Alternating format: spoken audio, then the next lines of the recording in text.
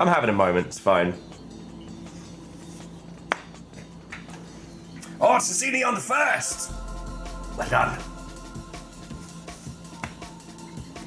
Shit, it is April. I gotta make a new board. Woot. Yeah. A winner is you. A winner is you. How are you doing, friends? Come on in. Watto and welcome. Hello, hello. I am totally prepared today. Totally. Like, look at this face. Look how prepared I am. What do you mean I'm not wearing shoes? Shut up.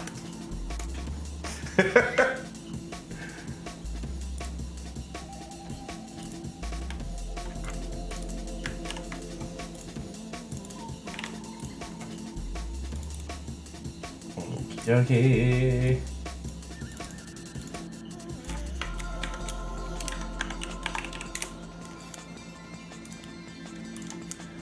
Boosh.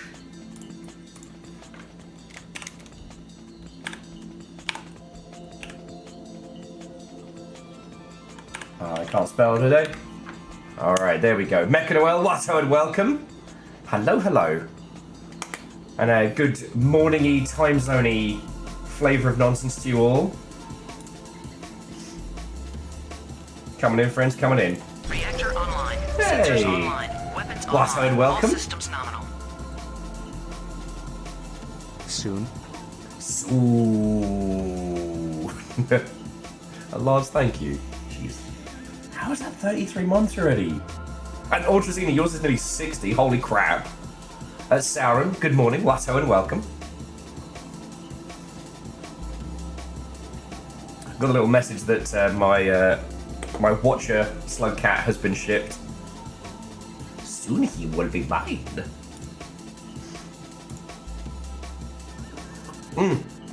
Lance, entirely too long. Oh yeah. Oh, sorry, C222, Watto and welcome. So yeah, we're doing Dream Barbecue. Or Enna Dream Barbecue. I was gonna do this as a YouTube video, and I was like, nah, it's not, I don't know if it's something you'll want to watch. And then I started playing it like for myself yesterday. I was like, nah, we gotta do this. We gotta get weird with it. And then we're gonna play more Lorn's Lure, because I like not giant robots, regular robots who climb superstructures. Mega Boss, Watto and welcome. Jamami, Watto and welcome. Hello, friends. Come on in, come on in. Though it did strike me, I didn't update the Twitch part of the schedule because I am a dingus. It's fine, it's fine.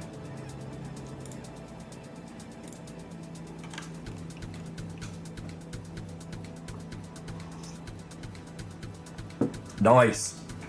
Which one are you on the hunt for, Mega Boss? Just good old aerial, or...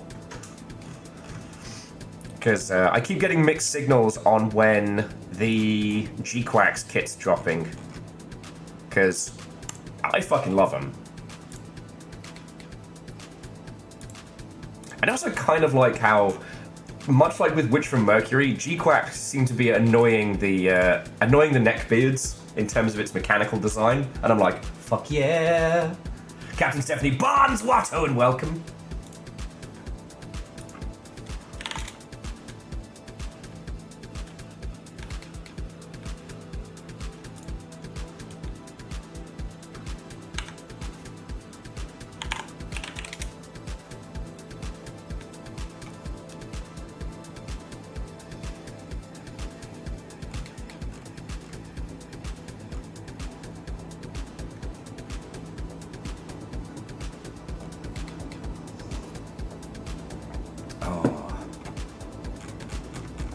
Oh, because I was going to say, because aerial is...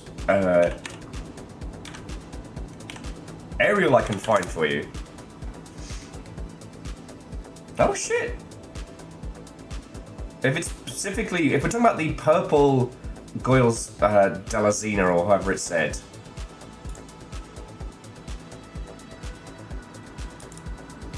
that is currently available... Purple one, the shiny spear cross. And Mega Boss, you're based in North America, right? I'm not going completely loopy. BBQ. Shout out to New Type, who have not sponsored me yet and refuse to acknowledge my existence. You're very Dutch. Balls. That I can't help with. I don't know why I got it in my strange little noggin. Well, good luck on your hunt. Anyway, friends, happy Tuesday, Watto, and welcome. I have fucking exceptional games to show you today. Alright, like, I started playing Dream BBQ, and I was like, no, we have to do this as a squad. We cannot, this cannot be just a throwaway thing that I do in the evening. To the official John Deere enjoyer, Watto, and welcome.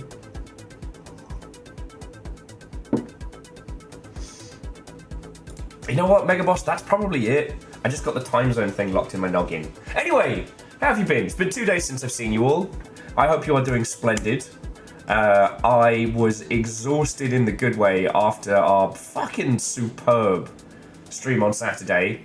So Sunday I was just like a little potato. I tried playing, and you guys might have heard of this, I tried playing video games. It's a thing I've seen about on the internets a few times. Arandios, I mean, good shout. It's a lovely time to be drowning in good multiplayer games. Dice Goddess, Watto, and welcome. Thank you. It felt like everything came together in the right way. Also, Dice, I will blep at you on the thing, but everything you sent me is A-okay. I now just need to come up with a good idea. I don't know why I didn't think of the creative part before I thought of the logistics. Divershi, Watto, and welcome. And thank you for helping pop my basil. Someone asked me what I got up to on Sunday. I was like, oh, Vershi helped me repot my basil. And then I was like, I say helped. It would be better to just say that you did everything and I stood there and was grateful. Oh, J-Post, I'm sorry you've been doing the battle, friend. Fucking sucks. But I've got cool, interesting, weird shit to show you. So if sleep is being an ass, at very least, I can be conversationally accommodating. I got so much cool shit to show you all.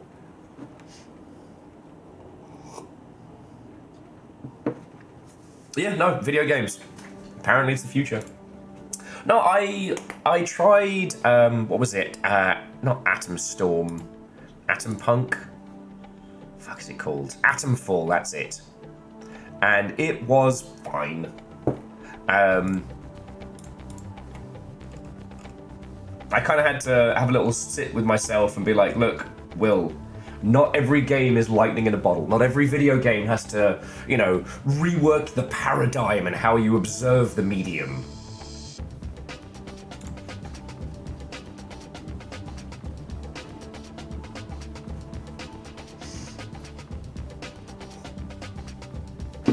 Well, and Devoshi, that is on us for staying up until 4 o'clock in the morning and drinking. I was the architect of both our downfall. Basically, after finishing the stream at like, what was it, like midnight, half midnight, having been officially cleared of the bad lurg, I rushed to the pub for last order, and I had happiness and chaos in my heart. Angela's Watto, and welcome.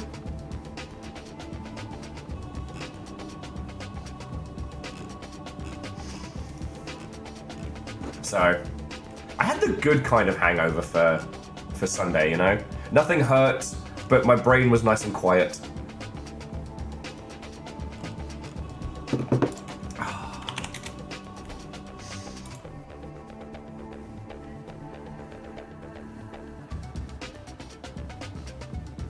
Oh yes, we did get to see some local miscreants being sketchy and help someone enjoy their birthday. Like, good night. Good night. And Dice, I will definitely take you up on that. I don't, like, I have neither the funds nor the focus to get it done between now and Sunday. So I figure, I don't know. Okay, friends, there's no secret here. Basically, I want to refresh the Longship key art. So all like the channel art and stuff like that. Not the layout here. I still love this. I just wish it was plastered with high-paying sponsors. But the last round of art I did was it was supposed to be a rework of like the Attack on Titan iconic cover, but instead of it being a gigantic monstrosity, it was a kaiju-sized version of Left Shark. And I thought it was very clever. I loved that art. No one else got it apart from me.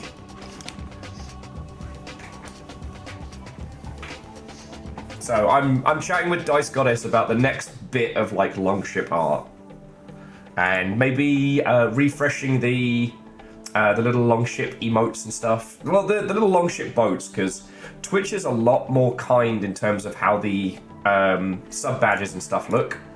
And some of you have had fucking sub sprees going for a million years.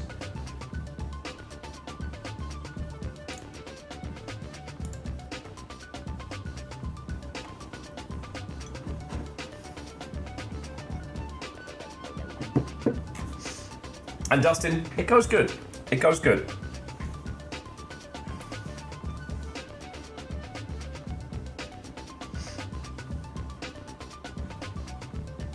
No, sorry. That was me zoning out, because I was just having a look over here and seeing how it works. And it's like...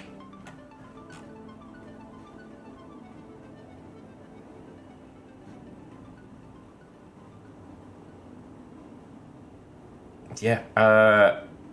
As of tomorrow, we will be able to have every flavor of sub badge. On the Longship, we currently only have like up to a year.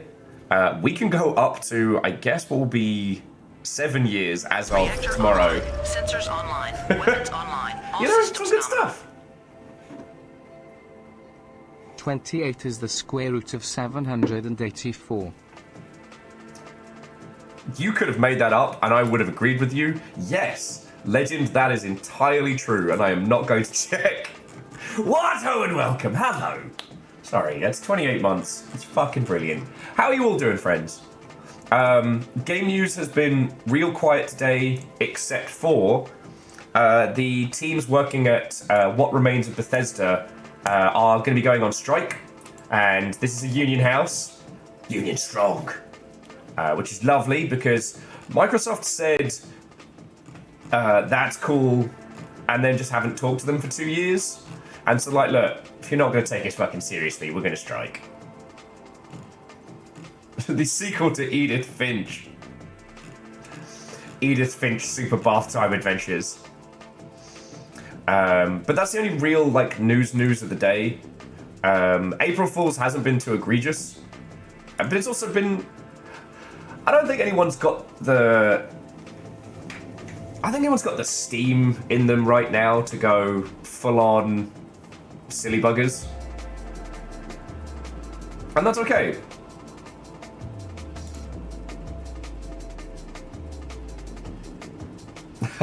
Okay, Fable, okay. In terms of video games, what have released, once again, fucking loads. Haste dropped today, finally, which I know a lot of people have been waiting for. Pull Stay finally came out of early access. And the digital version of Abyss Crew, which is kind of a submarine Artemis-style game. But there's a crap load of others.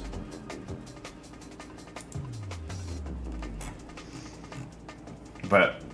like, it's nice. Like, this is a non-stressy spaghetti day in the games industry, which is wild.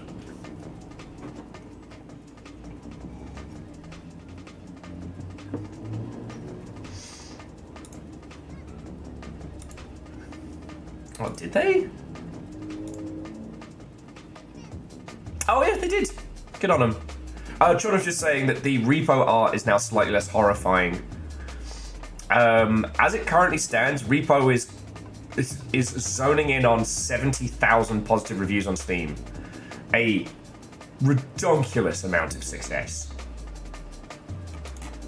And that continues to make me happy. And I forget who it was earlier who was saying they were playing Schedule 1, but that's also doing incredibly well.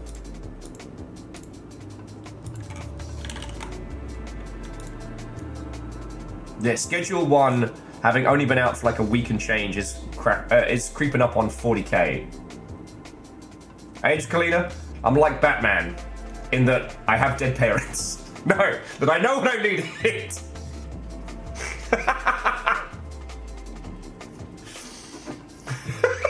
Sorry, that was super dark, but that did make me laugh.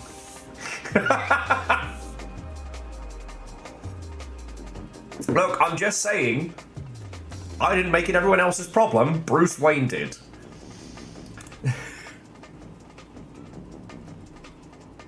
So Furball, I disagree.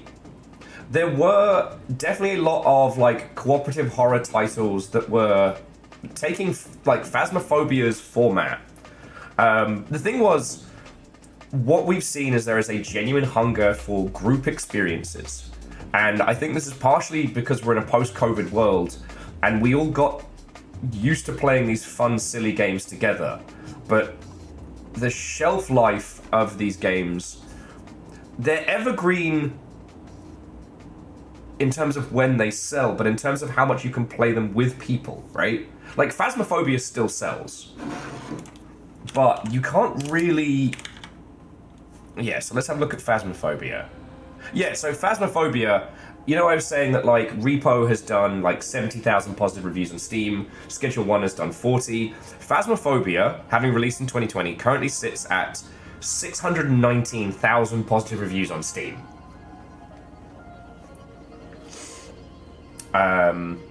It dropped during 2020. It was spoopy and silly and all of that. The thing is, right now, if you and a group of friends have never played Phasmophobia and you jump into it together, you'll have an incredible time. If someone who's already been playing it a lot invites you to play with, it doesn't quite have the same experience.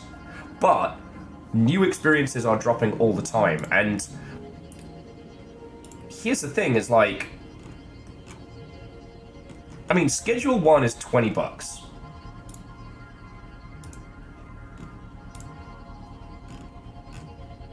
Repo is 10. To get you and 3 friends together for $10 a head, like comparable to other activities, it's really affordable. And this is something that we saw happening a lot during like the 2008 recession. People were spending money on video games rather than going out drinking and going out for dinner and movies and partying. It has this incredible comedy vibe to it. And again, it's evergreen in the sense of the first time you experience it with others is as legit, as opposed to, say, like an MMO or an extraction shooter or a battle royale, where because there is a meta, if you don't play it in the initial, you are behind the curve, and you will have a different experience if you play it a year later.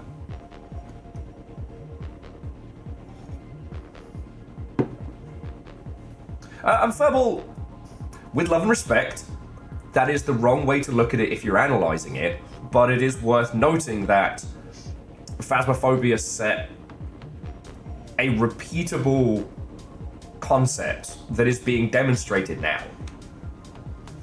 Like, had we not had Phasmophobia during 2020 and it dropped now, it wouldn't have sold as well, but it would still be doing well, right? If PUBG dropped today, it would not do well. That's the thing you need to take away from this, that there's this real hunger for group experiences. Things that are, you know, silly and inconsequential, but at the same time so much fun.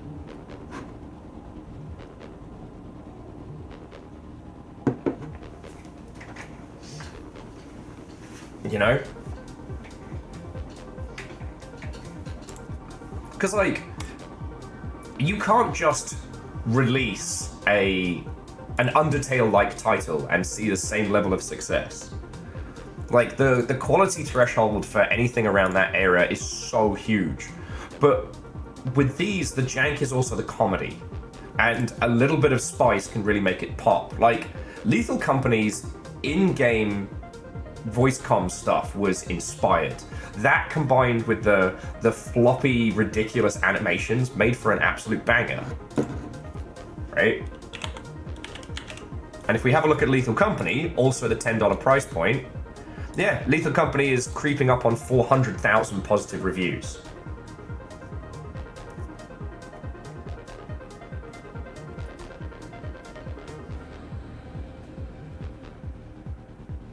Now, the thing to understand is that... Did you know that most people who are afraid of hurdles never get over it?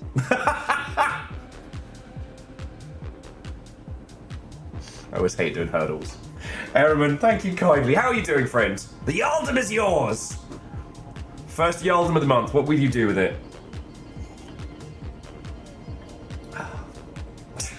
And to the blank named user, how very dare you in front of my first cup of coffee? Thank you.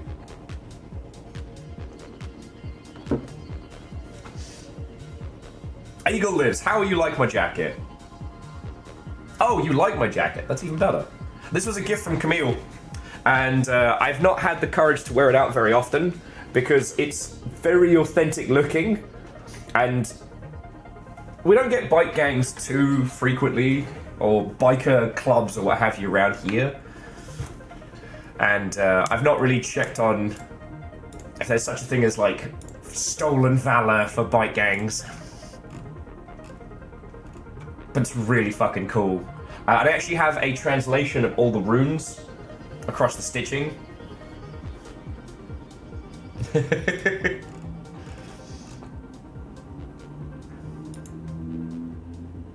But it's like, there's also a bunch of other titles in the space we haven't talked about. Backrooms Escape Together did great. I know the multiplayer version of the SCP, I forget what that one's called. Like, SCP, is it Fox? Oh, beans. That's the one problem when trying to research SCP games. But the post Slenderman SCP game that got a multiplayer version did very, very well, but it wasn't for sale, so it didn't pop on anybody's like BizDev radar, you know?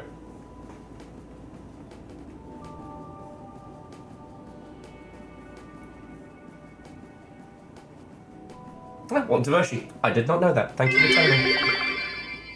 A group of chefs robbed a chicken farm.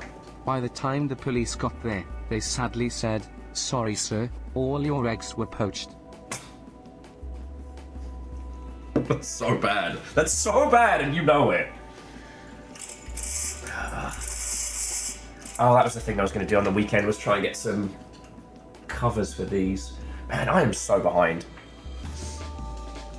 But no, so, like, a Furball, this isn't like a targeted, like, you're wrong, but just, right now, these kind of chaotic multiplayer games can't be recreated by a large studio.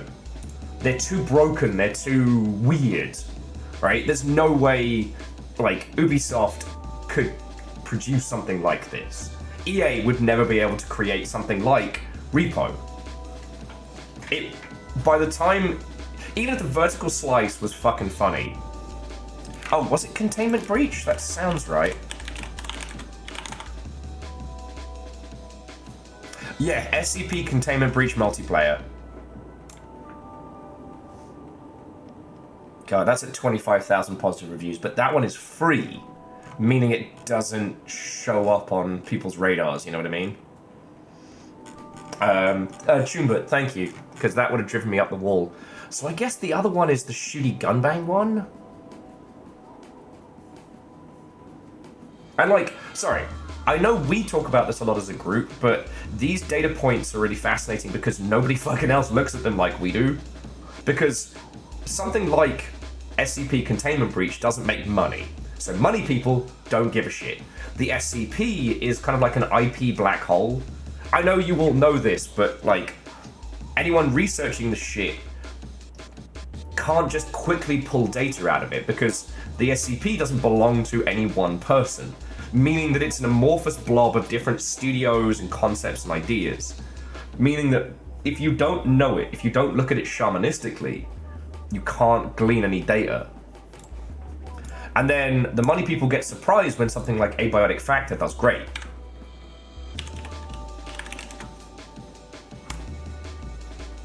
Abiotic Factor is currently at 20,000 positive reviews.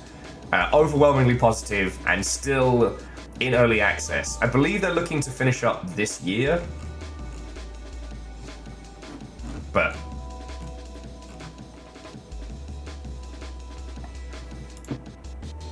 anyway, the thing to take from this is basically multiplayer comedy games are a sphere that big studios and big publishers can't outpace people on, and will basically remain like indie gold for a good while. Because it's like, once a game gets to a certain level, like number of staff, not like size of budget, people got to start meddling. And I don't know if you noticed this with Tiny Build, with their titles, that they've reached a point where it feels like Tiny Build keep trying to meddle and change concepts. I think the big one for me being Sand. Like, I was really excited for Sand until they turned it into an extraction shooter, and I'm like, why? Why? Because that's the hotness, I guess. I don't know, maybe it was something that the team wanted to do, and maybe I'm being overly harsh, but if you didn't see it, so Sand was steam-powered spider mech tanks in this, like, open desert. Now, that, as a co-op game, let's fucking go. That, as a PvP extraction shooter, introduces the concept of being wrong, thus bringing it back.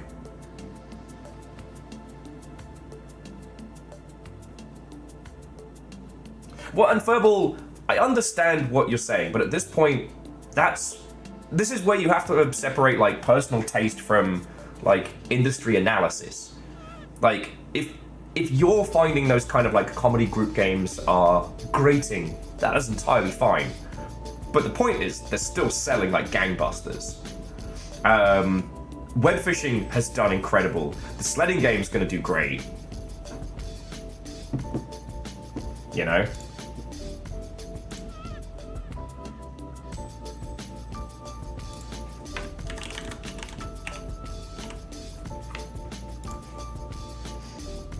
It is kind of interesting how Guns of Icarus as a franchise kind of really pitted out.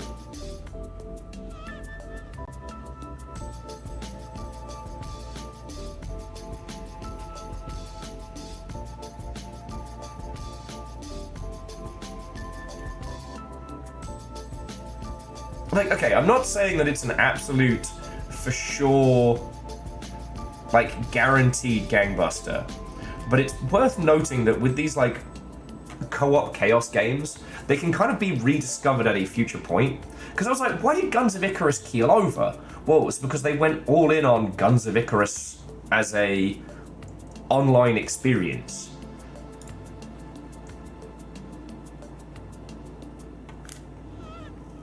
Like, by the time Guns of Icarus Alliance dropped, they'd already lost the momentum because of their focus on, like, a faction v faction PvP type environment.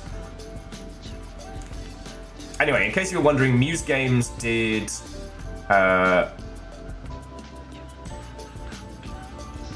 two weird little games. They did Ember, which was a kind of cutie patootie firefighter game that it's a chaotic, fiery comedy chaos with friends. And they did Wild Melder, which dropped 23, which is a desert gardening survival game. Actually, why am I not fucking showing you this? Sorry. I think I need another cup of coffee. So this is Wild Melder, and it just looks good. You know, grow a cute as shit garden, survive, hug your frog. Who doesn't want this?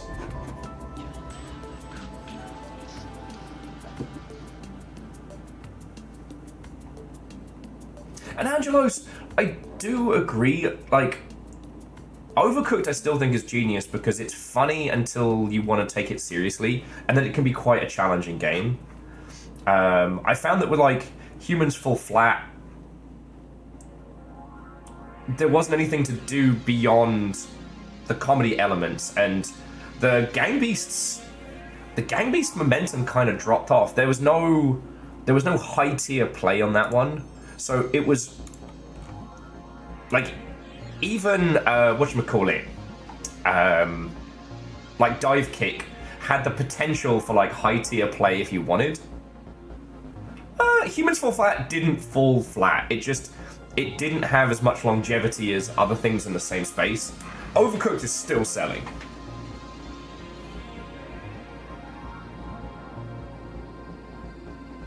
And Divershi, wholeheartedly. I think we'll definitely see a lot more in that space. Right now, Right now, what is considered cozy is predominantly based on art style rather than on vibe, but I think people are getting a better understanding of it. Yes, Angelo, it's the same reason why, you know, things like,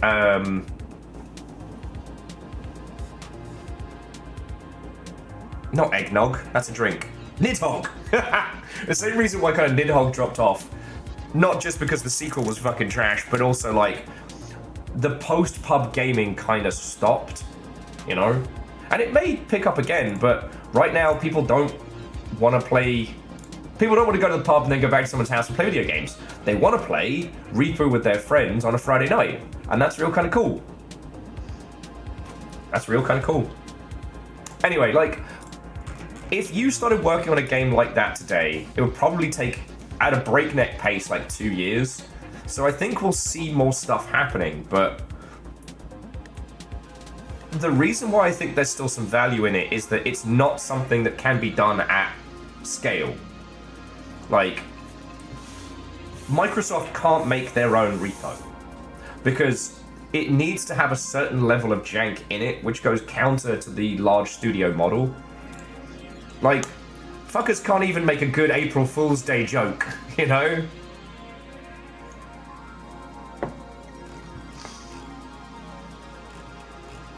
It's really interesting when you see what games are selling.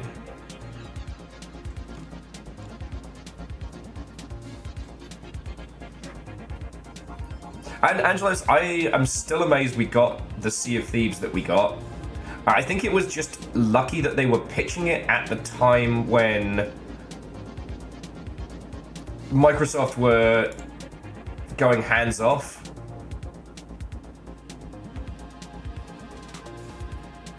Once they started going back on the hands on.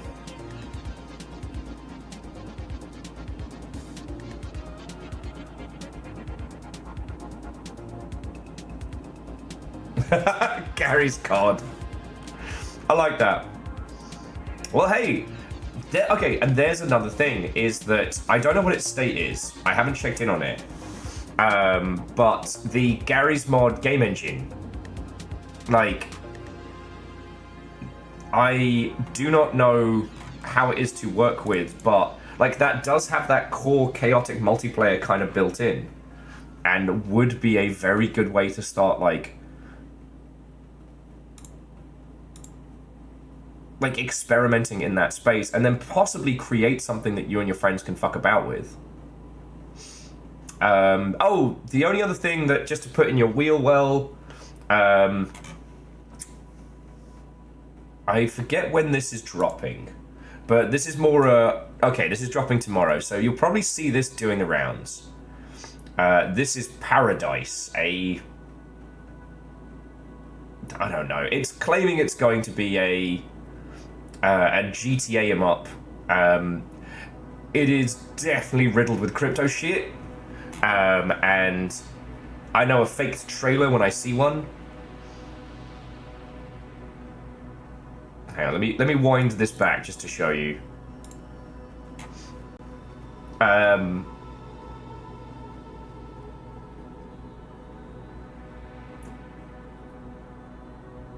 For some reason, Steam has not pulled this despite their no blockchain rule, and I don't know what's going on with that. I think they might be waiting to see how much of a fucking disaster it is tomorrow. There are a lot of claims by... There are a lot of unbased claims. But...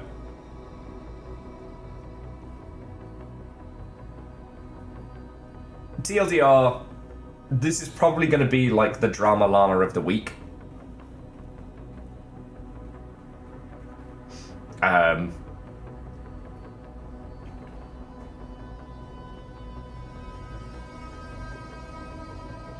I don't know what this dog shit is actually going to be doing. I assume just turning people's rigs into fucking crypto miners and whatnot.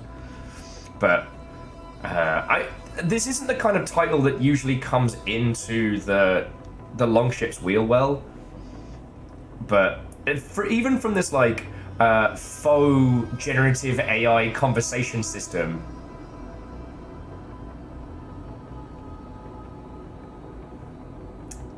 So yeah. I just thought I'd put that on your radar, because I forget that not everybody is as chronically online as I am.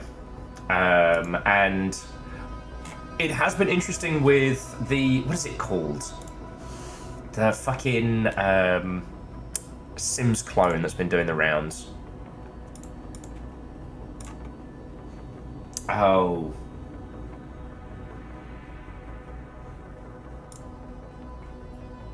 Imzoy, thank you, Furball. Yeah, I did see a lot of friendos giving that one the old promotional push, and it was like, come on, homies, that's generative AI schlop, you know, upside down and back to front.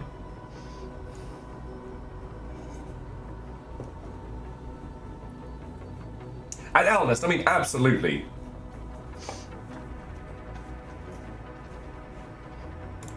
So, and again, this isn't a critique of any of your good selves. I haven't seen anyone being like, oh, I can't wait to play shitty AI games. But again, I have to remember that not everyone is as chronically online as us.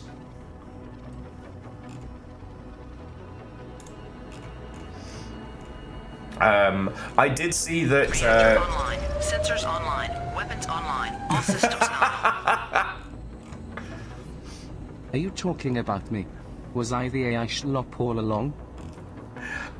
There is no system on this or any other world that could generate a you. And Unholy Glee, what and welcome. The title is called Paradise. It'll be dropping tomorrow. Honestly, it's going to be this week's Drama Llama. Like, it is crypto riddled and claims to have generative AI up the wazoo, but Stop that incessant clicking. hey, J-Post, that's really cool of you. And being the first day, you get head of the House Carl boards. That's your power. And Nova, what and welcome.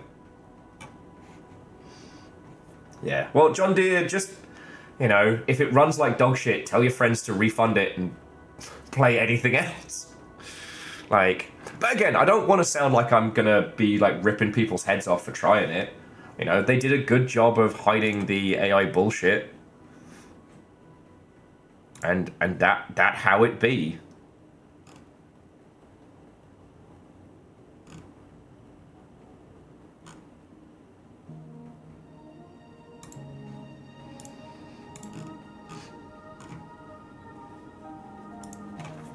You know?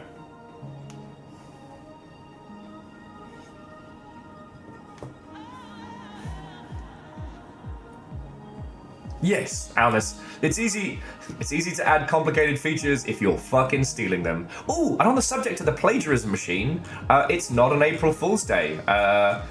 Nainu Remao is fucking dead. Having done some questionable moderation and being like, hey, you know what? Instead of writing a novel in a month, just generate it. It's fine.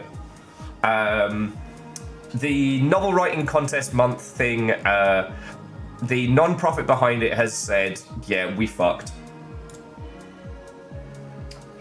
Now New Remu, or whatever it's fucking called. I'd care to remember their name if they weren't so fucking riddled with schlop. I saw the announcement go out yesterday, and I was worried it was an early April Fool's, but yeah. Well, and here's the thing, Legend. We owe them nothing. They provide nothing. If we wanted to, as a squad, we could just do it. We could just. I mean, I'd probably be easier to do it in like June, July for us, but you know.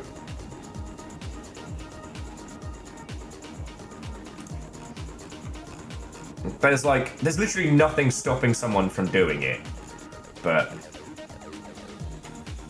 yes, so Age of Cleaner, so now new Remao, the non-profit behind it has said that they're tits up. We are happy about this because they went all in on generative AI and kind of highlighted the brain rot of that whole concept. Okay, because here's the thing, and I know you all know this, but just to highlight it, like, generating a novel for Write a Novel Month is like having someone else run a marathon for you. It's not about the time. It's not about the medal at the end. It's, you challenge yourself. Writing a book is insane. It is so much work. You know this, I know this. Writing a novel in a month, like, I forget what word count you have to do, but it's like, it's a couple thousand a day. And so to achieve that, no matter how good or bad the final product is, you set out to do something that should be impossible. And that's a fucking win. Ludum dare, but it's all vibe coding. Funniest shit I saw of the weekend, C222, and you might have been the one who posted it, was with vibe coding. 2 idiots can create the legacy debt of 50 engineers.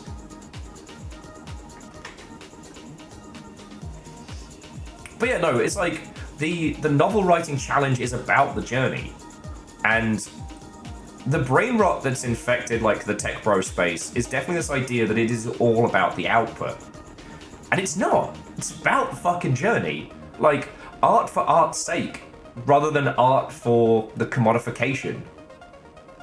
Now, okay, it's hypocritical of me to say this because you lot literally keep me alive, but the thing that I end up talking a lot about when I talk to people who want to start streaming and things like that is like, you've got to love the process. You've got to love the doing and the banter and the everything.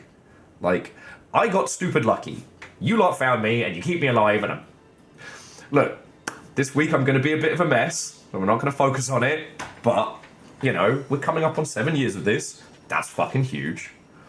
But the point being is that, like, the amount I enjoy this in a day is not based on how much cash comes in, right?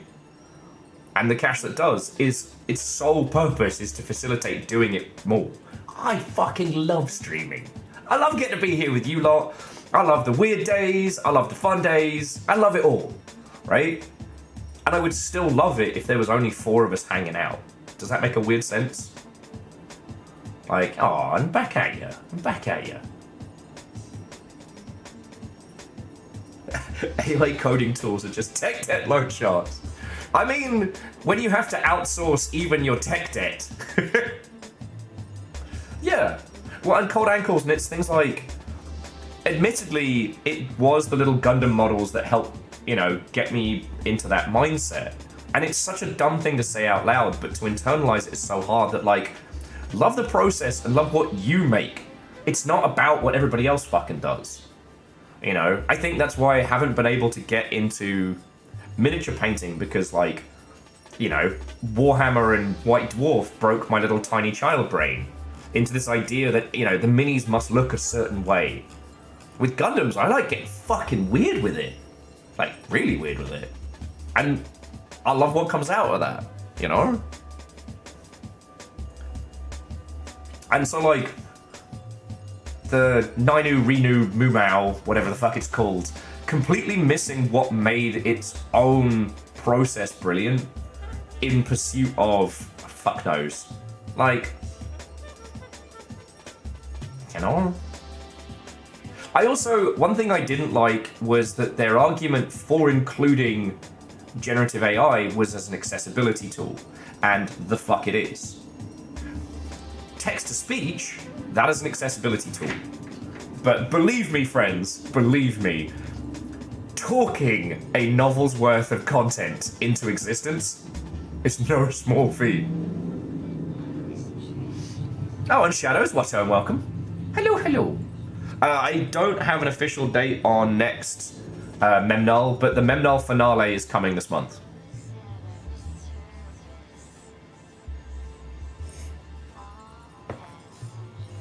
Yeah, Nova, and, like, fuck them. Like, sorry, Nova was saying that the video about Nainu Rimu closing, it puts a lot of the opus on the community, like, as if it's their fault. Completely missing why people were doing it in the first place. You know? So, wah, good fucking riddance. You know what? We can write our own books. Yeah, I mean, Angelus, exactly. And remove any possible scrap of humanity from your own creation, right? It's schlop. Because, like, if you write a bad novel, it's still your bad novel. And there's something of your own spark in that. Hey, I'll write my own book with blackjack and hookers. And also horrors. But, like, whatever comes out of your own works is reflective of the self. There's something real in that. And that always has the chance to resonate with people. Can't do that shit with something that's gone through the plagiarism machine. And I know you know this, it's interesting to see.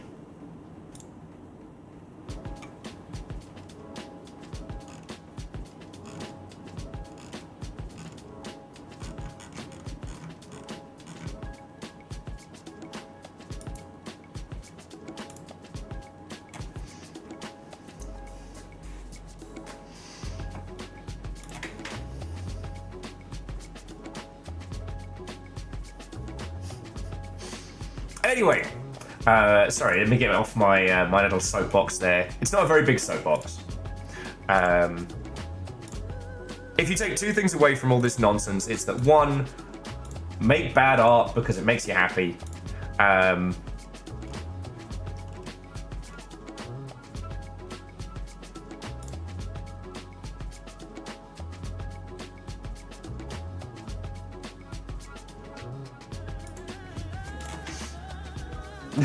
Agent Sturdy Table report for duty. Man, we haven't done new agent names in a while. I forget, Dustin got, was it Anarchy Cheese? Mine is Gin Likely. Agent Gin Likely. And Little Fire, how are you doing? Watto and welcome. Hello, hello. Come on in, friends, come on in. I do want to make another cup of coffee real quick before we get started, because today's game is going to be amazing! Like, Yo! J-Post, thank you.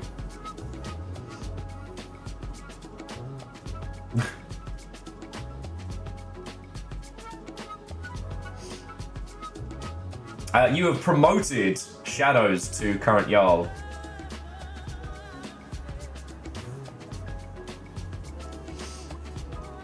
Okay, well, Little Fire, allow us to help get you through the day. I've got a gloriously interesting game.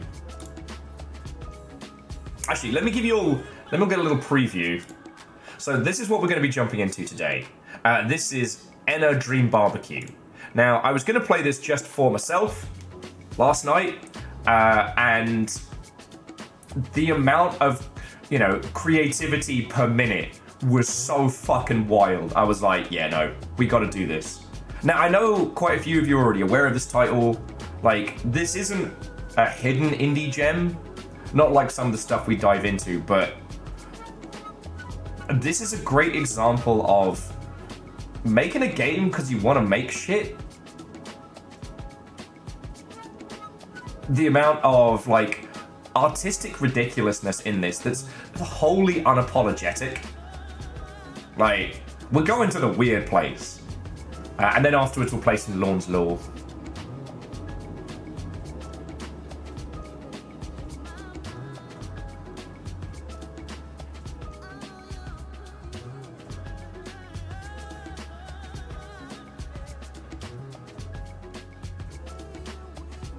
Bismarck, no. The reason they're doing a Switch 2 is for the safe. So I don't think we're going to see anything... I don't think we're going to see anything spicy.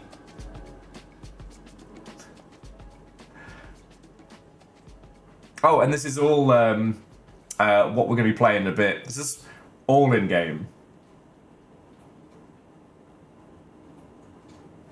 C222, I'm not. We're all going in with just the title as it stands. I will be explaining nothing. Mainly because if people do want to dive down this rabbit hole, they are more than welcome, but also because this is a concept that stands on its own legs, in its own weird hand-animated legs, and we're gonna have a fucking good time with it. Alright? And Bismarck, sorry, I didn't mean to sound super dismissive. Like, the Switch 2 is the smart play for Nintendo. It is going to be a success. I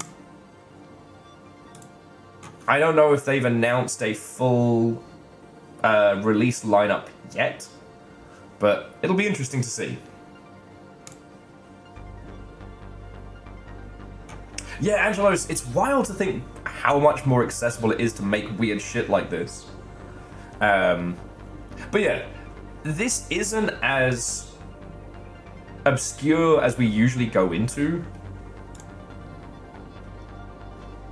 Like, this currently sits at like 10,000, reviews, as opposed to like games where we play where they have like 6. There aren't even enough reviews for it to get a rating on Steam, you know what I mean? And video games keep coming out so fast. Jesus, what happened with Queenslayer? Sorry, I was checking my wish list and I had Queenslayer on there and it's like mostly negative?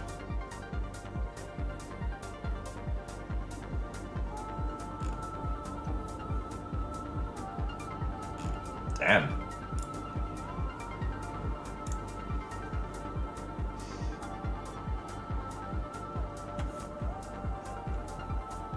So Tunebot, we got to the point in Ginger where we'd mapped the phonetic alphabet and we were starting to deconstruct what kinds of words there were. And I think at that point my brain broke. I don't know if Ginger is a one to return to as a group because, like, you need a specific squad of people to break that one down. But what a fucking good game. Like, I think I would have preferred, if I had to add anything to Ginger, it'd be more systems that react to correctly deciphering things. Oh, on the subject of Obscura, so one thing that came out last week that almost skipped me by is this one. So this is Metal Garden, and it is another one that's very, very evocative of Blame, but via, I don't know, Half-Life 2. You're inside these strange, weird, broken environments that are themselves inside an impossible superstructure. Now, I hope this is one we'll be able to play at some point. But it looks really fucking... It looks really fucking weird in the good way. But I want to finish Lorn first. And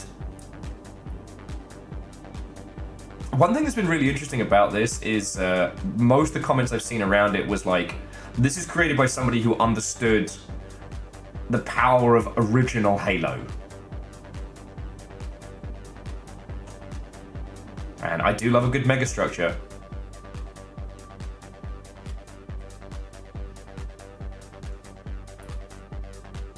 Yeah, Angelos, you're right. It has been doing the rounds on Blue Sky.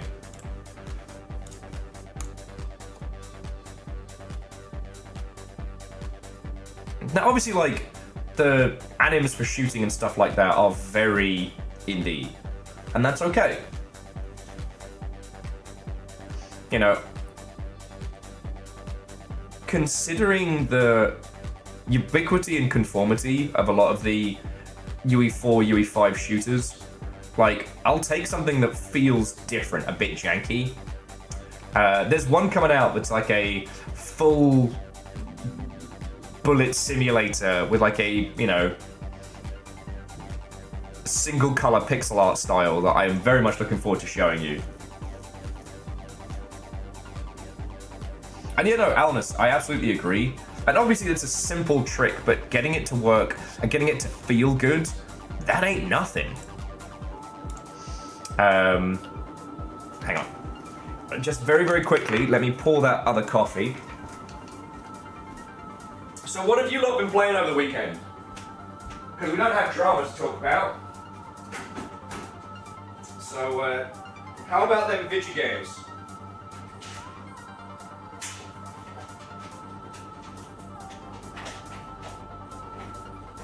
How about them video games? Hello, babies. Hello, nuggies. You want some crunchies?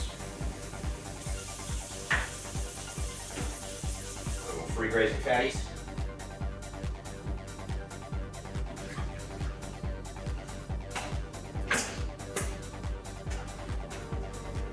You little free grazing? You little free grazing fatties? Little happy fatties? There we go, babies. There we go. I know, you're very cute. You want to come say hi to the people? Come here. There we go. Cleo wants to come say hi. There we go. Hello. Hello. It's alright, I got her supported.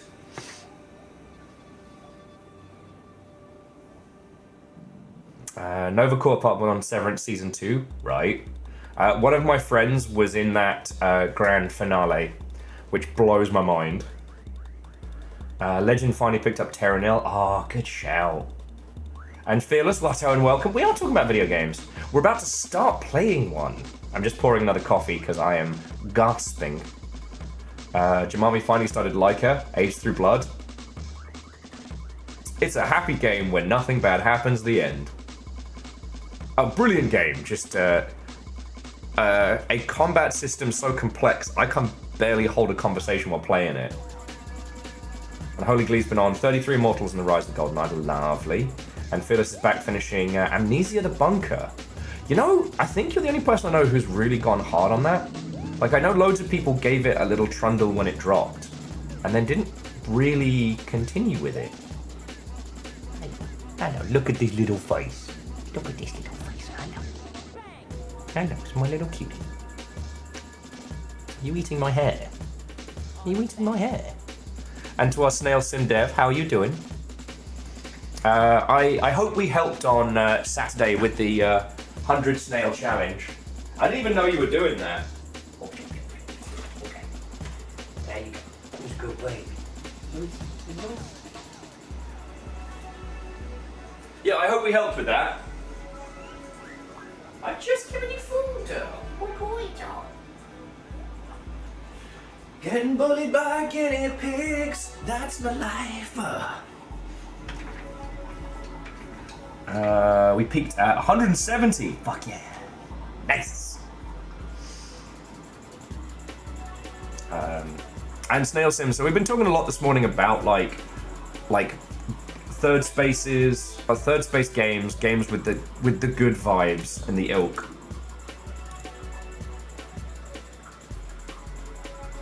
There was some good snailing. And Angelos, I did see your picture of the double flamingo. I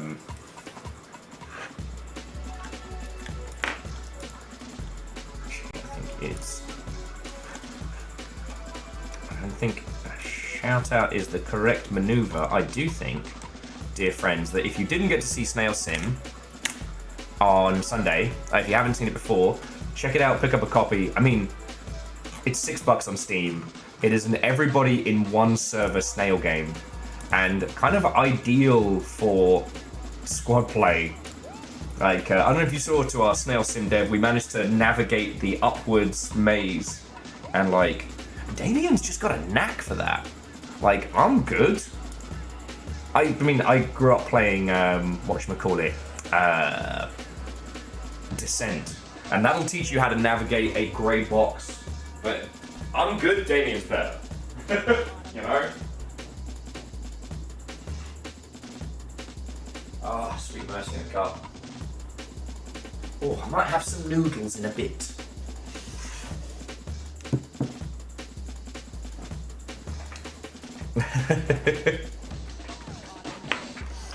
But yes, so Nelson, we were talking earlier today about, like, you know, the success of titles like Schedule 1 and Repo and things like that, and how the power of indie games being able to create these mimetic third places is incredibly powerful, because you can't do that at scale. Like, bigger teams, bigger studios just can't. Oh yeah, and I am rocking my Danny B style shirt.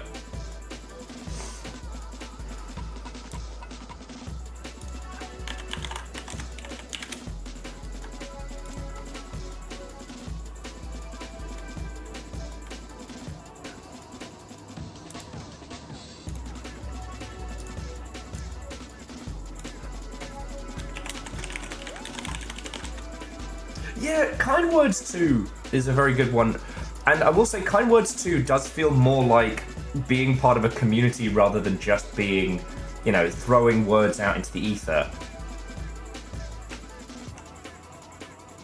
I actually haven't checked in on that one since before GDC. I need to check in on that. If you haven't seen it, friends, so Kind Words 2, an evolution on the original where you could send a message out into the ether and people would send kind words back. The sequel has loads of cool features, like you can just go to a space and be like, hey, can someone recommend me this kind of book or this kind of music? It's super fucking wholesome. It's super fucking wholesome.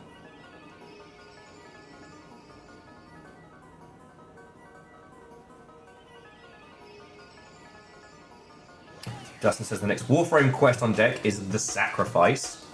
Yes. I assume if I knew that would be a big deal. And we... God, I haven't had the brain power for games, like, outside of hanging out with you lot. So someone was asking me, is like, you must get sick of games. And I was like, not really, it's just, I get all of it out of my system, all of my energy getting to hang with you lot. Oh shit, I should probably go through the schedule, because I forgot to put it up on Twitch.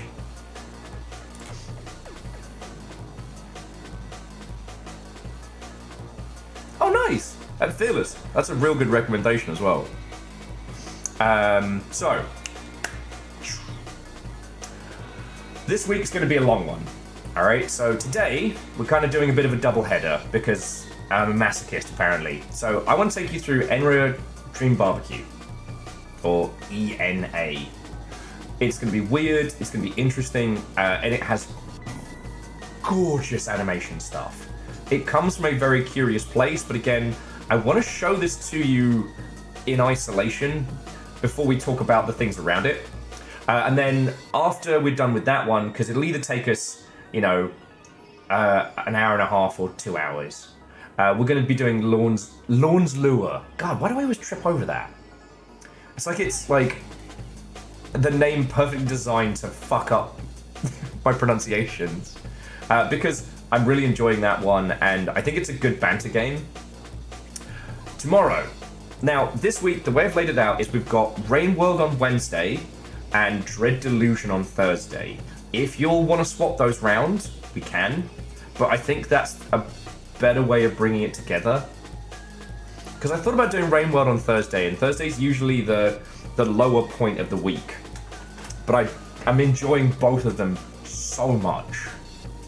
The lore of Loon's lore. God damn it, Aeon. Yeah. It's because I want to say lore. Lorn's lore, but it's not as Lorn's lure.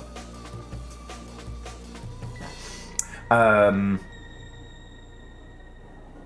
yes, if you've got any feels on what games you prefer and what days, like let me know. Friday we're going to be returning to Sea of Thieves. I don't know the cast of pirates just yet, but they added a bunch of new shit, and I want to kill one of the big megalodons. Those fuckers have got to go. Gotta go. Yeah, why do they call it an oven when you oven in the cold food and oven out the hot eat the food? It's madness. See, I can say that fine. Got my Shakespeare here. Sorry, I've been cleaning this and I found my old copy of Much Ado About Nothing, which is where my little speech memorized. The little speech I've memorized comes from. Angelus, I know. I'm still pissed the last time we fought one, I couldn't get a full crew together, and we got jumped by a galleon when we were winning. I'm still mad about that. I'm still mad. I'm gonna be mad for a while.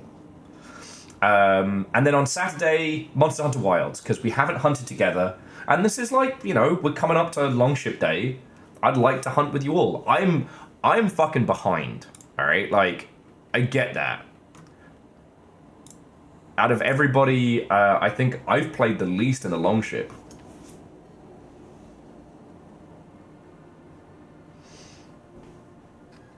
Oh wait, Little Fire. PTSD flashbacks from which bit?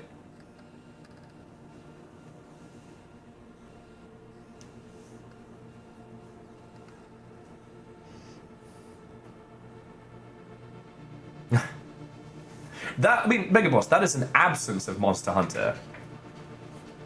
One cannot have played it the least if one has not started. But yeah, I'd like to do that on Saturday. Hunt some monsters, hang.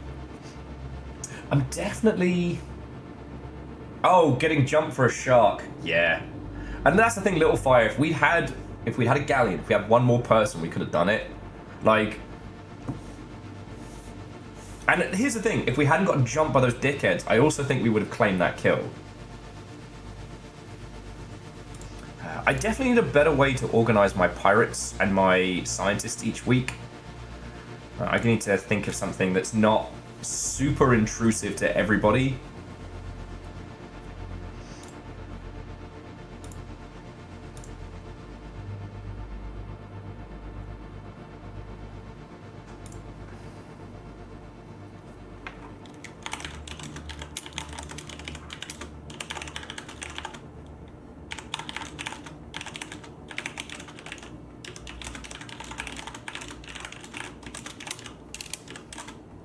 Wait for noodles.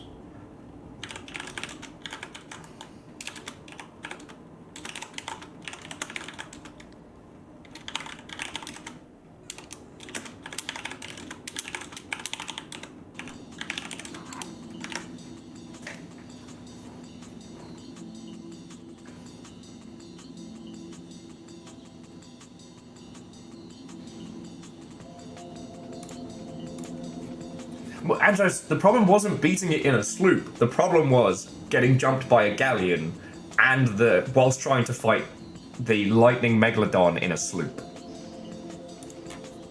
Now, if we were super smart, what we'd do is fight the fire megalodon with the biggest dickus, the big Tesco.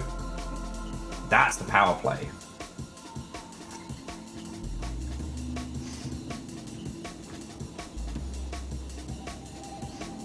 Okay. But yeah, I'm really looking forward to that one. But then, so the big thing this week is this Sunday is Longship Day. As of April 6th, this month, the Longship has officially been going for 7 years. 7 years. We have outlived Stadia. We have outlived Artifact. we have outlived several shitty people.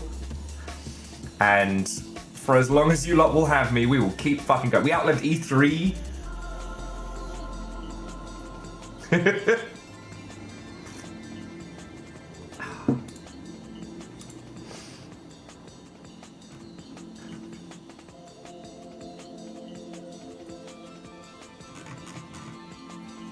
We outlived Concord and the Confederacy, and I'm sad about one of those.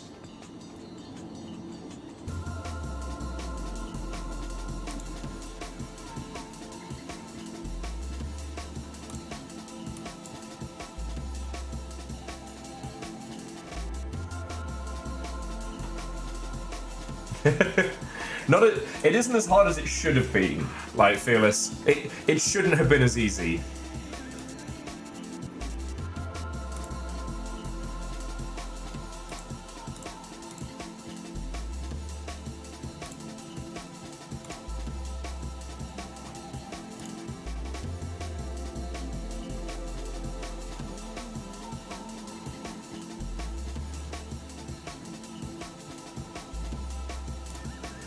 Okie dokie. Concord Lawbreakers and Hyenas. We do have quite a few people who roll here who served on Hyenas.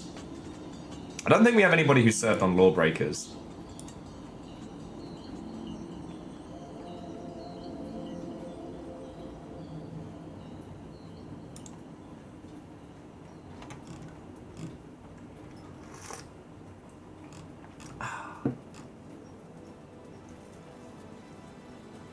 Oh, Angel Kalina, good on you.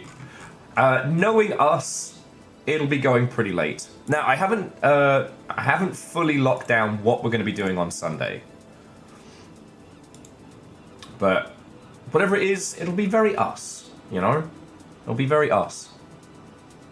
We'll see how the vibes are, because we could do Doom running in the numpties. We could do good old marbles on stream. Well, Nova, I expect nothing, but it's a celebration of everything that's happened already. Like, I wish I could take a little video or a little picture of every time when I would tell someone like, oh no, we've been going for 7 years. And they're like, oh, you mean like you've been streaming for 7 years? I'm like, no, it's been my full-time, pays-the-bill life for 7 years. And there's a bit where they get it and go, oh. Hey, Diversheet, no worry. Have fun, safe travels. Exactly, Dustin. Whatever it is. Whatever it is. Oh. I'm not emotionally ready for long shit day. I'm just going to say that now. I'm not emotionally ready.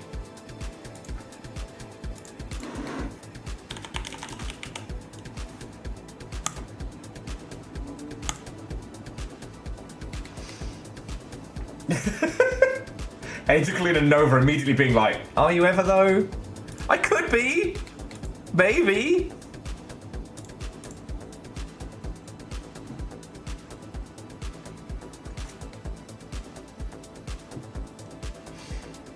Okay. Yeah, same brain cell.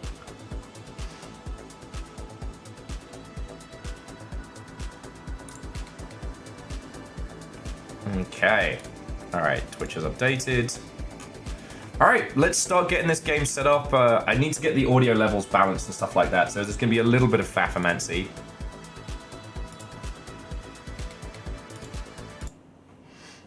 And today's tunes was the Face Miner OST. So if you haven't picked up Face Miner on Steam yet, please do. And the soundtrack is available here by Madrek. So if you two need to feel like you're in a 90s hacker movie, or just like, you know, emotional support Dreamcast beats, do it. Do it.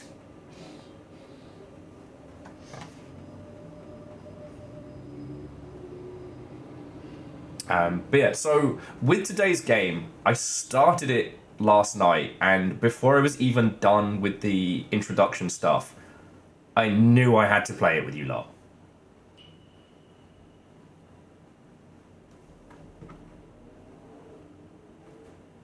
I'm gonna crank this shit.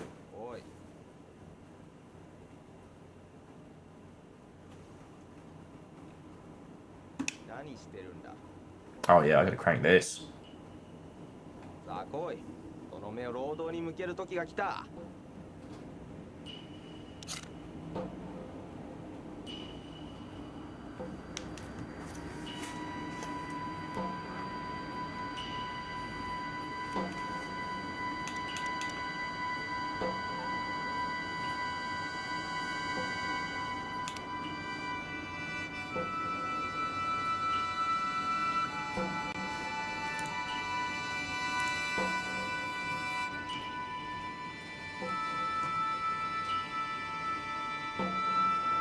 Well, Nova, let's not pin this one, just because people will get confused if we're pinning the different game from the one we're playing. But we will definitely keep supporting the Face Miner game and OST, because it's fucking good. Alright, how's that sound coming through, friends?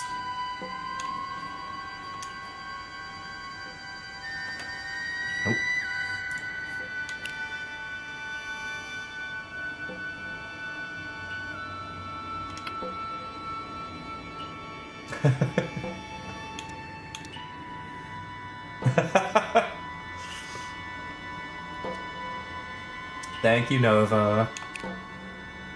Alright, sounds good. It's all coming through clear. Because I do not want you all to miss this.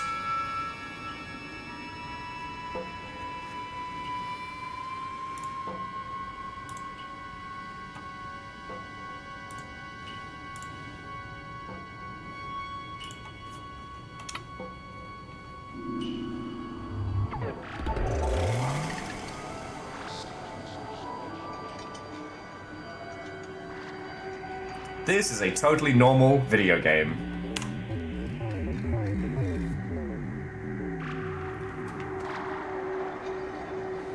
Oh look!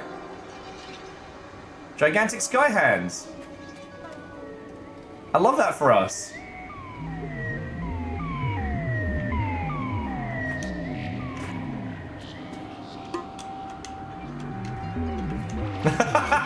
Angelo's with no, that's Sky Gary. Sup, Sky Gary? Hey, kids. See? Sky Gary's fine. Immediately not a fan of that. Don't listen to Angelo's Sky Gary. You are beautiful, no matter what they say. Sky Gary's getting shit done.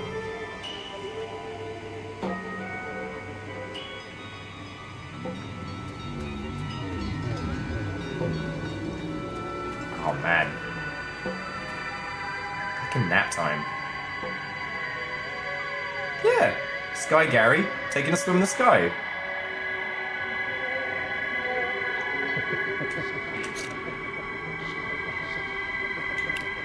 Okay, do we want to open bed door or?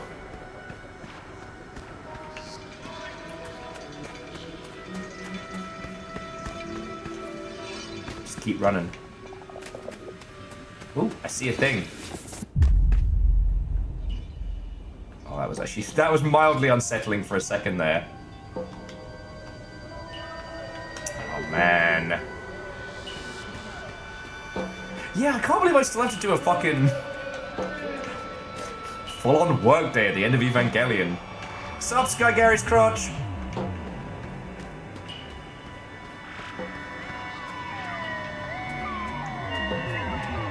Sky Gary. Alright, looping environments for the win.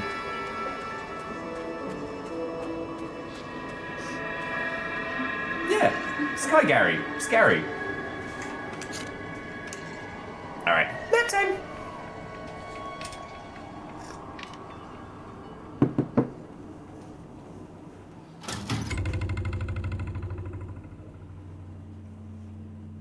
I don't know if you can see it there, but the little loading symbol on the side is a sand timer, and inside it is the cutest little dog. So yeah.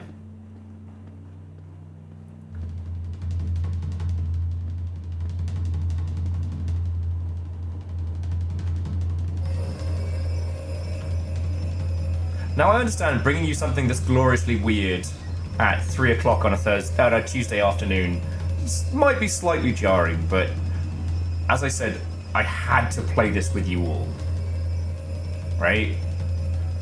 This couldn't be something left in isolation. I had to share it with you. And DJ Coil, what's out and welcome? You just missed Sky Gary. You didn't miss the Sky Ball, but you did miss Sky Gary. Oh!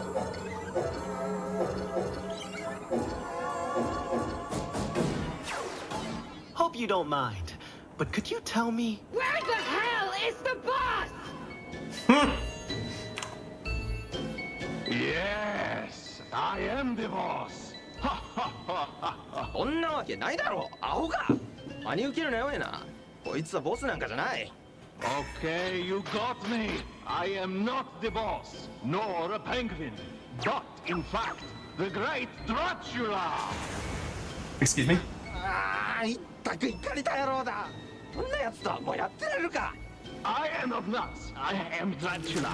what are your pain points? What's your problem? What are our business struggles today? Let me help you invest in your future. これって新手のマルチか何か？難しい言葉よしてくれないか。うまいですそうだ。No! Just tell me about this dumb job already! 仕事に積極的なのか。そりゃいい心がけだ。いや、そうだな。よく聞いてくれ。時間はだいぶかかったが、このおしゃべりはなんとかボスの居場所を突き止めた。だが一つ問題があるとすれば、お前は遅すぎた。今からそこに滅びた身の始末に行こうにも、もう俺たちには時間が残されてないんだ。Huh, seems I'm out of the loop. Shall we review the job description? Also, that the Japanese frog is the most 変な言葉遣いで言うとすれば、 cohesive person we've met. 狙ってるのはボスの腹渡だな。そいつは俺たちの最大のワークターゲットってとこかな。Understood. Aim for the target. そう。なんだこれ、誰だタバコ吸ってるの。ダメだこのスモークのせいで肺がどうにかなっちまう。もうタバコのスモークは大嫌いだ。最悪だ。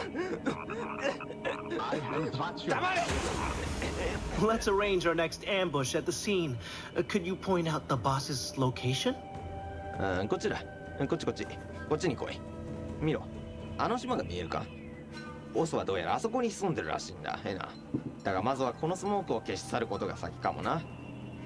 で、取引成立か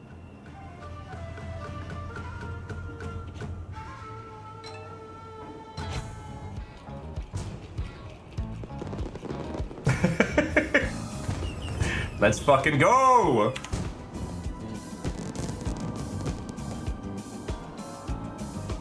あんたは元いた場所に戻れ。そして受付を見つけるんだ。どうすれば肺をパンクさせずにボスの元にたどり着けるのかを必ず聞くんだ。That is most categorically doable.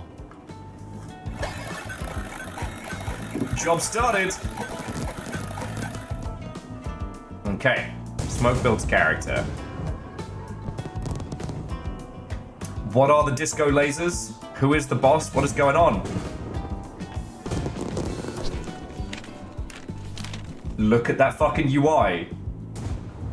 Help needed. Downstairs, you'll find the receptionist. Use those interrogative sales tactics of yours to get more info on what's going on. We need to get rid of this nasty smoke.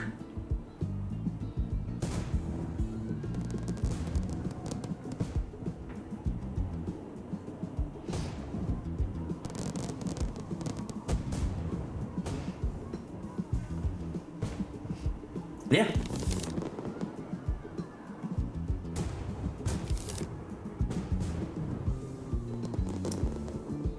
Now, we talk a lot about art styles. We talk a lot about having a game that pops. Is this not poppin'?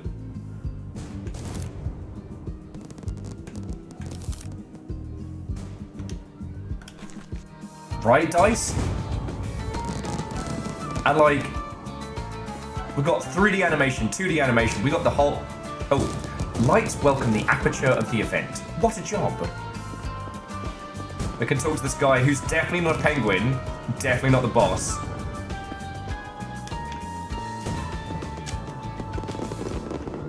Sup, eyeball?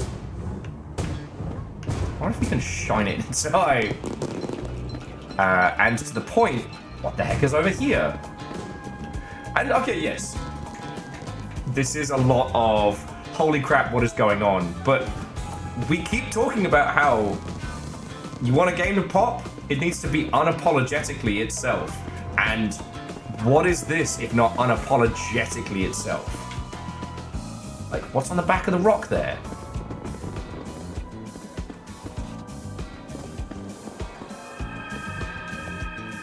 No need to use this now. Haha! QA skills, activate!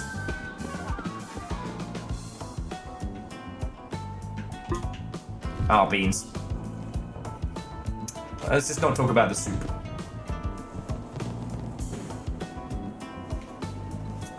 I guess so, Angelos, but Like, if ever there was a time to unlearn, like, artistic shame, it's now. Yeah. Kill the part of you that cringes.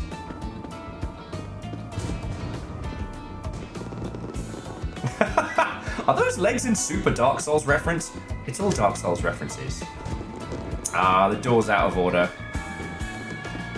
Thanks, strange headless dog? Cow? Creature? It's fine. Don't even worry about it. Worse yet, so Dice. Like I said, that's why I didn't want to do a primer on the You characters, must the be IP. the entity that figured out where our target was. Is that verifiably true? What? Did you call me a stinky penguin? No, but I know a guy who could get you one. I can hear your thoughts. Stop!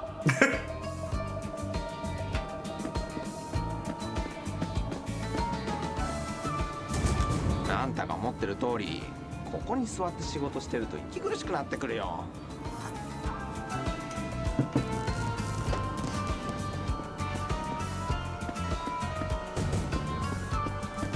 And away we go. Island distance seems to be the boss's secret hideout. It is currently 2 hidden and 2 secret. Best to get rid of the smoke first. Wonder how we're gonna do that.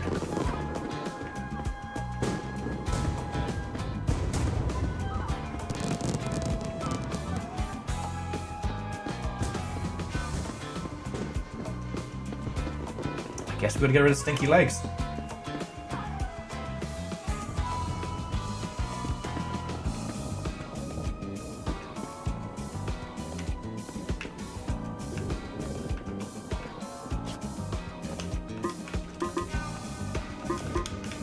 Well, I found the island's butthole, but unfortunately not what is required.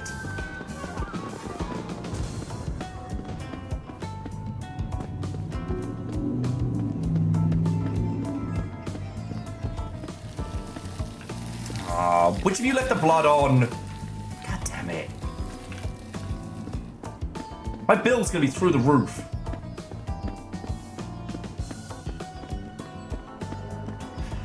Yeah. Now, I would never condone the use of illegal substances, but this definitely does feel like the fever dream that lets you break any kind of creative rut you might have been. Oh, C222, I didn't realize it was included, I'm sorry. Any move. Middle. Just listen to yourself. I can't wait to Pokemon this and just spend the rest of the day horrendously gambling on strange minigames. Have you seen the lonely door? It's kinda hot.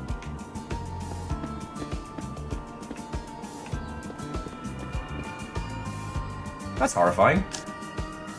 This door is restricted for the time being. Is that Balatro? The other day I went to the lonely door and it gave me a big gruesome hug. Where would we all be without doors? I mean, that's the important question, friends. Where would we be without doors? Still inside. Did I catch you at an okay time? Ah, encore vous? Allez-vous-en! Vous sentez la pauvreté. Allez manger des plats surgelés, sale limace à col rose. I'm afraid that the smoke here is polluting our lungs. Let's cut the crap! Yes! We'll get rid of it for us so I can deal with the man in charge! Quoi? J'espère que vous racontez des conneries de prolétaires. Vous arrivez trop tard. Le boss n'est même pas encore né. D'ailleurs, ce n'est pas de mon ressort de donner de tels ordres. Maintenant, revenez quand vous serez plus riche. Misérable mendiante de pouilleuse démunie sans un sou et pochée comme les blés. Well, who else is involved in the decision making? Ah, c'est reparti avec les questions, c'est ça? Vous m'avez l'air très problématique. Not just gratuitous French, gratuitous low poly French. Pauvre? Pas de gamme? Moi? Worry not. You are still a child of God. Vous jouez avec le feu, mademoiselle. Bon, écoutez, les genies sont les seuls à pouvoir... Oh, the genies are the only ones that can call up a Derrière smoke, les of course. portes de cet endroit chantent leur gloire. Et n'essayez même pas de manquer de respect aux portes. Bless you for your business. I totally didn't just spill my coffee. Totally. Job complete!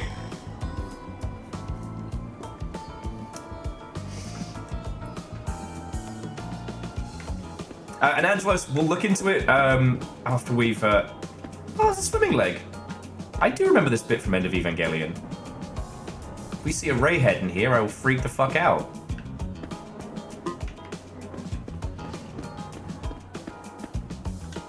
Vous pensez aller où comme ça?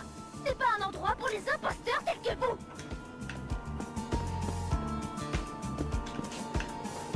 Job's done.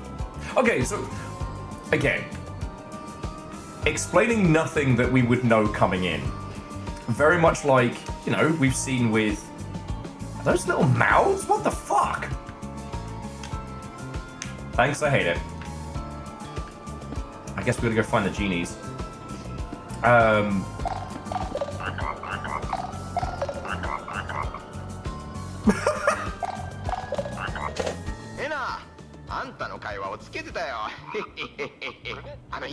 God damn it, Frog Dude. について聞いてたんだがね。もしあんたが探しに行くっていうんなら、俺は一緒には行けないみたいだ。いや、このスモークのせいで足が痛くってな。だからジニーを見つけるのはあんた次第ってことになる。また連絡するよ。Heal, heal, frog. Ping me in some moments. I got ourselves another job. The thing that, I don't know if it came across on stream, is that was using binaural audio, and it sounded like it was going off behind me, which is very good. Alright, so we did help needed. We're still on get rid of this smoke. Jobs again. I don't know if Numbers is in, because I know Numbers speaks some Japanese. I don't know if that guy... He's alright? Okay. I don't know accents. I don't know stuff. I don't know things. But so far, he's the most cohesive person that we've spoken to. Except for... adorable little piggy bank here.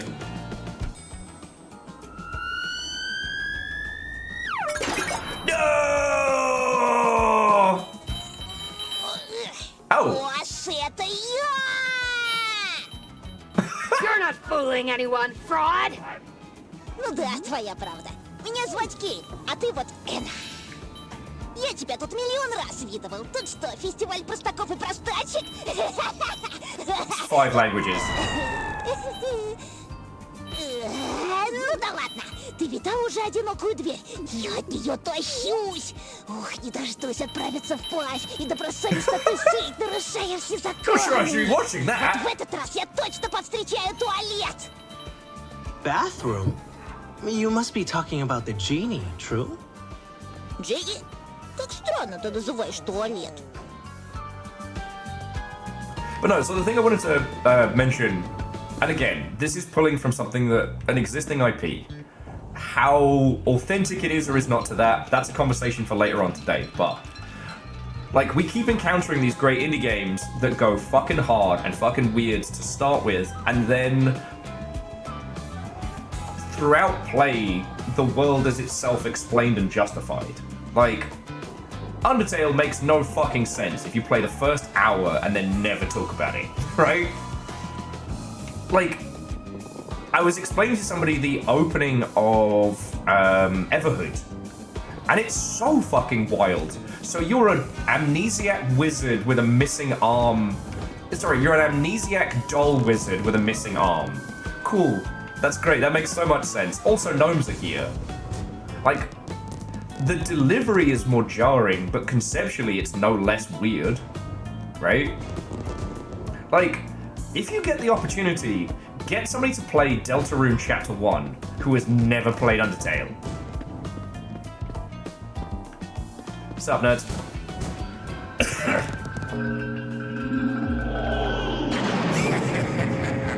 I am the boss. Boss of what? Hogwash? Ah, Anna. Unpopular everywhere, aren't you? I have studied Anna for a long, long time. Say, are you a professional stalker? Don't take it personally. No. Common mistake, but sad mistake. Stalker entities are inside crowd door, begging for autographs, for fame. No Piero the Genie equals no town. Crowd door, is it? Sounds like we've got a busyness there, huh? I am confident you are unwelcome at the door. Piero the Genie is an entity with deviant tastes, just like me.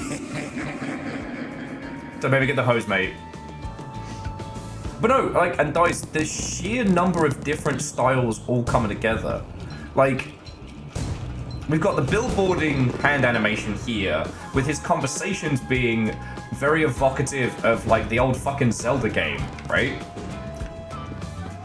Fully 3D assets. Oh, we got another billboarder. Are you okay?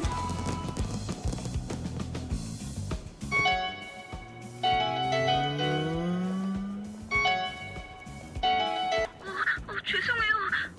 저한테 할 말 있으세요?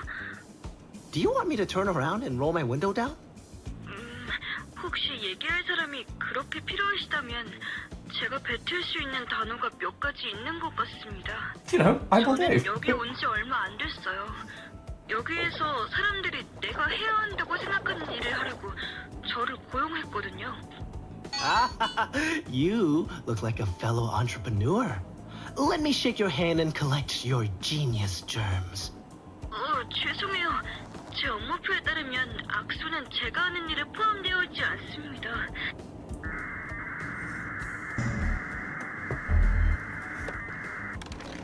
그들은 단지 새로운 호스트와 Sure. 지니의 취임식을 준비할 수 있는 누군가를 찾기 위해 저를 고용하였습니다. 혹시 그런 사람을 아신다면 가능한 빨리 그 사람의 혈액 샘플을 저한테 팩스로 보내주세요. We've got a fax number. Yeah, got the Fully Cooley printer.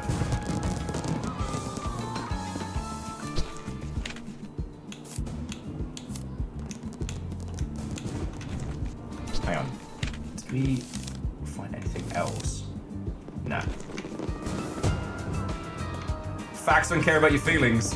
Ah! God. What's up, Giant Eyeball Dave? So to recap, the crowd genie, the door of the crowd door genie is probably where we want to head next. Simples. But I'm just coming at this, you know, essentially like knowing nothing about where we're at right now.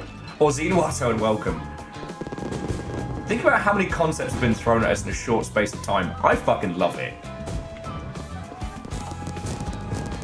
Ow. I am Dracula! Sure, mate. But all completely unapologetically. Like, let's be honest, this is currently just a vehicle to soak in whatever this bizarrity is. A blood fountain. But this kind of blood is only for decoration. Ah, fucking decorative blood. Wait, so Virals, are you already into this? Fuck, I'm trying to find a way to say it without sounding weird. Are you already of the Enya?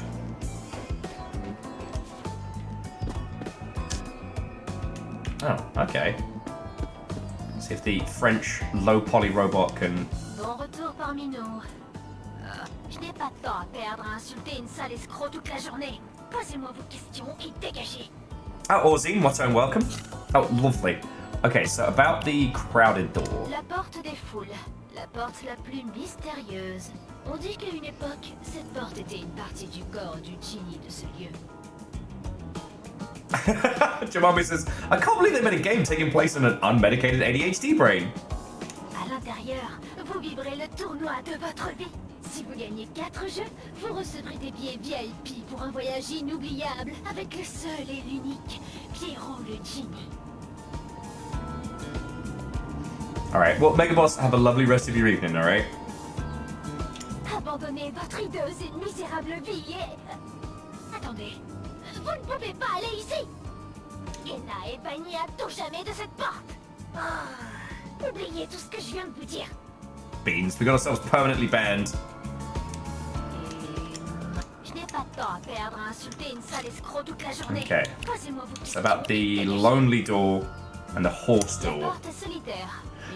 Excuse me. Elle sera toujours là pour vous, qu'importe votre identité. En passant par cette porte, vous pourrez découvrir les délices du désespoir et trouver une apaisante tristesse qui entoure les bâtiments de ces étranges ruelles.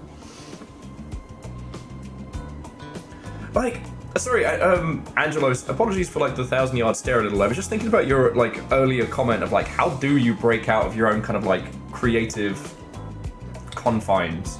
Like, and I was trying to think of like techniques I know of. Like, we all know about Tim Schafer's like train of thought writing. That a large proportion of the old classic Double Fine stuff just came from him, just train of thought writing. Like, not stopping, barely even looking at the page, just sitting there and just writing whatever was coming forth. And I don't know if there's a visual art equivalent. I've been very, very fascinated with, well, Cruelty Squad and its follow-up, which is like the Mech Cops game. Shit, what's it called? Hang on.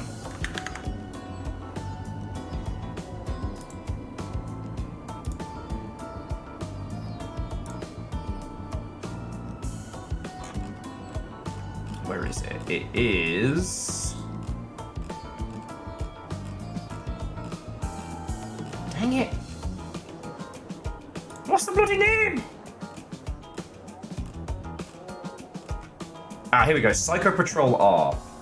Like, that is actively going for an abrasive art style. So rather than going for what should be intended, it is actively trying to be, like, both in terms of mechanics and visual style, is the absolute opposite of what you're going through.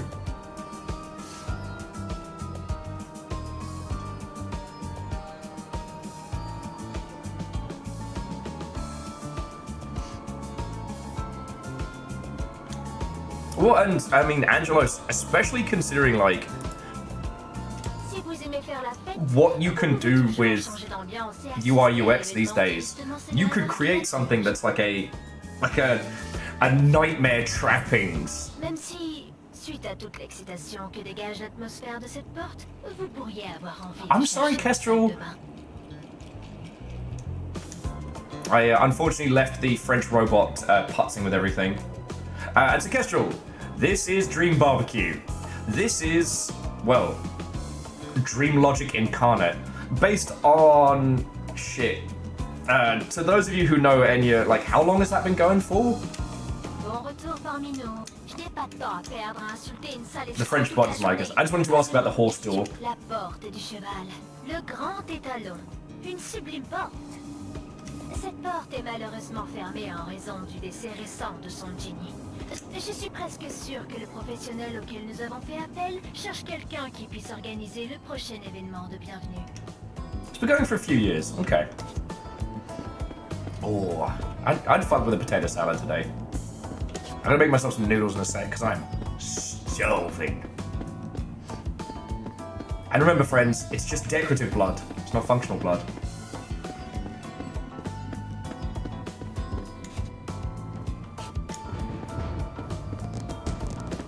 Alright, so in theory, we should be able to go through the Lonely Door. Because the Lonely Door loves everybody. There we go.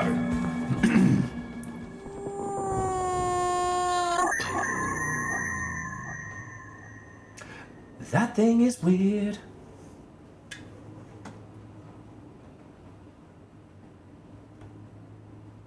Yeah, and Angelos, it's something that I fall victim to as well.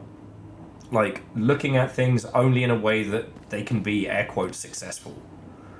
You know, I don't regret my chosen path and the knowledge that I have. Oddly, there's the sudden urge to go to the bathroom. Frog phone! 変に思うかもしれないんだが、このドアのジーニーじゃないかと思うやつについて俺は何も聞いてないんだよ。なんだかどうも臭い気がするんだがね。にしてもここはナフタリン臭くてかなわんな。Let's think on it. Gather info and ask questions. I will provide us with the factual truth about this G. え？バスルーム？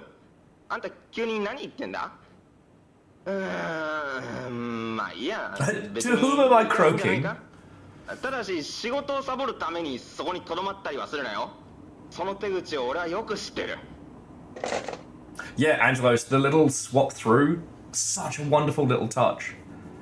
And so, like, in terms of commercialness, like, okay, this is based on something that already exists, meaning there is already a fan base, which is good. This initial entry, Dream Barbecue, is free, but does contain, like, a backers DLC, like, oh, hey, if you want to play this and support it. But, like, this as a vertical slice to flex and potentially get, you know, funding or get the fan base to the point where they're ready to put cash behind you is real fucking powerful. Are you guys okay?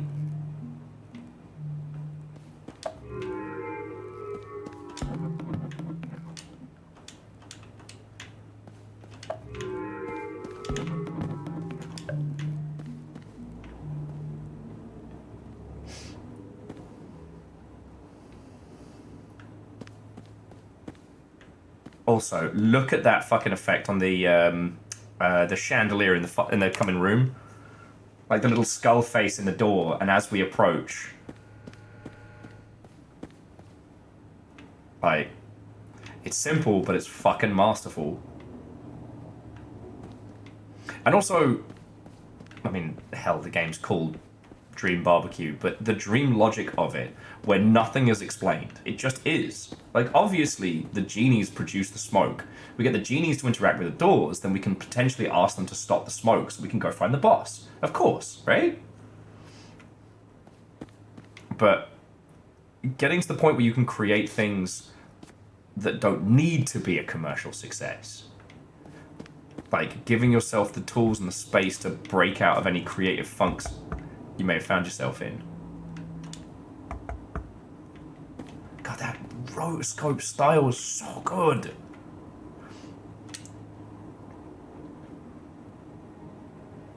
Because, like, what we saw with oh my god, the Zelda 3D OM up. What's up, Hippo?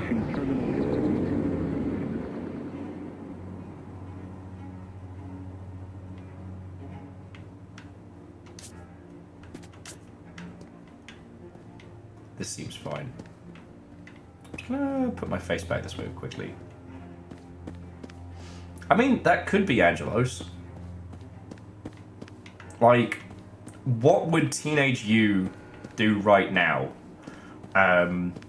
Okay, and I don't know if this is going to help Angelos, but so I've been working on this project for a while. It's going to take a lot longer than I'd initially thought, and I haven't even digitized all the tapes yet, but I have a whole box of video shit that Tiny Will tried to make. And so I'm basically working on this, like, point counterpoint. Tiny Will versus me now. That isn't a bathroom. Beans. And it's a fascinating thing to look at your younger self and then think, like, what would I do with the skills and resources I have now? It's kind of wild. Much like this fucking game. Like, there's a self yes and dream logic, which obviously was preset, but Aeon, come with us and find out. Sup, lobbies? Bus stops are a good way to travel here. but they need an essence of your blood to identify you. Of course. If you've ever been to a... That's fucking great. If you've ever been to a British bus stop, that's pretty much spot on. Oh, hang on. Oh, the bus is too early and that guy's just sweating. Like, look at these, like, Zelda-ass 3D motherfuckers. Excuse me, Miss Boss Lady. Are you looking for the bathroom too? Oh, I am no longer the boss of myself. However, I can teach you to grow your own one in a few short steps.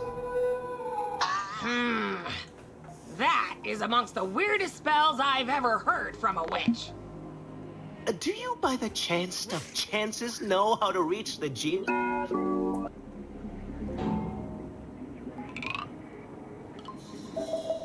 Is that bathroom? Shh. Let me talk. She said bathroom. Let's not make any compromises. I must get rid of this smoke to reach the boss. And it looks like this bathroom could be the key to our business's success. Actually, one of us went looking for the bathroom and promptly got lost. This is exactly why we should have gone to the purge event. We could have tried going to the bathroom from there. Psst. We should go home. I am allergic to persons. I got that reference.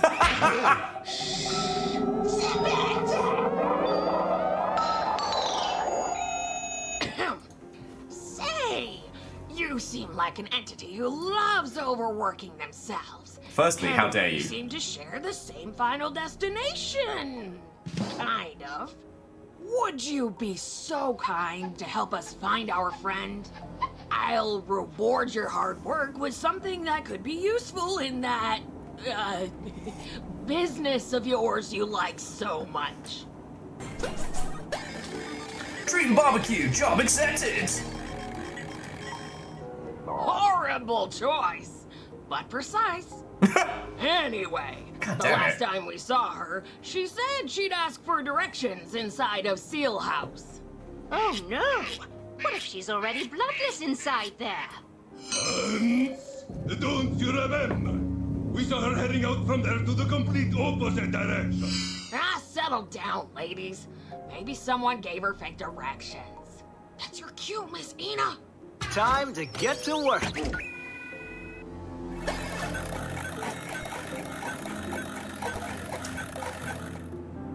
What can I say, Kestrel? I'm hip. I'm with it. Honestly, I didn't know too much about this coming into it, other than the sheer amount of different animation styles, art styles, and things with this unapologetic yes and philosophy. Like, what if your art pipeline with multiple artists was just yes? Wait, what's our art style? Yes. Wait, are we billboarding? Are we 3D? Are we yes? What do you mean? What language is this in? Yes. So we've got to find a missing witch and get rid of the smoke. Okay. Sup, confusing horse? 私がボスなのです。That's infacurate. 気にしないことですな。認識もしなくてよろしい。伏せるべし。Could you tell me everything you know about this G? そんな And Handlebar, what's your welcome? 暇は Coming in, ない coming の in. です。バカタレがドアを開けっぱなしにしたせいでペットたちが消えてしまったのです。私のベイビーちゃん。Babies or pets? 両方とも同じです。二つの存在、同じ人生。二つは魂の伴侶。それは4ついるのです。どうか見つけてくだされ。そうすればたんまり銭を使わしましょうぞ。目に銭。Many Zenny. I mean, cold ankles あの子たち also. は私の家のカーペットを血で汚すことが好きなのです。この情報を使ってあなたの好きなように動いてみなされ。I'll be right with you. Yeah, Handlebar, I agree with Angelos. If this is any kind of barbecue style, it is Korean, and it is whatever the fuck you throw on. Okay, so find 4 pets, get rid of the smoke. Now, we probably won't be doing a full clear of all of the little adventures. poke this little guy. Jane, how Jane? See that shaman seal house. Please have mercy. Say nothing to him, or he'll have to deal enough with his gibberish. That does look like a house of seal. But no, like, as people were saying, like the animation this is based off of is very similar, but it's just peak dream logic thrown together. I want to see how far out we can get. We not? Oh, who's this little guy? You look horrifying. Babies? Pets? Tonight's dinner? No one knows for certain.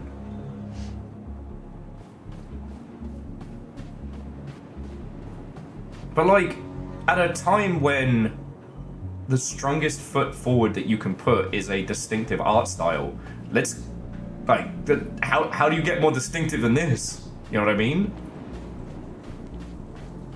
Essentially, Angelos, and the constant yesanding, meaning that it eventually comes together in some kind of cohesion.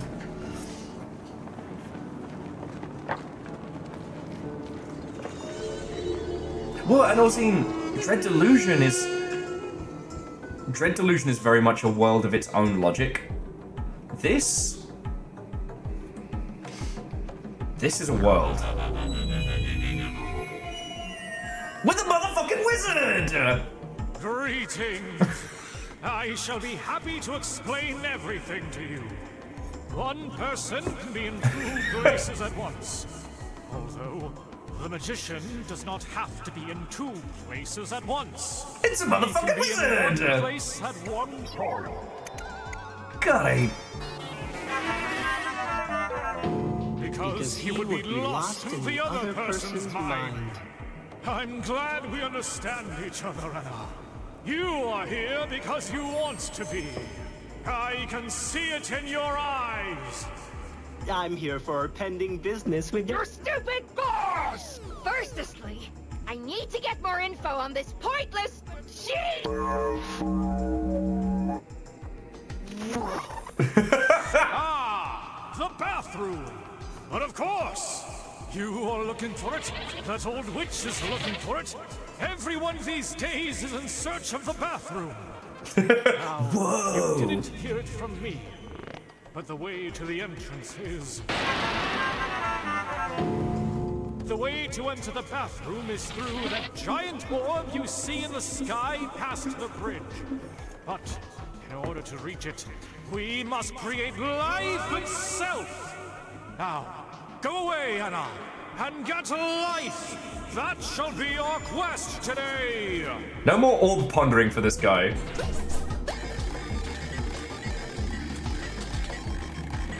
Handlebar, that guy started breakfast with cocaine. Went from there, a whole other kettle of monkeys.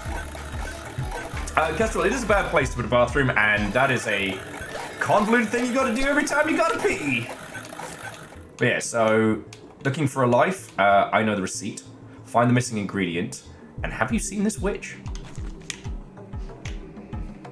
Yeah, we didn't even give us a tiny orb.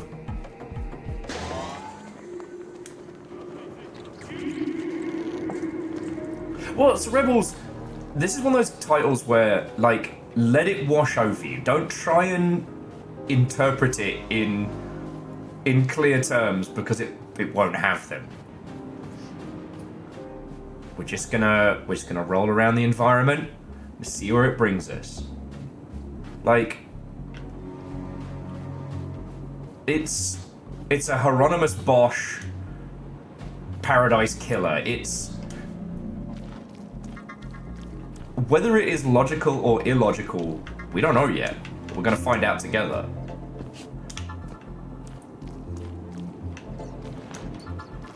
Who the fuck are you? Why are you sticky? He doesn't grasp my goal. Ah, Spiderface. Spiderface, Spiderface.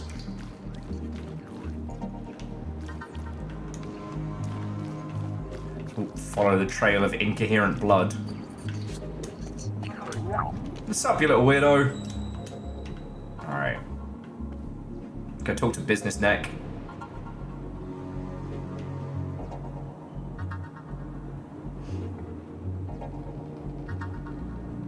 Oh, Rebels, I'm sorry you're having trouble with the internet today. Like, hopefully we can be a calming force.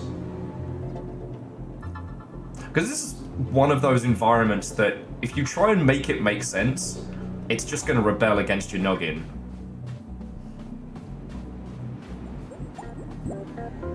Jimami, I think that kid is Nerve.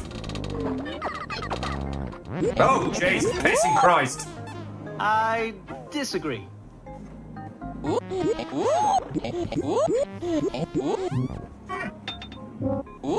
Handlebar? There's only one way to find out.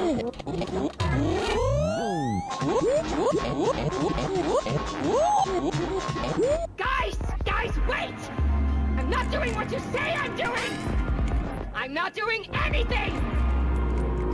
I'm not doing anything at all! Holy crap!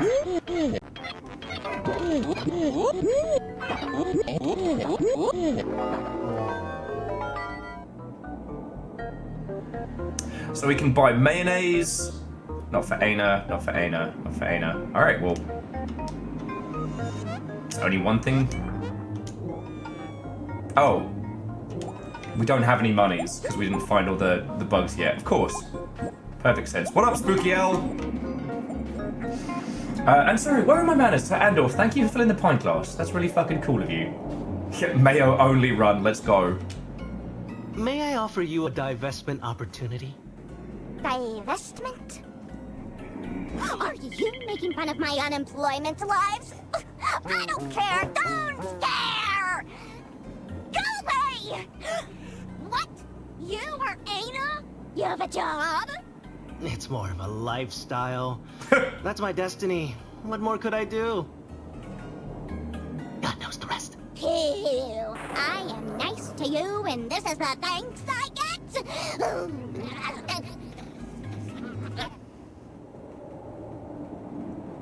Nani? Entities like you get punished for the sins of others. Cool, hi! Tell me! I'm joking! Fell for it, didn't you? Miss, could you keep it down, please? The pizza guy is right here.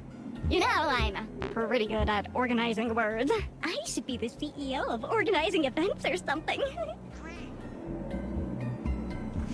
Cool! Everything about that made total and perfect sense. Don't worry about it. Don't worry about it. With my galaxy-sized brain, it makes all sense to me.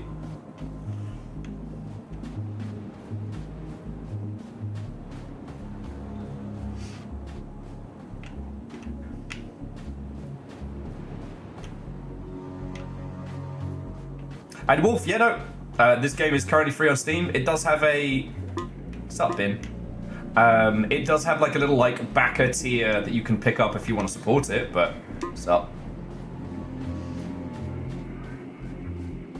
Happy Pie says, if that did make sense, should I seek help? Probably. Sorry, this clip art of a house wants to talk to me.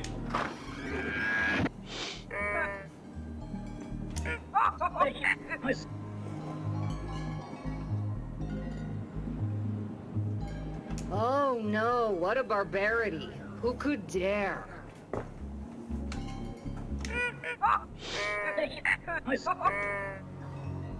I've seen the heads of the entity being kidnapped, not microseconds ago. Of course. Delighted to help a business fellow. Of course. Of course.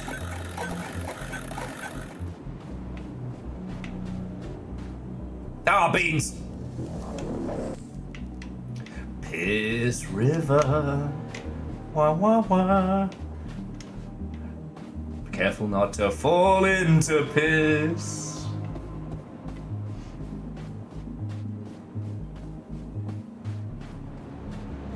It's just... There's quite a lot of...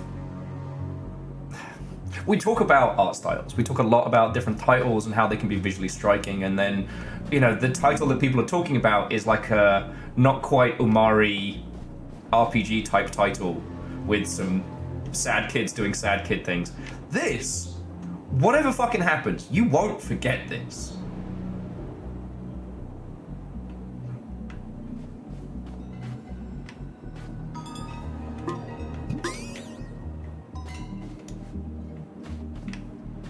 Oh shit! What's up, Winrar? The filers will be angry. What's up, sex criminal? What ho, Vikings? What flavor of shenanigans are we at today? The special kind. Non un altro.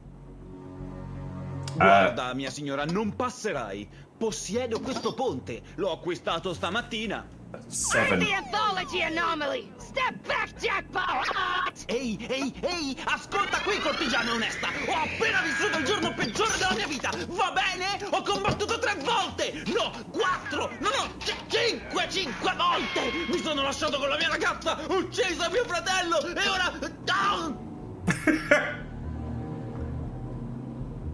Press X to revive. Alright. Mi scuso, mia signora. Le cose non sono state le stesse per So, me. Lyris, does any of that answer your question? Also, thank you, you lovely Mother Hubbard. Hey, my sympathy is gonna cost We you will for never every forget condolence. this. It says so on our psyche eval. Condoglianze? Mia signora pensa che mi piaccia tutto questo? Essere un accumulatore professionista non è uno scherzo. Hai qualche idea di quanto sia stressante questo lavoro? Ad esempio, hai mai fissato qualcosa così intensamente per 10 minuti all'improvviso? Diventa il tuo regalo preferito? It does not answer any questions and raises several more. Welcome to the Dream Barbecue! Now, what's interesting is... Vedi quell'edificio distrutto e vedi quel gentiluomo là dentro? Quel giovane ha tenuto d'occhio le mie proprietà per tutto il tempo. Vuole sicuramente rubare le mie proprietà. Ma non è questo il punto. Voglio che smetta di guardarmi. Se trovi un modo per coprirgli gli occhi o qualcosa del genere, io farò... No, potrei darti la mia gratitudine. Qualunque cosa, non lo so. Sorry, so there's loads of things I wanted to say about this. The first one being is like... You are very Italian at me right now, and I am trying to make points. Go do your bin stuff. Okay. So we've got to get something to cover the kids' eyes. That makes perfect sense. And Shitaru, it's Dream Barbecue. You know, Dream Barbecue. A rare device that contains absolute knowledge of spatial positions. Oh, I'll just leave that lying around by some doors. How many of you remember Pizza Game? Because I really think putting... and handle... J-Post, thank you for gifting that to Handlebar Orion, who no longer has to worry about stuff. I will admit, I'm gonna make some noodles in a sec while we are talking, because all this talk of barbecue and brisket is making me genuinely fucking hungry. So how do we cover their eyes? Oh, and Fiona Watto, and welcome. So yeah, how many of you remember Pizza Game? Because if you put this and Pizza Game next to each other, I think that gives you a sense of why this is something that's worth looking at. Like, Pizza Game's kind of funny for about 20 minutes, but ultimately Pizza Game is a shitpost. It's a misspelt weird shitpost that, like... Well, Angel Kalina, go get some food! that bimbles ambiently between, like, you know, shitpost joke to shitpost joke, but doesn't really do or say anything. Like, that one is very much a full variant of the lol, I'm so random. This is dream logic. To everything inside this world, it all makes perfect sense, right? This is things in abstraction. Just because we don't get it with our stupid regular human brains, we just...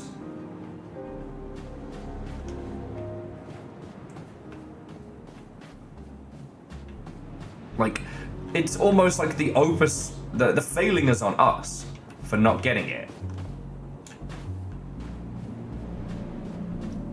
There's the bizarrity of the logic that this has.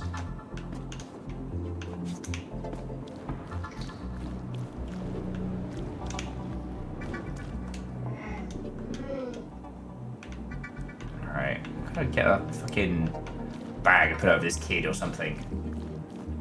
Yeah, like, and of like, we as the player are the odd one here. Even the character we're playing as makes no attempt to explain anything of what's going on. But look at this fucking art style. Holy shit.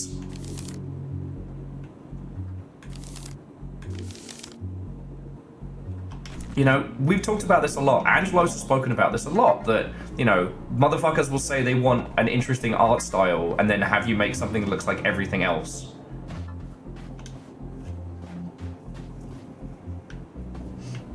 Handelbar, you are not helping the hunger. You are not helping the hunger. Oh, I haven't had barbecue in ages.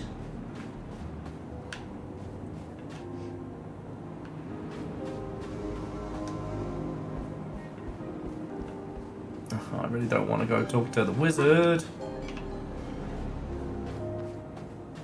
Guess we're trying to find the fucking pets.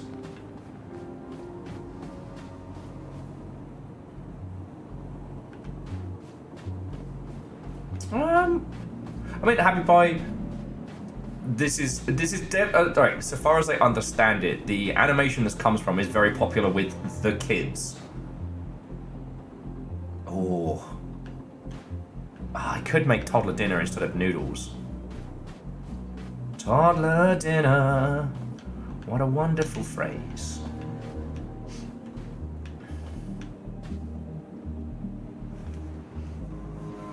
Yeah, and like right now, at least as games being, as we come into like the as we come into the drought, like this is the point where you need to take off like the weight belt of constructive nonsense.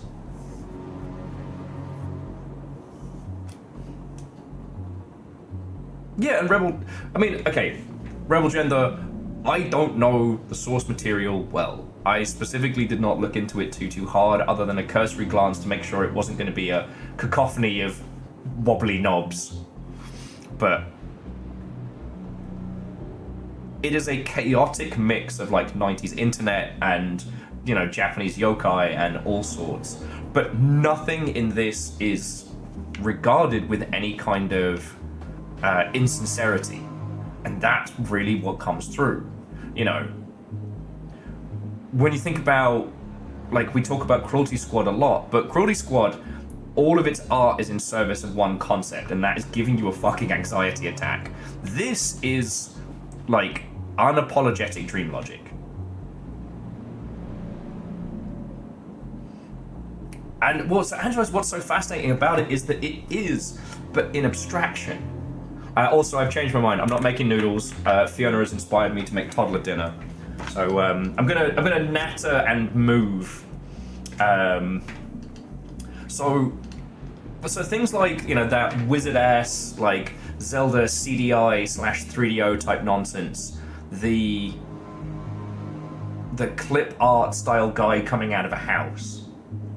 Oh, Kestrel, toddler dinner is basically fries and chicken nuggies in the air fryer. And you have to sing the theme song because it's toddler dinner. Okay.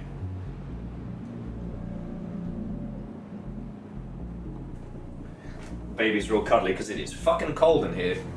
Kind of nice. And Vanderbeest, what and welcome.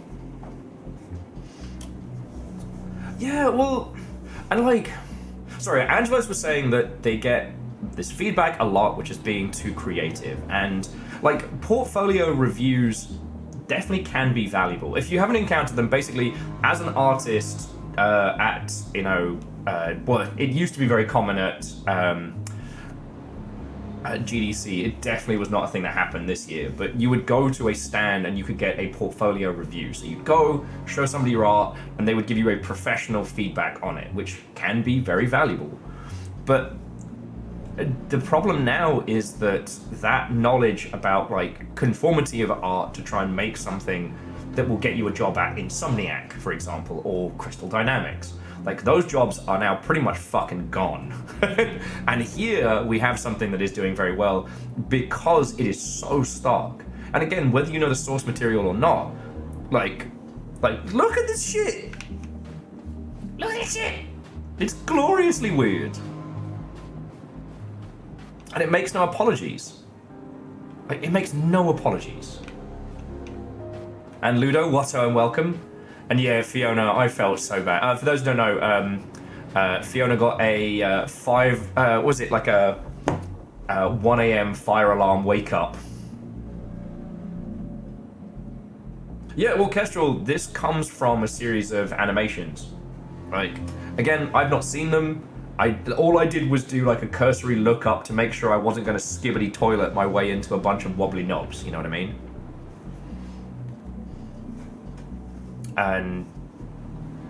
But like, you put this shit on the fucking show floor at an event, you are going to stand out. One of the things that was really powerful about the IGF Pavilion at GDC this year was how many of those games were so gloriously stark in their style. But I'll be honest, like, anything that was trying to emulate, like, the post-Undertale, anything that was trying to go for a craft and survive, the kind of things that would have been removed in a portfolio review of yore, like, those were the ones that stood the fuck out. And right now, standing out is very important. You know? Once again, we're on peak fucking dream logic here. Oh, Pearson, we're out of ducks. Alright, whose job was it to restock on ducks? I know it wasn't mine. I've not been on duck detail. What's up, little guy? I think red leads us towards the...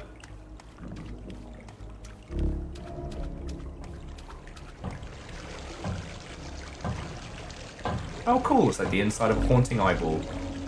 Thanks, I hate it. Thanks, I hate it.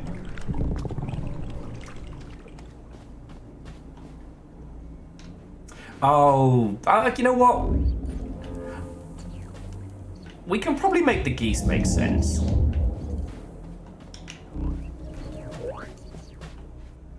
Fuck. Fuck. Alright, never mind. Alright.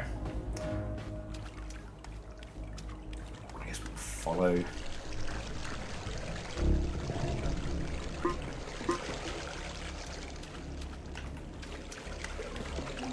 Stop that incessant clicking. Yo, and J-Post, thank you for gifting a sub to Ludo.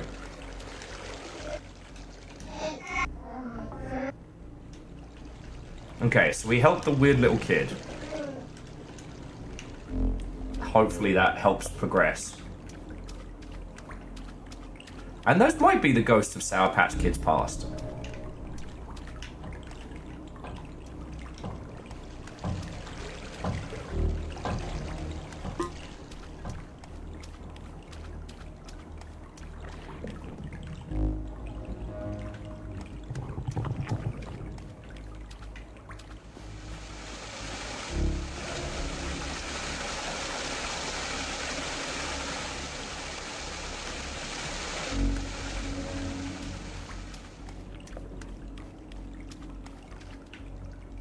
Well, actually, so Rebel, I would disagree. Well, okay, we've not played through all of it, but as it currently stands, you can't have ludonarrative dissonance in absurdity.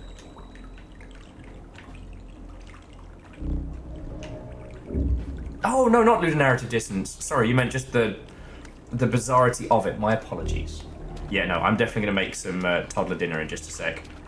I think I am getting the hungry stuppids. I remember how to get the fuck out of here now.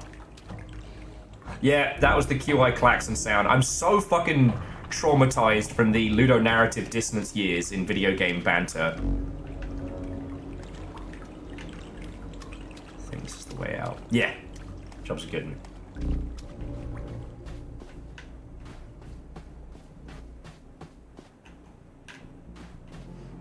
Okay.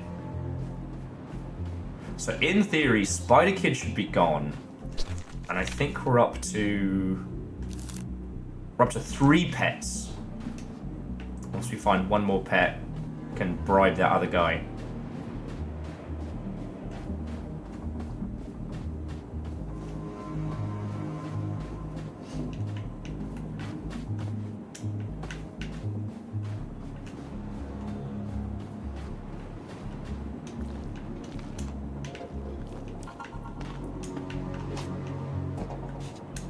Well, and you know what's interesting? Because, who was saying that? Aeon was saying this feels like the logic you get in Earthworm Jim.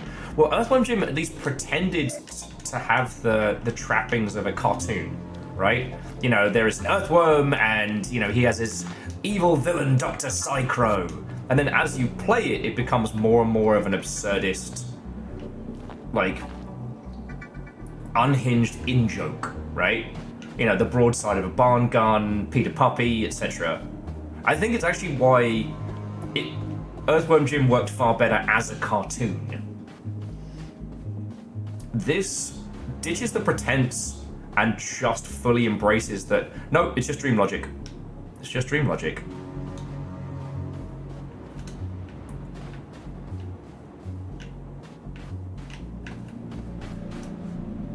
Parkour. Alright, so that's all the pets.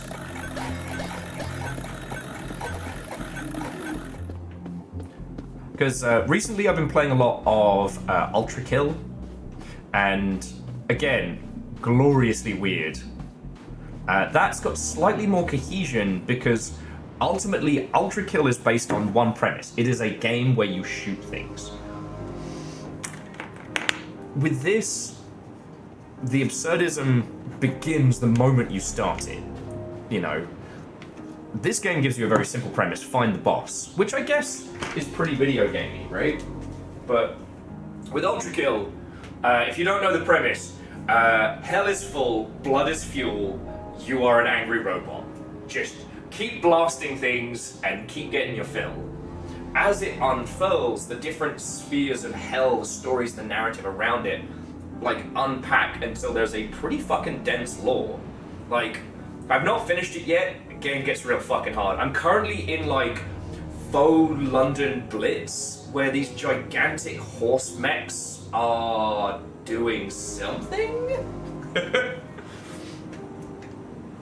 But because it is a shooter first, that is the way in which you, like, move into the world. Undertale is a JRPG first, and so its absurdism is kind of hand-wavy-umed past. This is pure absurdism. And yet it fucking works. Sorry, let me just throw some shit in the air fryer. I am hungry. I didn't realize how hungry I was.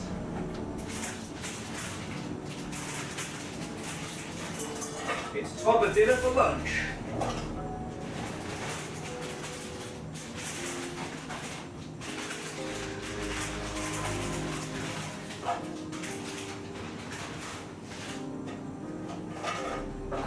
What do people do before air fryers? It's mad. Do you think they fry things the normal way? It's crazy.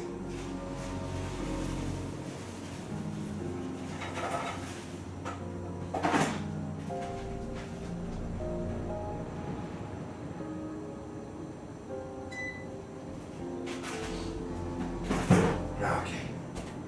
Fries are in, stomach is rumbling.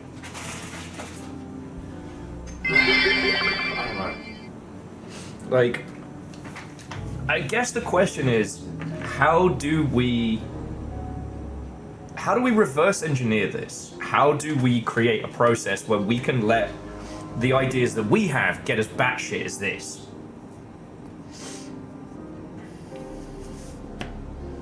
But you know, actually, Angelos, the whole, like, Spyro the Dragon is a whole sphere. Like, even outside of, like, Skylanders. That one...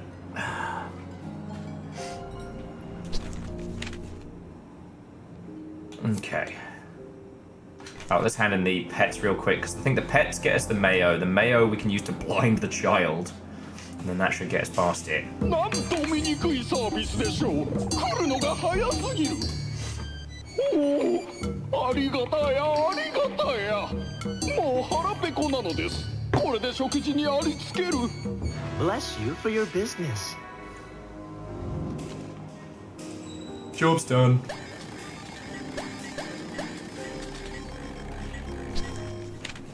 So, now we've done pets complete. Now we have 10 chocolates. Now we can use those to buy the mayonnaise. Simples.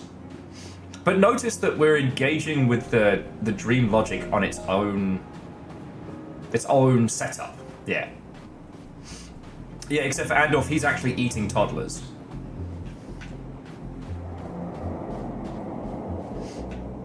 Actually, Aeon, I didn't know that, so that is kind of fascinating. Now for Mr. Abrasive Merriman. With prices this low, you can't afford a lifetime to wait.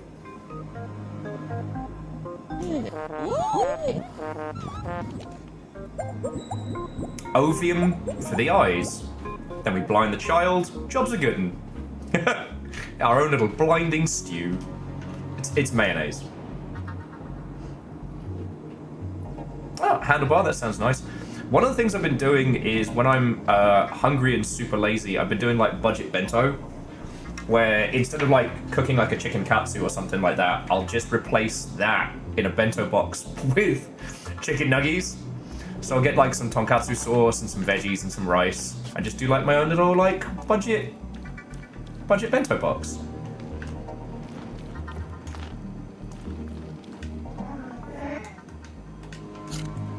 Block eyes with mayonnaise. Just a whole fucking jar. Let's go. Yeah, toddler bento, if you will. Toddler bento is a Kojima name.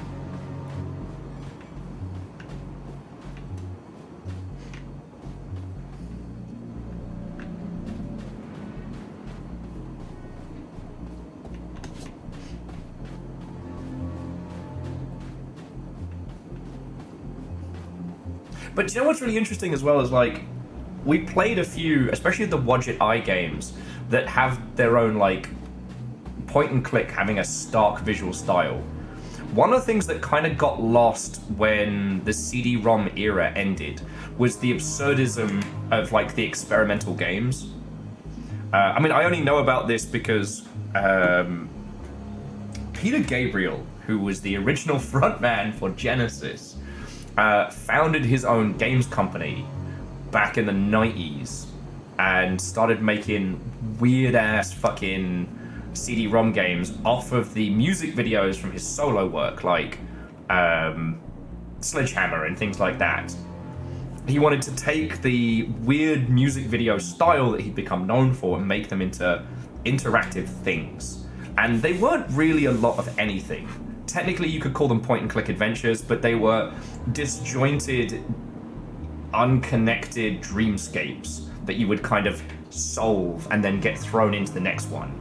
Very kind of prog rock album cover, I've done too much acid.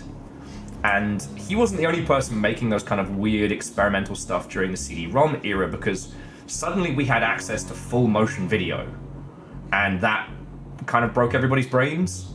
Like, it's easy to forget how limiting the 8 and 16-bit eras were before we had, like, CD-ROM tech.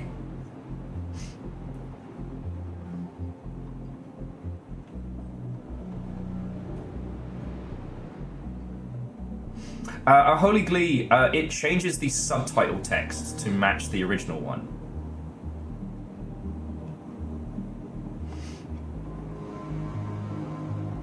Well, Angelos, abso-fucking-lutely. It's just that the surrealism of Thank Goodness You're Here is based on authenticity, right? This is pure absurdism, but I don't know, there's a level of filter. Like the 90s web references. You know what I mean? Whereas Thank Goodness You're Here, it's authentically northern but visually surreal. The fact that you're just a little guy slapping people is incredibly funny. And like, there's no reason why the fishmonger would be the size of a fucking kaiju. But like, the pisshead locksmith, like, you know exactly who that is.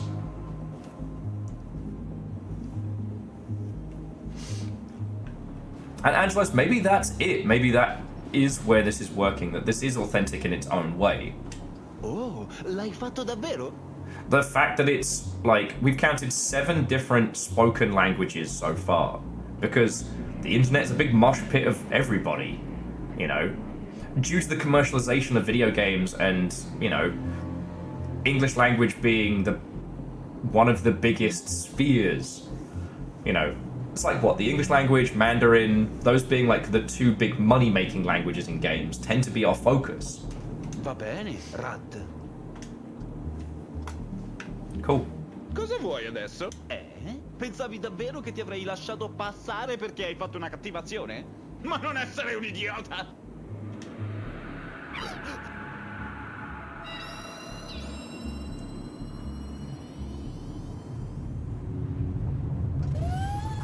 What the fuck?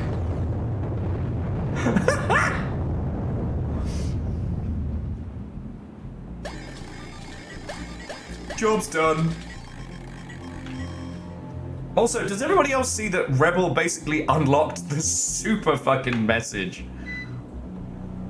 Yeah, R.I.P. Tiny Italian Man.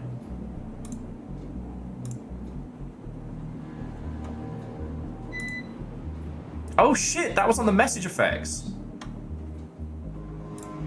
So you know what? Rebel, you put fucking $2 behind that. Shinji, obliterate that hoarder. Yeah, apparently mayonnaise just powered him up. Let's fucking go. And thank you. I know. Sorry, air fryer's yelling at me. I gotta shake them fries. I know, babies, I know.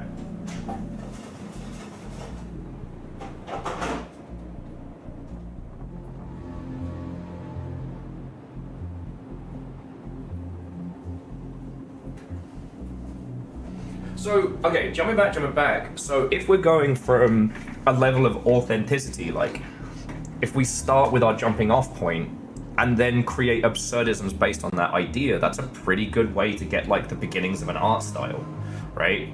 So, like, for example, with the Persona series, they start with a vibe and make that fit the trappings they already have, i.e. Persona 5 is a heist game. Its art style is taken very heavily from the animated intros and outros that used to be before a lot of the early color films.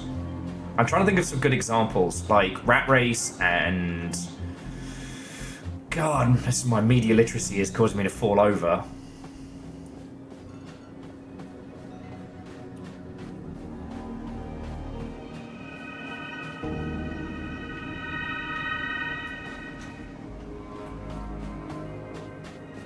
Whee! Gotcha.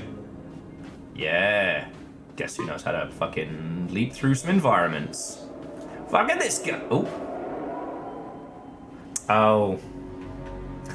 That was the Will, stop trying to fuck around. A body could fit in there. What an odd thought.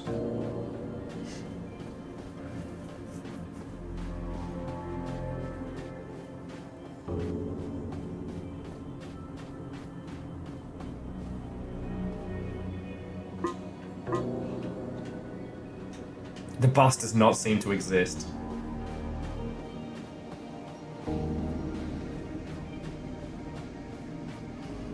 The other thing about this that's very, very interesting is how this is not a horror game, but it sure as shit feels like at any point it could get, oh, there are lots of spider children. This crane is very useful for moving large objects when needed. Spider kids, unattended spider kids. Where's your parents? Why are you here? Look out! This place is full of spider kids. Sorry, I think I'm very funny. Ah! And while we did not find the bathroom, we did find the additional witch! You aren't who I was expecting to see here. Did that kind young man from the bridge let you in too? What a gentleman. I hope he's having a good day. If you consider being exploded. Anywho, I came here in search of the bathroom. I hope to clear my sins and have the truth revealed to me. But I couldn't reach it, and now, frankly, I'm stuck here. Could you find a way to send my corpse over to my relatives?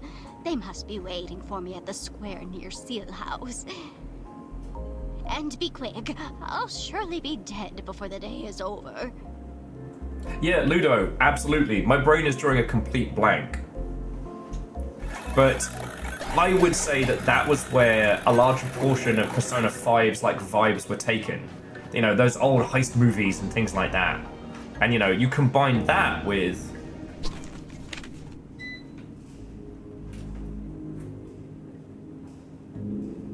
Okay. The missing witch was found atop the building's past. Find a way to get her back to her relatives. Guess we use the crane?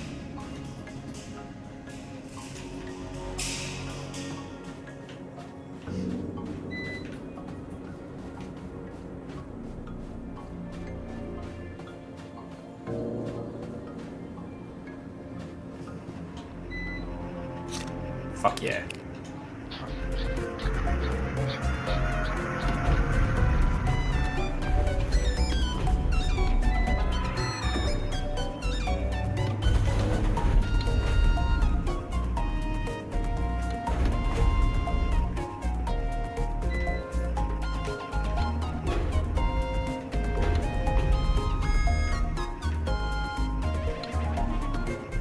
Fuck.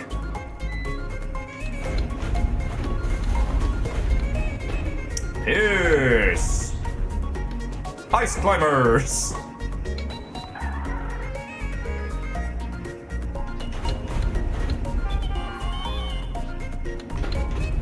Sorry, it's the slidey block puzzle from, well, every RPG ever. There we go. Oh yes, air fryer be grumpy.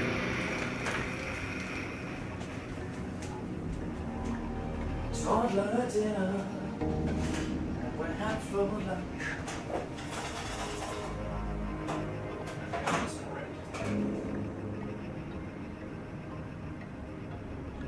Couple more minutes. Sorry about that. But yeah, so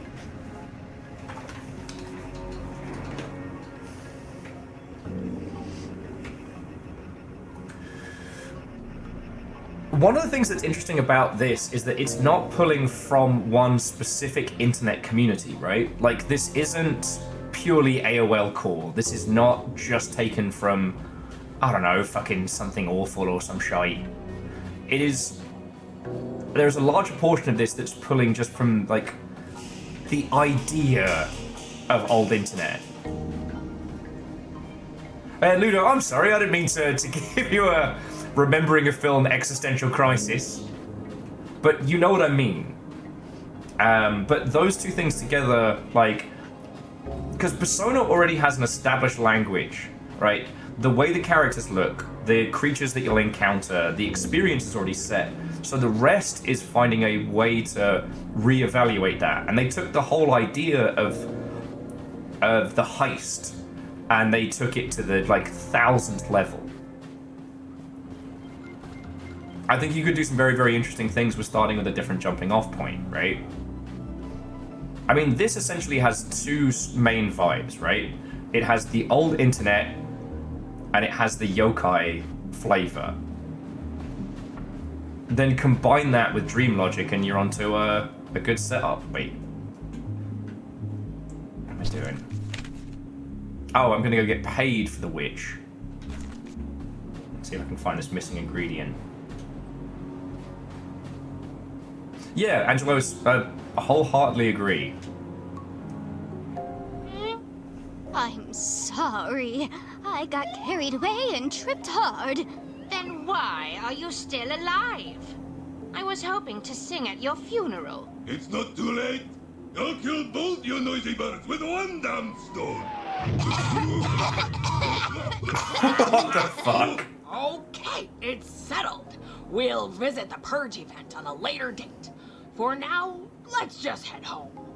You fool! Sponsor my demons! Feed me the cash! Oopsies!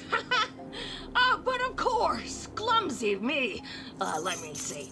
What goodies do I've got tucked away in my pocket? I found this thingamajig in a very faraway land while on holiday. Actually, I think it was Ina who gave it to me. I thought it'd make for an interesting ingredient, but sadly, I don't know a thing about recipes. I'm no shaman. Oh, heavens. It's almost time for the evening eulogies. We better get rolling, ladies. Goodbye, Miss Aina. Okay, bye. Bless you for your business.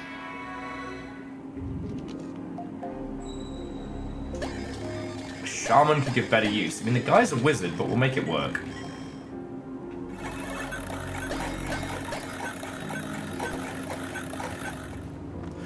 Sponsor my demons and feed me cash has now been added to C222's cover letter. Fuck yes! Okay. Still haven't worked out how to get to the fucking bathroom, though. God, and why is my nose so fucking itchy today? I don't even have a cold anymore.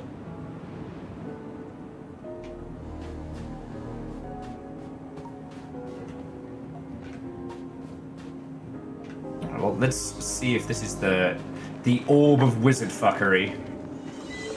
I guess he can be a shaman if he wants to. The shaman receives the motherboard. May the gods forgive me for what I'm about to do. Anna, step back! Me mixing drinks.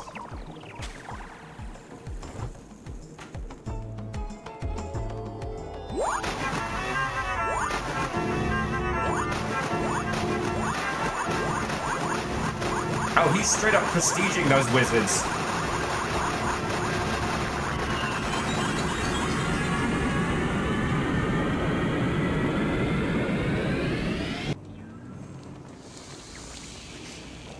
Flat wizard! What had to be done was done, but what hadn't been done was done too. And now that it is done, it may be done again. Done, done, done. Done? Damn it! Done, done. You know, I don't even believe anything, but you're bleeding out some real bullshit here. Worry not. Trust me. I don't believe in when I anything, say but you are bleeding some sacrifices real will bullshit. pay. Here's your reward, Anna. You birthed it. It's a 7 head. Unfortunately, it is not fully grown yet. I'm afraid you may need to gather the rest of the body by sewing this head. But those holes shouldn't be a problem for you to find around here. Now go, Anna! Reach that giant orb in the sky and be one with it! Now, it's your turn to go to the bathroom. Now, it's I do your actually need to turn piss thanks to this begin guy. life anew! Possibly. Bless you for your business.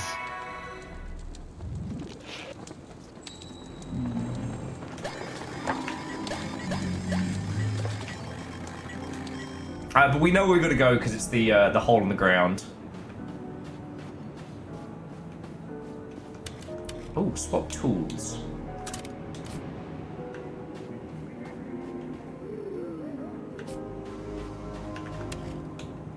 Good thing we know we can grab a body. All right, bear with me just a second, friends. I just need to grab me toddler dinner and have a quick pee. So, if anyone needs to get some snacks, grab a cup of tea or a coffee or what have you, now is the time to do it. And again, I don't know how much game we have to this. I think this is really inspirational and definitely something to talk about. And if we have more game, well, if I have more, if we run out of game, we'll move over to Lorn's Law. But I really have to pee. Fucking wizard.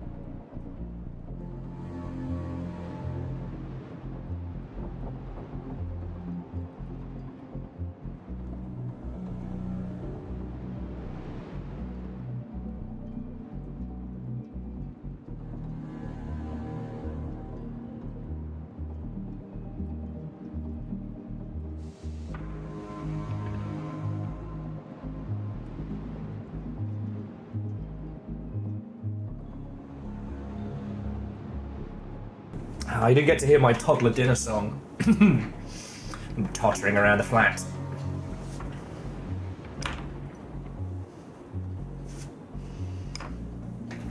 Okay, let's go cram a body in a hole. Whilst eating. Just another normal day in the longship. But no, with stuff like this, and one of the reasons why I really appreciate hanging out with you lot is that it's real easy to look at this and go, wow, this is wacky and silly. And it would also be very, very easy to dismiss this as like, ah, this is just some kids shit, right? But, like, being able to spot why things like this spark, right?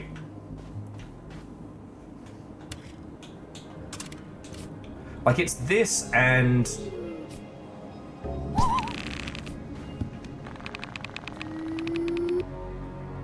Cool. Perfect sense.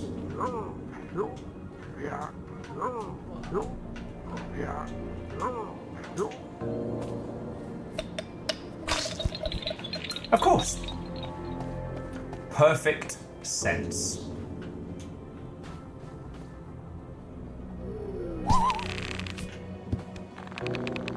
He's like a little ladder guy. Our little ladder son.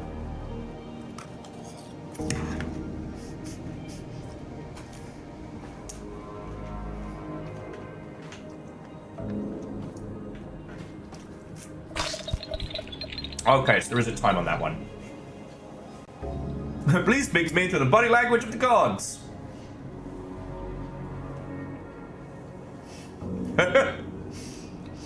I still speak gods. Actually, I do not. At the height of the Blackout Club, I could still remember some phrases and their meanings.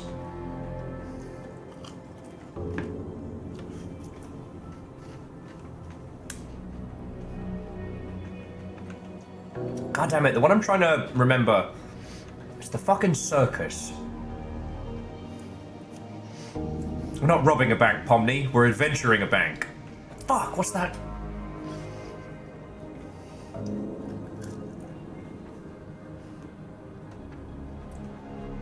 God damn it, that's going to annoy me now. The Amazing Digital Circus.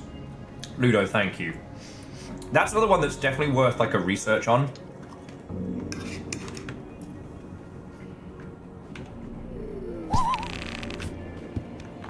Wildly creative, wildly successful, and definitely deserving of.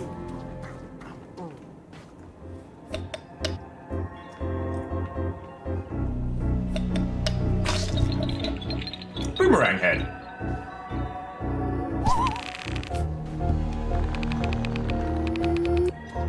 Also notice that by using the bizarre fog,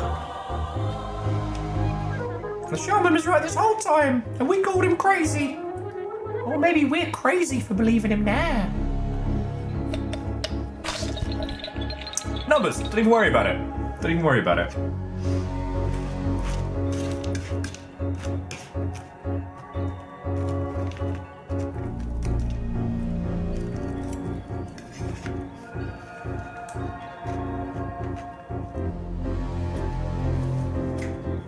God darn it. For some reason, friends, I am drastically failing at recalling games today. Because there was one we played a while ago that was set, not Hypnospace Outlaw, but it was a first-person game where, like, thumbs up and clicks were the economy. And it was a very surrealist title. We didn't finish it, but I did some research into it. And you know what was fascinating? It didn't have faith in its core concept. Just been trying to remember that. Yeah. And Ludo, you get like the katana that lets you cut through ads.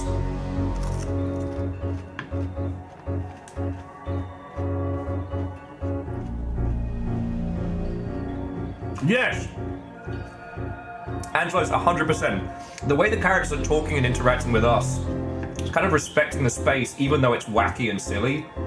The thing about Pizza Game, when everything is a shitpost, nothing matters. When the characters don't spend time in the space that they're creating, eventually, once it stops being like, lol, so random, there was nothing else to it.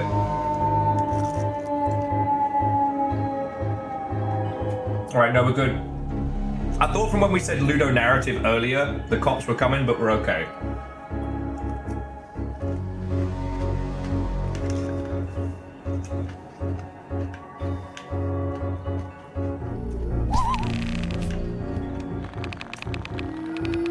That's how you know it's working well.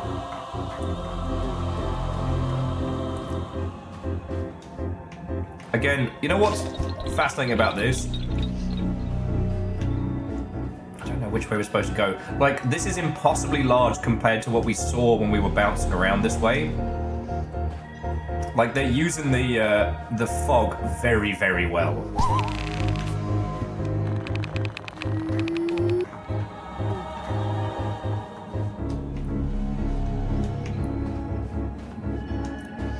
Again, like, the dream logic here is perfect. But yeah, with that one I was trying to remember, the Vaporwave style, like, 2000s game. Hang on, let me see if I can remember the name of it. Because it's not Hypno. Was it? No. God damn it.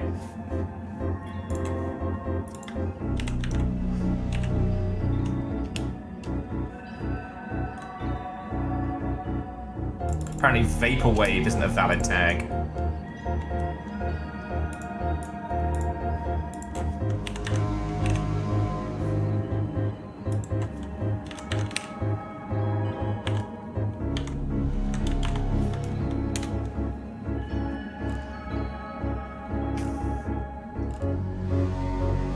Broken Reality. So this is Broken Reality, and this was a very, very good game. And this did yes and its initial concept, but it didn't have faith in... It didn't have faith in its initial element and ended up going like a horror game route towards the end.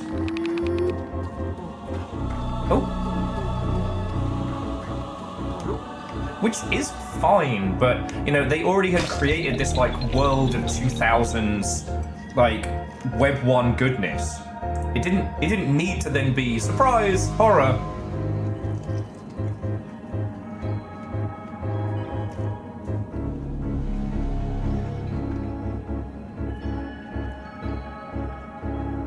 I don't know. This currently makes no apologies for what it is, where it's coming from and what it's doing, and I really respect that.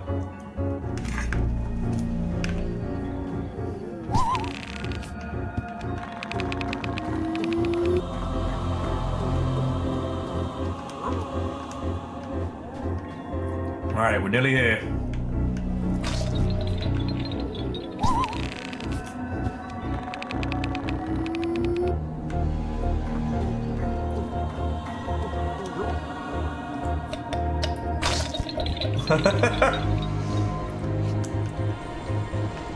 Oh cool, we're in the Bizarro Sphere.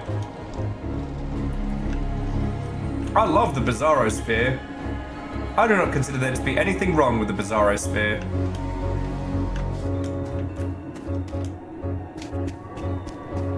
Woo!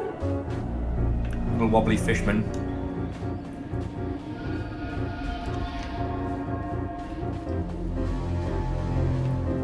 Of course, as soon as I make some food, we get to the actual, like, gameplay and platforming sections.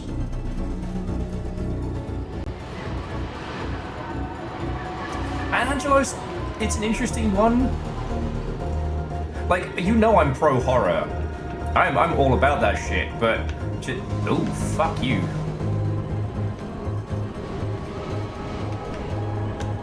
But yeah, horror is an easy one to throw into as like the core concept.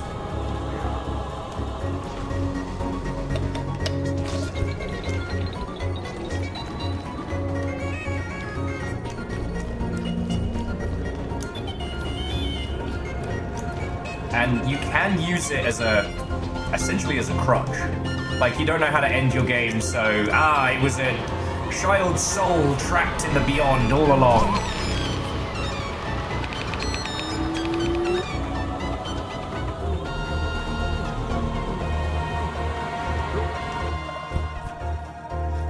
Okay. God, I'm starving.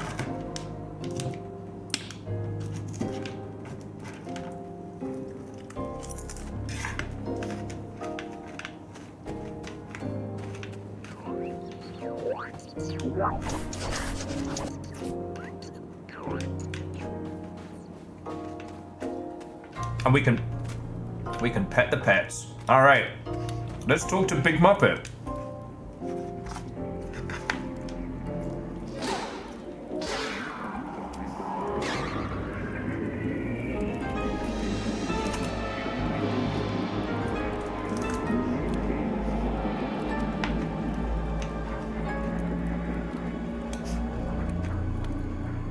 Yeah, good talk, good talk.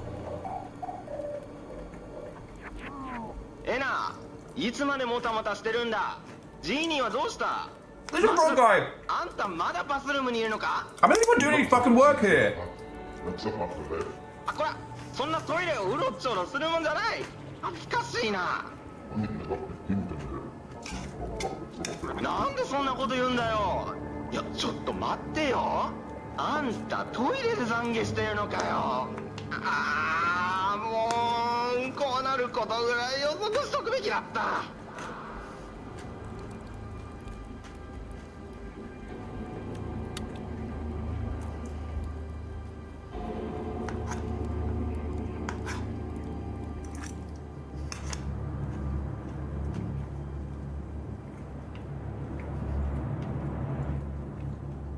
This is fine.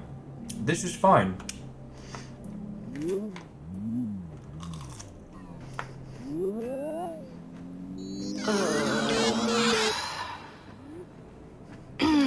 Pardon me. My head hurts so much. Do you have any coffee? Maybe. Any milk?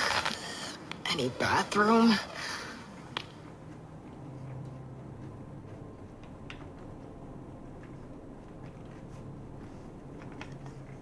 A giant bathroom. Of course. Ugh. It's not enough for this many bodies. I hate myself.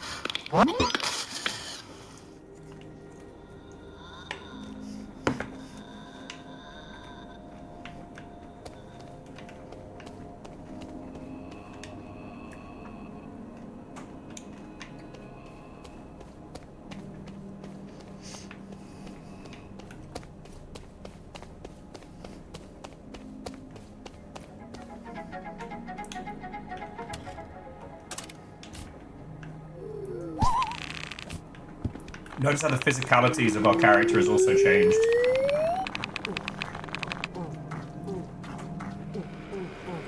You good there, buddy?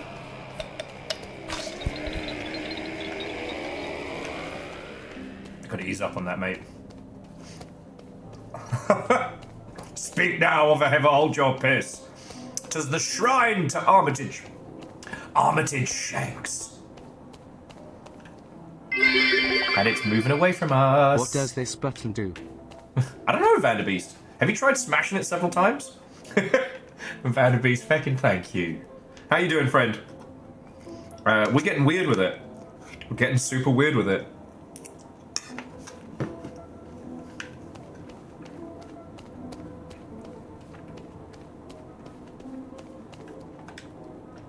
When you gotta go.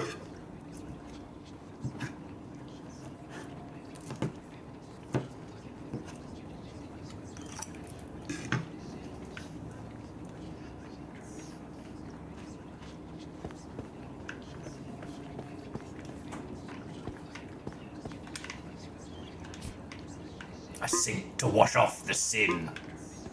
No stools though, just haunting chairs. Rebels, absolutely. And I feel like calling this game Dream Logic is just stating the obvious loudly. But also, like, and I don't want to diss on Ratshaker because it was very funny, but like, Ratshaker ultimately ends up being a horror game with some strange little metaphors in it, but like, Ratshaker was great because it was so fucking surrealist. It didn't, like, here's a thought exercise. If Ratshaker didn't go the way of horror, where could it have gone? Where should it have gone?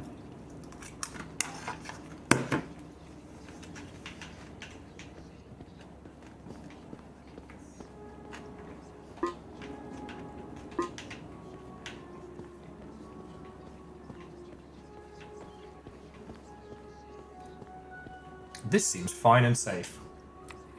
Cozy Ratshaker. We meet again!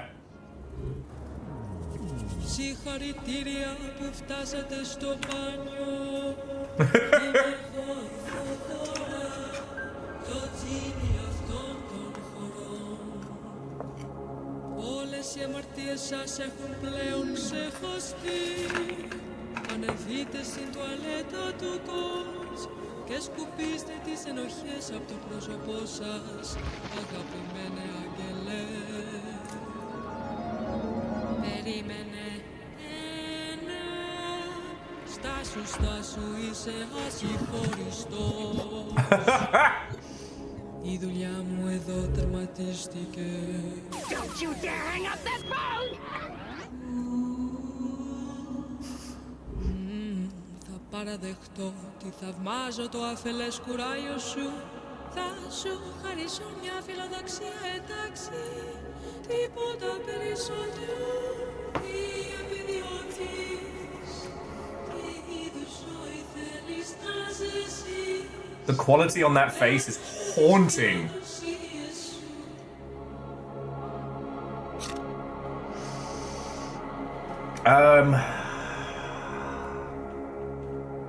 I think we aspire to get rid of the smoke. Dear Genie, your boss is our target today, but the smoke is in the way of our business. Would you kindly get rid of it at once? Τι ακριβώς είναι αυτό για έναν στόχο? Γνωρίζεις καν τα συστατικά αυτής της λεκτικής σαλάτας. Το μυαλό σου φαίνεται να έρχεται σε σύγκρουση με τα γράμματα που φτύνει. Οι ανησυχίες και οι φόβοι θα προδώσουν μόνο τους αλήθινους σου στόχους. Ένα. Μέσα σε αυτό το πηγάδι θα βρεις τη ρίζα του πόνου σου, την ίδια την πηγή αυτού του καπνού. Προχώρα.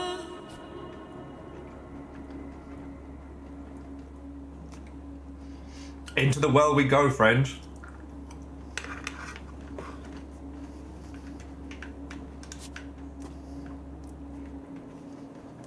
Θυμήσου ένα, το μόνο που χρειάζεται είναι το σωστό μέρος και το σωστό φαγητό.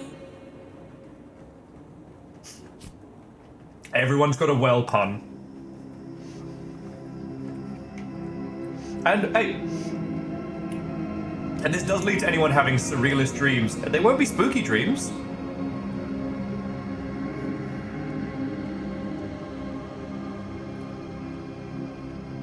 You know, and I'm not saying this to be a knob-end, but I think this is the direction that Everhood 2 could have gone. I've been thinking about it more and more. Everhood 2 has no teeth. Like, the tune's absolutely banging. The gameplay is fine, like it's what we saw before. But it has no teeth. This is unapologetic.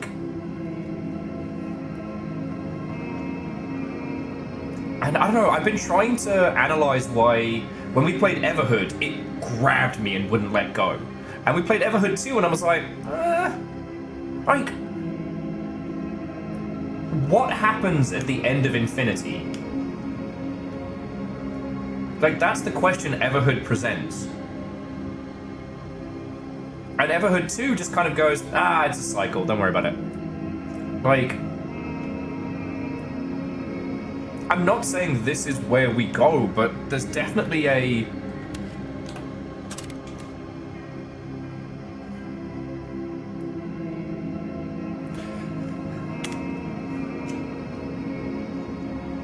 There's a biblical madness about this.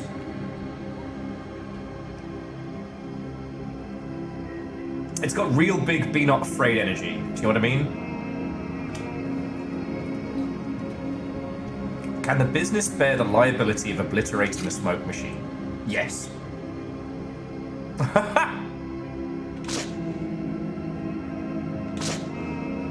Hadouken! Hadouken! 1 million fan slack!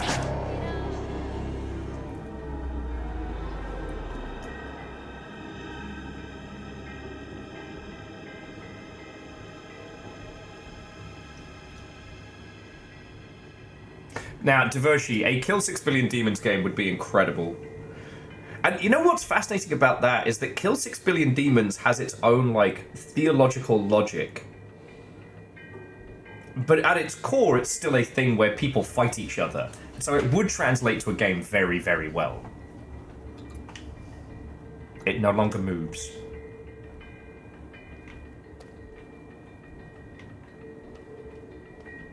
Ah, and the door has appeared behind.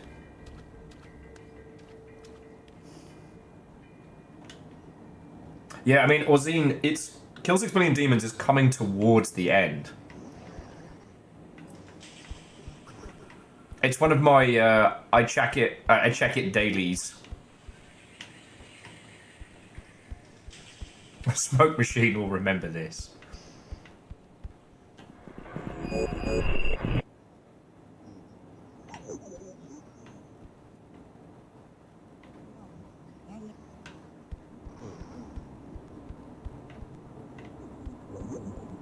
Just trying to follow the sound.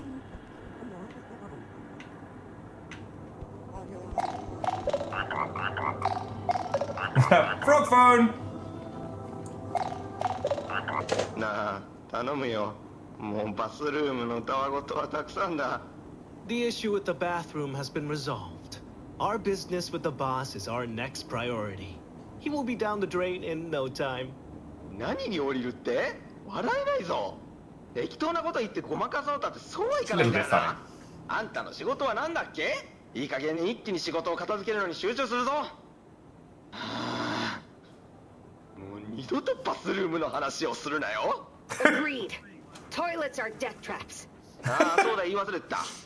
あんたが何をしたのか知らんが、その効果は確かに現れてるよ。あの嫌なスモークがだいぶ消えたんだ。お苦労さんだったな、エナ。おかげで随分仕事が楽になったよ。だがひょっとするとまた別の窮地に立たされてるかもしれないぞ、エナ。ああ、まずい。こいつはピンチが繰り返されるぞ。Ah, predicaments, huh? I'm good at those. いいか、今あんたがいるところのドアが閉まろうとしてるらしい。そこに閉じ込められるかもしれないってことがわからないか。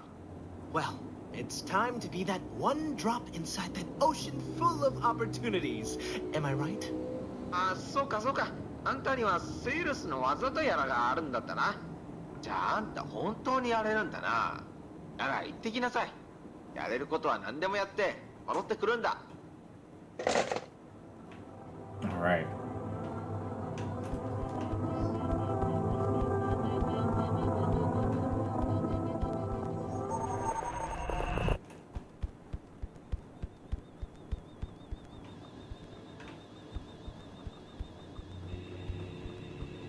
Man, Lorn's lure is going to seem positively sane after this.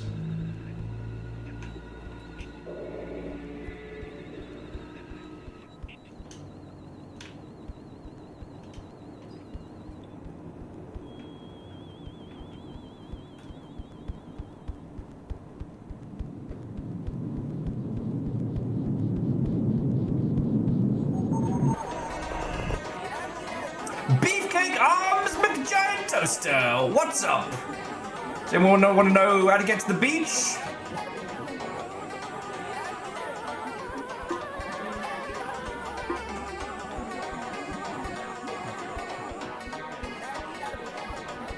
Alright. Oh look, it's a clip art of a weird angel baby thing. Ah, San Francisco. What's up, Sky Babies? Connected by a VGA cord.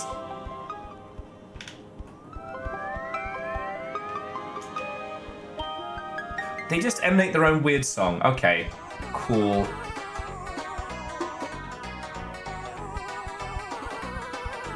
Biblically accurate San Francisco.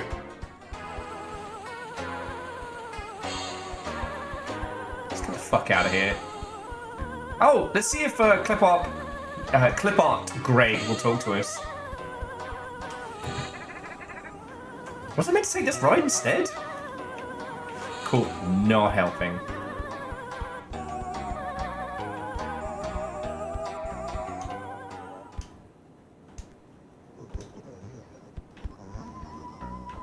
Ah, there we go. There's the low poly version of what we came in on.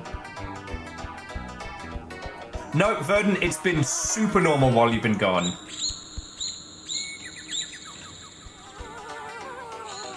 I'm sorry, I appear to have caught cubes.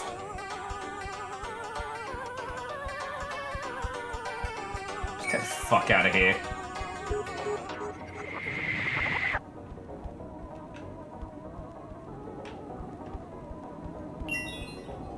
This seems bad.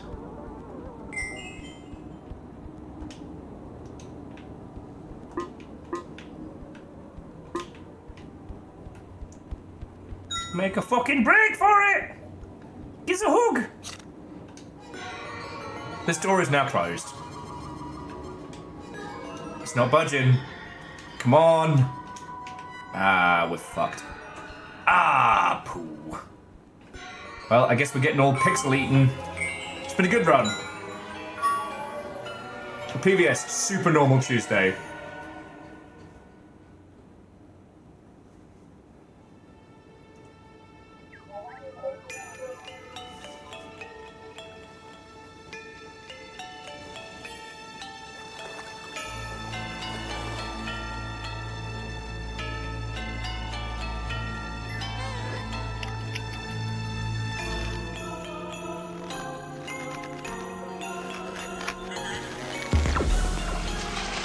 Ah, beans.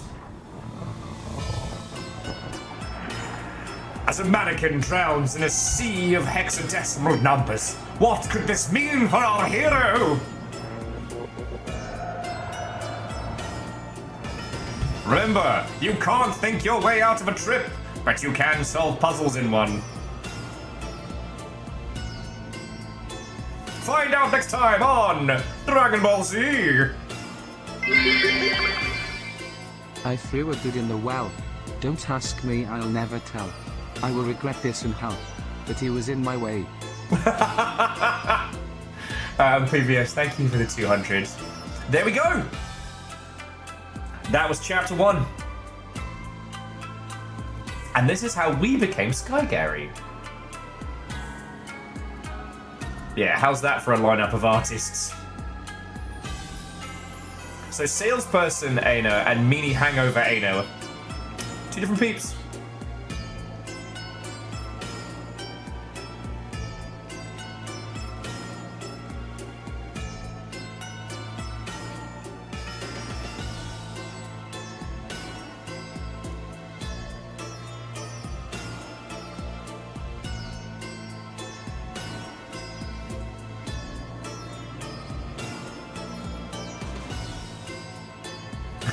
That's a lot of patrons.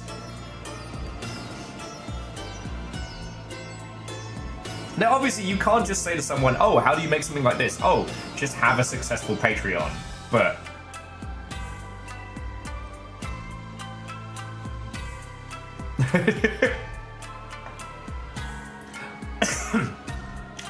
but it does help. Well, no, the other thing is, like, Angel Kalina, it's not about having a creative mind to, like, understand this. It's in a world of its own logic, and letting it wash over you is the... rather than trying to decipher it immediately.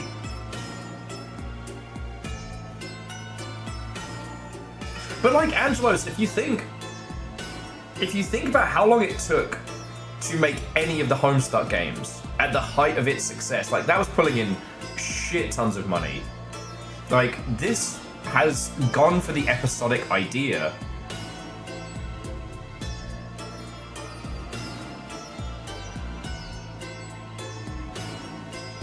How to make a lot of money in game dev. Start with an even larger pile of other people's money. But like, okay, joking aside, that's a crapload of patrons, but this was sensibly put together. Like...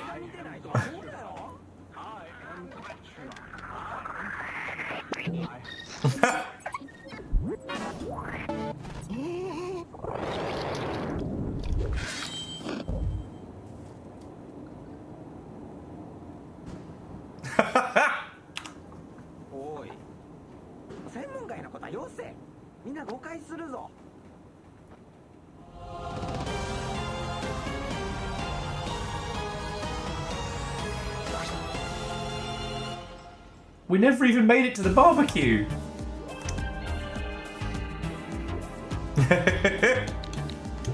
So what was in the extras? Supporter edition. Okay. And what does continue get us?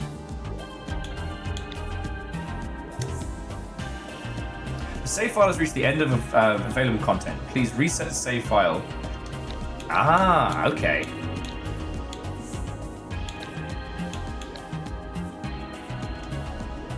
Fascinating. What will I do with those potato salad? I don't rightly know. Okay, so let's analyze this. All right, I'm gonna jump straight into Lorn's Law, but let's talk about this. All right. So one, economy of art. There were like 4 different art pipelines, and yet it was able to accommodate all of them. Right? Oh, yeah, Virals, you're right. We have to wait for Chapter Potato.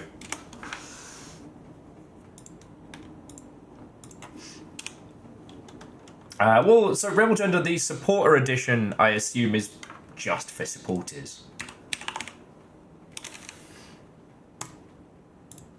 I just want to flick us to the next game quickly so we can get back into Mischief and talk about this while I'm climbing an impossible superstructure. Excuse me.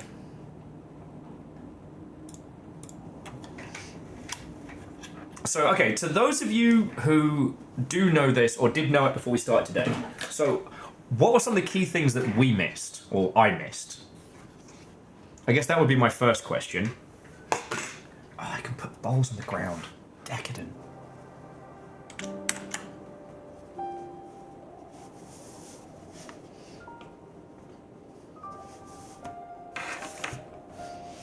To Dreamer, Watto, and welcome. I mean, Dream Barbecue is free on Steam. There was a little bit more faffermancy we probably could have gotten into, but that took us, yeah, just over 2 hours with faff.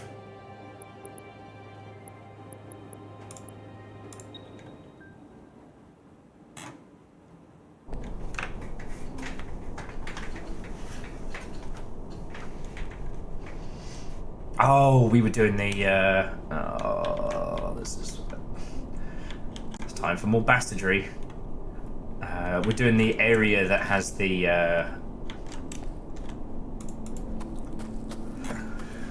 oh, the wind puzzles, okay.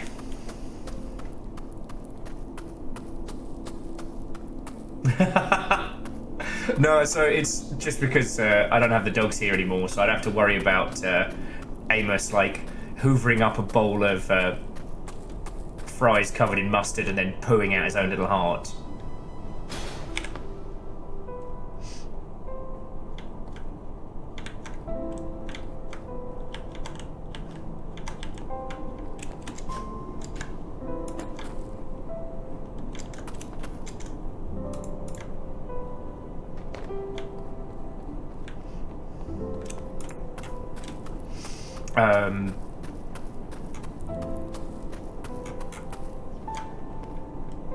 What was interesting was there were no conceits to the initial concept as well, which, when you think about it, is fucking cool and kind of fucking surprising, considering how few games will piss the bed. How few games will actually sit with their core concept and acknowledge it.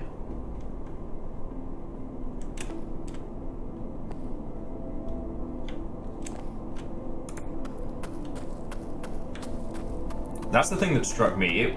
It was unapologetically itself. Now, it's a Patreon-backed idea that is fuck at its core concept. It's a Patreon-backed idea that, at its core, isn't looking to convince new people of what it is. It's a game that doesn't have to sell itself, right?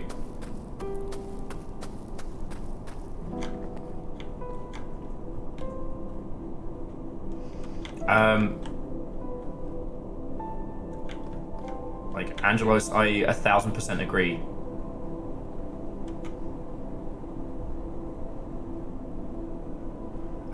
Verdant, I'm trying not to be an old man poo-poo curmudgeon, but I honestly, like, The Switch 2 is the safest thing Nintendo have ever done, and I expect tomorrow's announcement to be the safest Nintendo has ever done. Oh, man, this is tricky as. Viral says watching the animated series will not help you. Okay, so I assume we saw returning characters, but we didn't see anything that was...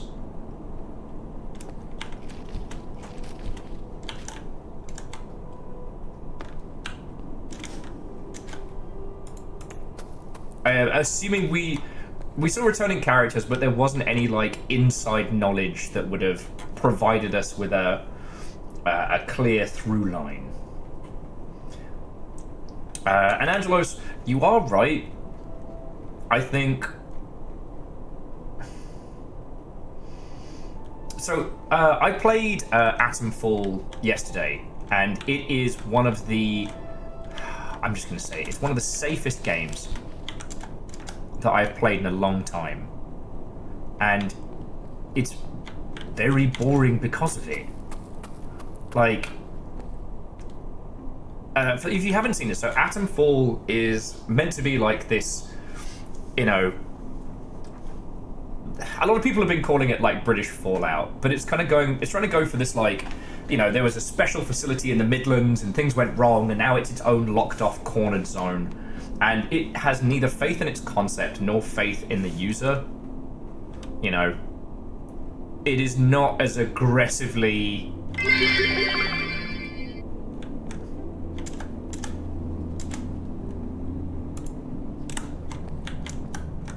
Fuck you. No! And Jackie, heckin' thank you. 48 months. That's heckin' cool. I do not know what we're supposed to be doing here, but based on an actual disaster in Cumbria, not the Midlands.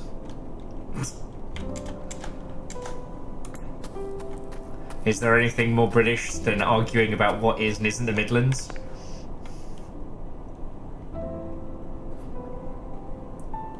But no, there's no... That was the thing that struck me, right? They didn't either believe in me as the player. Cumbria is north as fuck. Anyway, there wasn't a belief in the core concept, and there wasn't a lot of faith that you as the user would understand. Like, the first character that I encountered was a proper down at pit, but he was just a guy milling about in a mine.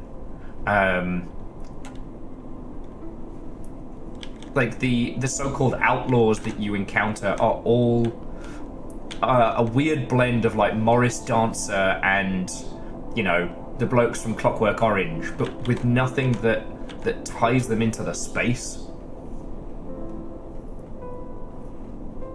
And especially after playing Thank Goodness You're Here and Still Wakes the Deep, it was super weird to have this whole thing be incredibly generic.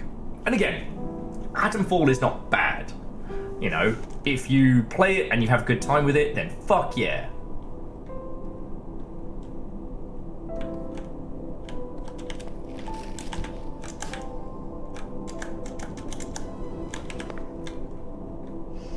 Yeah, but like the British coat of paint is like super watery and thin. And I'm sorry, this isn't a just diss on Atomfall session. It's like, when you put that next to what we just went through with Dream Barbecue, that was unapologetically itself.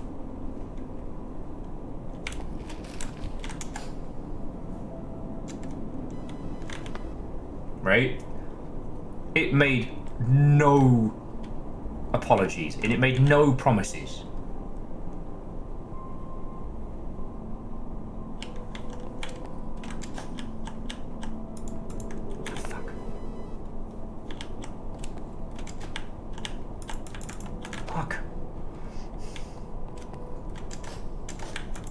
Fuck.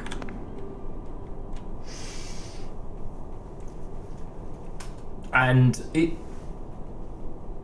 Dream Barbecue makes no sense, but it makes no sense in a dream logic way that visually and aesthetically you can kind of grasp onto. The thing about Atomfall was that everything about it is kind of bland. And it's weird.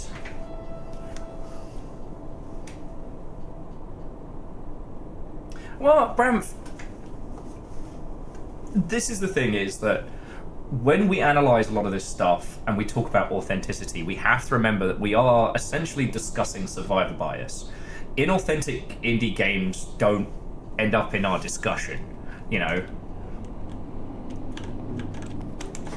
Bland games don't make history. In this case, you know,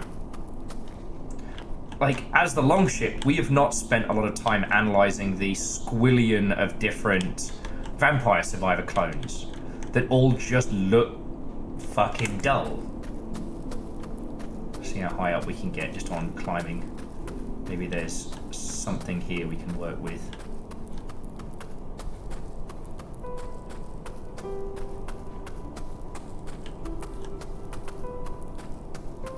Oh, I think we're going to be just shy. Yeah.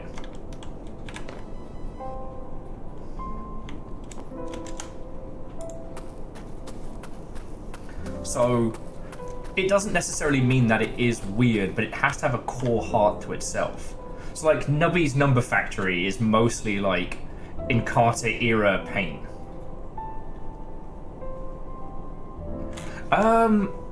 You know what, Bram? If we were going to put it into a shorthand, I would say that is a good thing to write on your arm. Sorry, I try not to use the term rule of thumb, but be weird or be ignored is something that I wish was internalized a lot more. I think that a lot of the individuals who've fallen foul of the I don't think the thing I'm making is going to be very good, so I'm going to AI art about it, you know.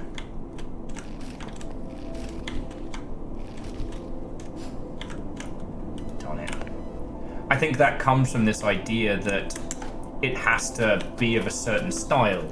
It can't be weird.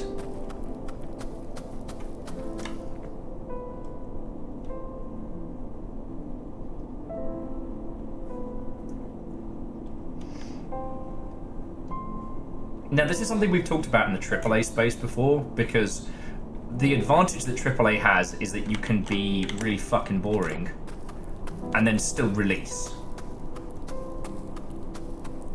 So, for example,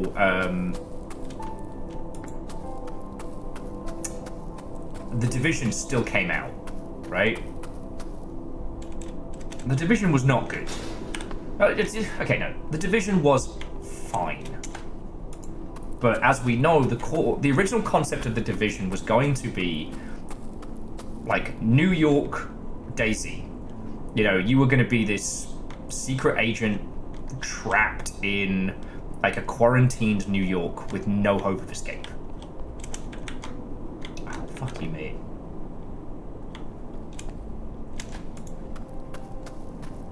And it turned into an open world looter shooter with gear score and, you know, where two guns end up being...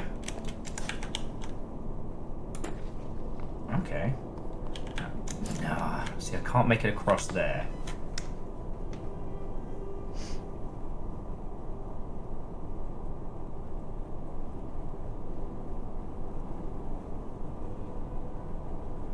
Rebel Gender, see, again, like, still wakes the deep. Showed proper Scottish accents, proper northern accents. You know, contain one of the greatest lines in video games. Jesus loves you, Kaz. Everyone else thinks you're a cunt. And encountering Atomfall, they couldn't fucking commit. Like, they were not... I did not encounter proper Cumbrian accents. And they had this opportunity to make, like, the squaddies sound all like Pip Pip Cheerio, Dad's Army, you know, really kind of highlight the incompetency. And then the supposed roaming bands, I mean, what would they be? They'd be individuals who've been trapped in this cordon zone.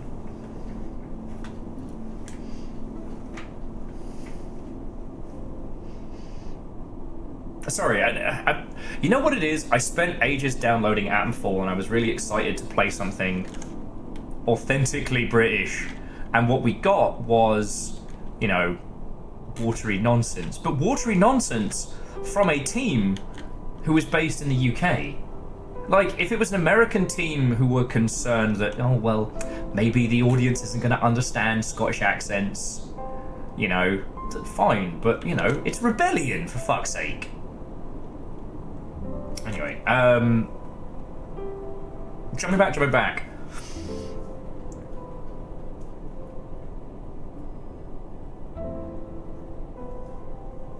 Angelos, I mean, Rebellion, I have let people go this year, but they were one of the big hirers in, you know, the British game dev scene. So one would assume they had some, like, you know, Scottish folks and whatnot. But no. So jumping back. As Aeon, was it Aeon? Oh no, Bram for saying, "Be weird or be ignored." I think is a good thing to stop burning into our noggins, right? Users will forgive a lot of weirdness.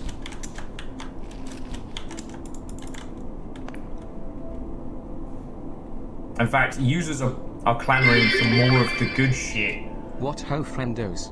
Once again I flex my ultimate foist. What shenanigans are we doing today? So AOP Caffeine, so before you got in, we just finished playing this game called Dream Barbecue, or perhaps I should say Chapter 1 of Dream Barbecue. It's weird, it's pure, I mean, for lack of a better term, dream logic. I forget what chapter are we on? We're on Chapter 8?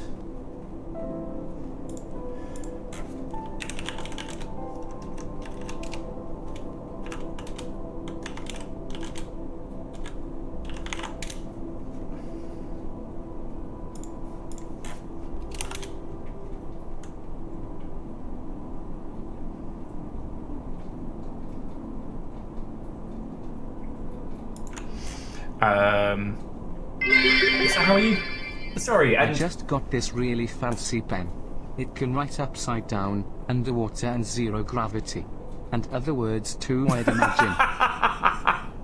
Okay, Civil Chaos, that's very good. Shout out to both C222 and Divershi, my pen sickos. Our pen stickers, I should say. And Simple Chaos, seriously. Thank you for the 200. The Yaldum is yours. What will you do with this? And Caffeine, like, since 1,000 years ago, where I fucking shanghaied you into running a miscreated day to now. Like, thank you, friend. And yes, technically Caffeine was the very first person to sub to the Longship, because Caffeine was literally in the room when I got to turn it on.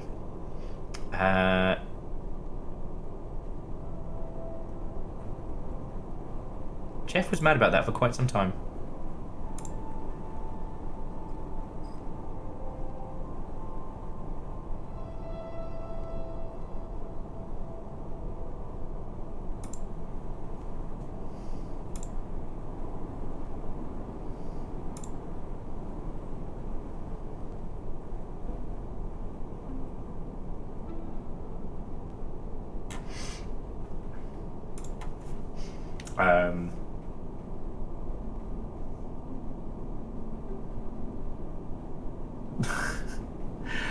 And actually, to counter what C222 said, you absolutely can tease pen enthusiasts with dad jokes, and should repeatedly. But yeah, to those of you who just joined us, so as I said, we just finished Dream Barbecue, and we've just been kind of talking about, you know,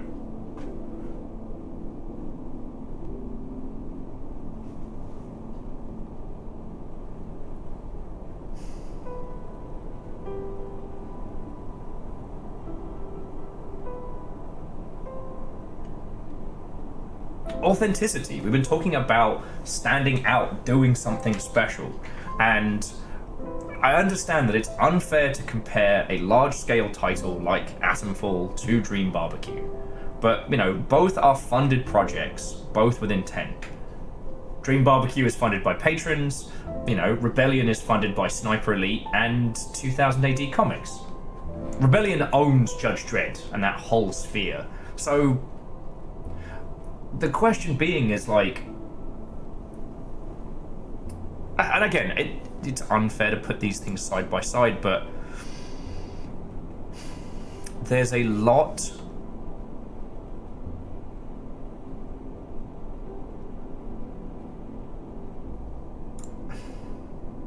there's a lot to be said of it, right? Because as I said, like, uninteresting games on Steam just fucking die. Like, they don't get discussed, and they don't...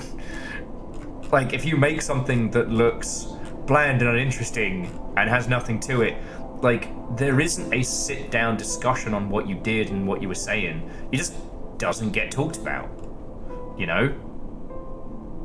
And sometimes that can come to...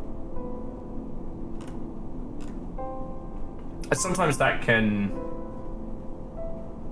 be down to a lack of premise. Sometimes that can be down to a lack of art style that gives you something to natter on, but... Like, Jesus.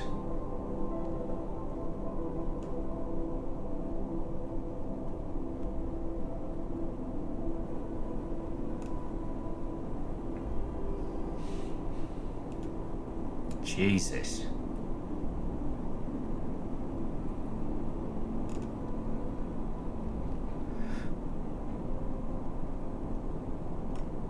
Okay, no, what I was going to say, that cussing was basically, if you've got a second friend, like, let me show you currently new releases. I would not be showing you Hentai Clicker, and there is definitely some AI art garbage in here. But so, like, here's Jeff the Janitor, co-op horror, you know, and from all we've discussed, like, what does this have to offer us? There is nothing about this visually or conceptually that even gives us a reason to stop and pause. Right? I mean, okay, cool. It's up to 5-player co-op. Great. What's here? Jeff, we can!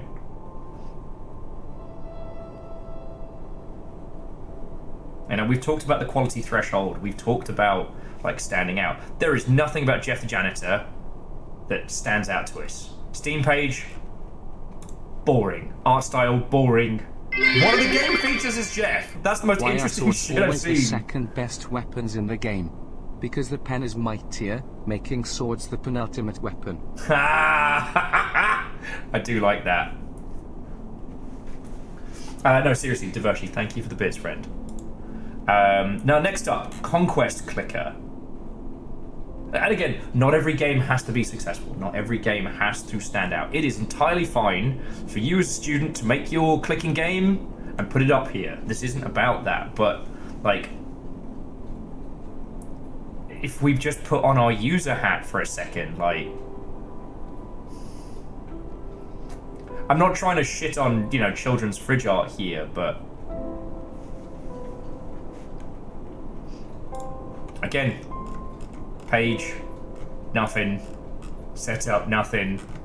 Like, they're already doing their own pixel art. Like, why not get fucking weird with it? And, like, we can continue down. Double DF. I mean, it's a fucking bullet hell, alright? Unnatural. Okay, I'm bringing this one up because, like, again, there is nothing about this that stands out in any way, shape, or form. So what would a good page look like without a AAA budget? I mean, I can show you the gold standard and we can pick out a few good ones. PVS, would you prefer that rather than dunking? And seriously, thank you all for the bits.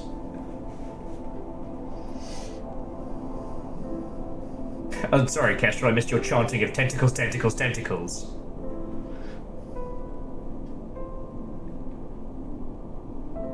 So how does a page for this compare to Placid Plastic Duck Simulator? I'm glad you asked. This is Placid Plastic Duck Simulator. Like, look at this asset off the bat.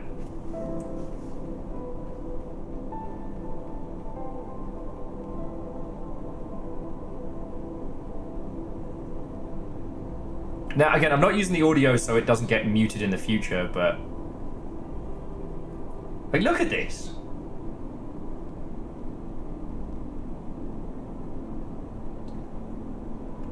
Yeah, it's already given us a chortle. And the fact is, like, it's committing to its core concept without any apologies.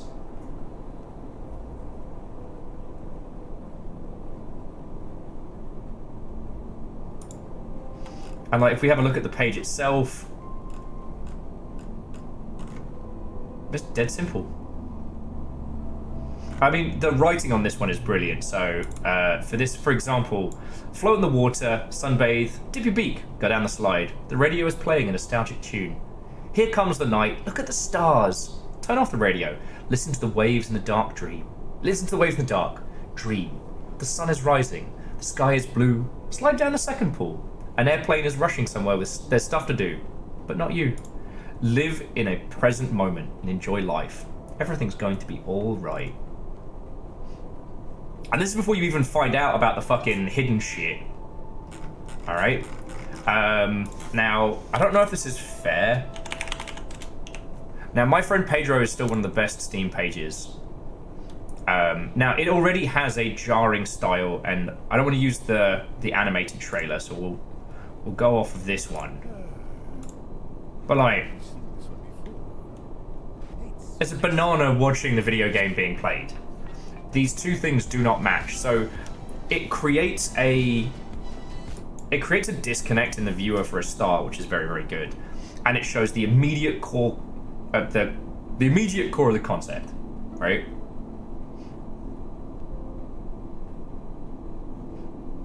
But if you have a look at the Steam page itself,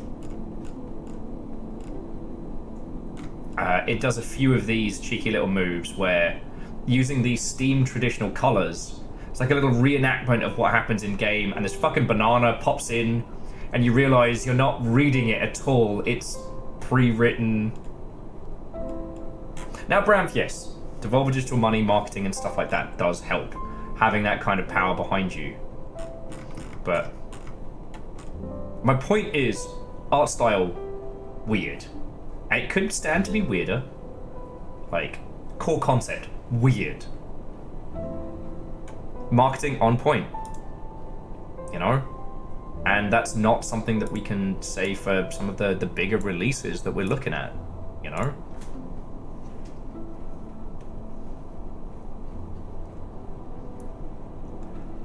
Verdant, I did it though. I did it.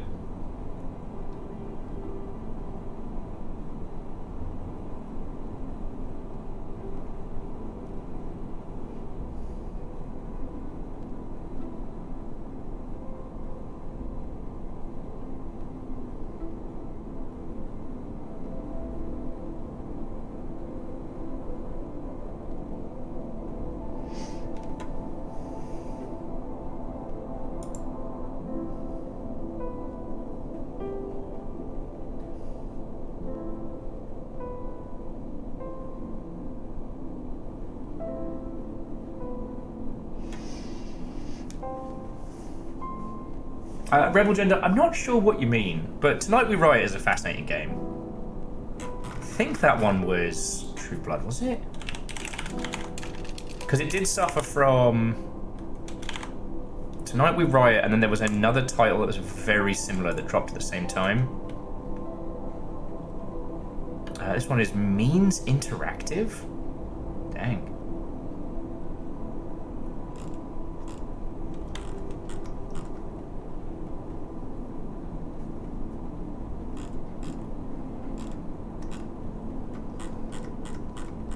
I mean, Tonight We Riot is fine.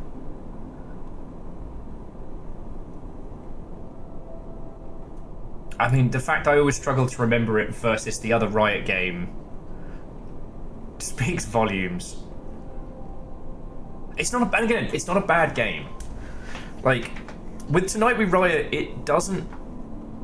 I would say Tonight We Riot doesn't commit to its core art style. There's kind of like cutie patootie pixel art jiving. The key art has got that kind of like hand-painted Mega Man original box art vibe, which is fine. It's fine. But at this point, I'm just reviewing Steam pages now. Sorry.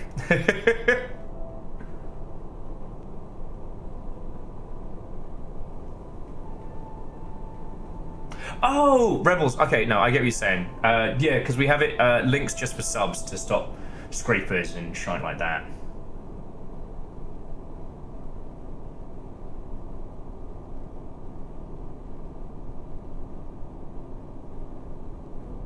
Huh.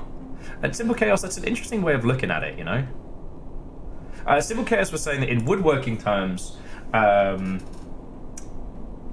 describing something less than stellar is breaking the edges. Sanding down the edges and catch points to make whatever it is more pleasant to hold and handle, but you can overbreak, make something so smooth, you have a hard time getting a solid grip on it. God, that's a pretty good one.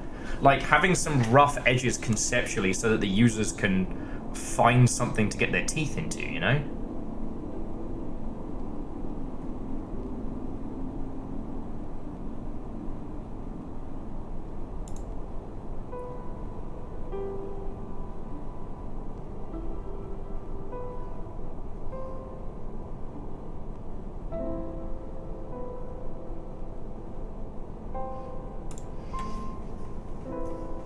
And I think Angelos, yeah, I agree with you. It describes the AAA philosophy so well. In the fear of losing people, you know, everything becomes sanded to a mere sheen. And it loses that heart. Like, honestly, it's so wild when you look at these things from a shamanistic view like we do, because it seems so easy to see. Like, accessibility, yay. Yay, accessibility. And, you know, teach by play and assuming the user hasn't seen everything. But, like, there's nothing to grip onto with Atomfall in its initial. You wake up in a bed with amnesia. There's nothing that brings you into the world. You get a very naff,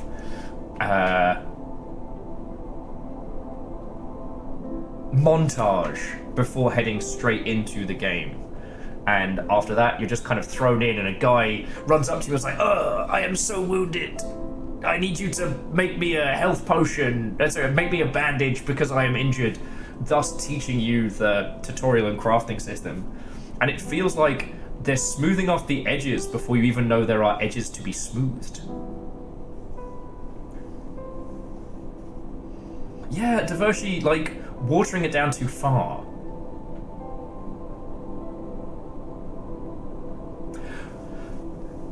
Yeah, well, I wouldn't deign to pretend like I know what that looks like in tabletop world. Like, that's a different skill set, a whole nother kettle of monkeys. But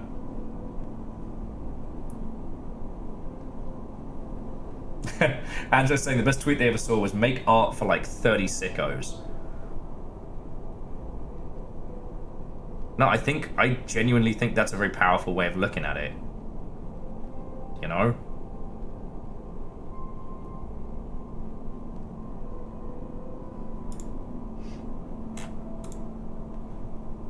Okay, I think I've got it. Because there are always more sickos. And the thing is, like, the sickos is where you get your authenticity from, right?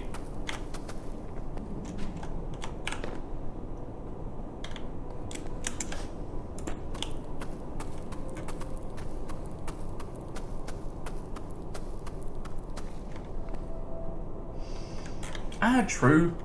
And so Devoshi, I think the equivalent of the you start in a tavern, or, you know, there is a grizzled ranger behind the bar. Like, with a lot of those tropes, I do feel that they come from people who spend too much time in the space. Like, I try not to... Oh, and Rebel Gender, as always, lovely chatting with you. Woo! Dee.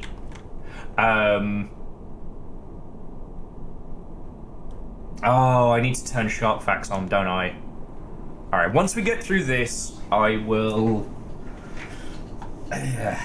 Once I get through this, I will return to the debt I owe, the debt I have to pay. I will turn back on the shark facts I promised.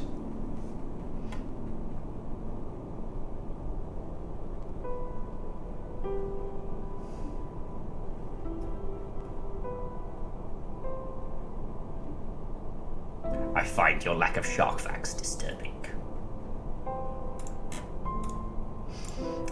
But we're kind of scratching at 3 different points, and I want to make sure we're hitting the initial one. PBS was saying that in order for a piece of media to be good, it must commit to being something specific, something focused. If you don't have a target demo, you will at best produce mediocre, nonsense because you're afraid of alienating a portion of the market. Yes. And a lot of that does come from things we've talked about prior. Over-bloated budgets, the expenses, that creating the fear.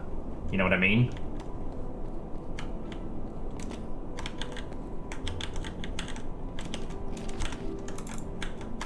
Beans.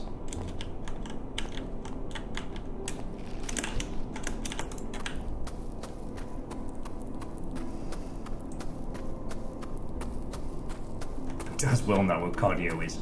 Not if I can fucking help it. I was never good at cardio. Like, even at the height of my physical fitness. This comes from having a tiny torso. Okay.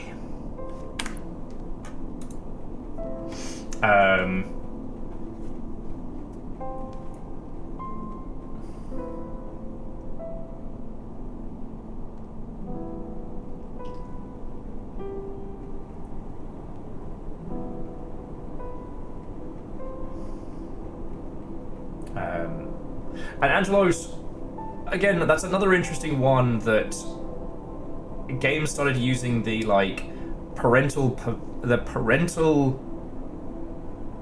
perspective and then losing that child as a way to motivate the character.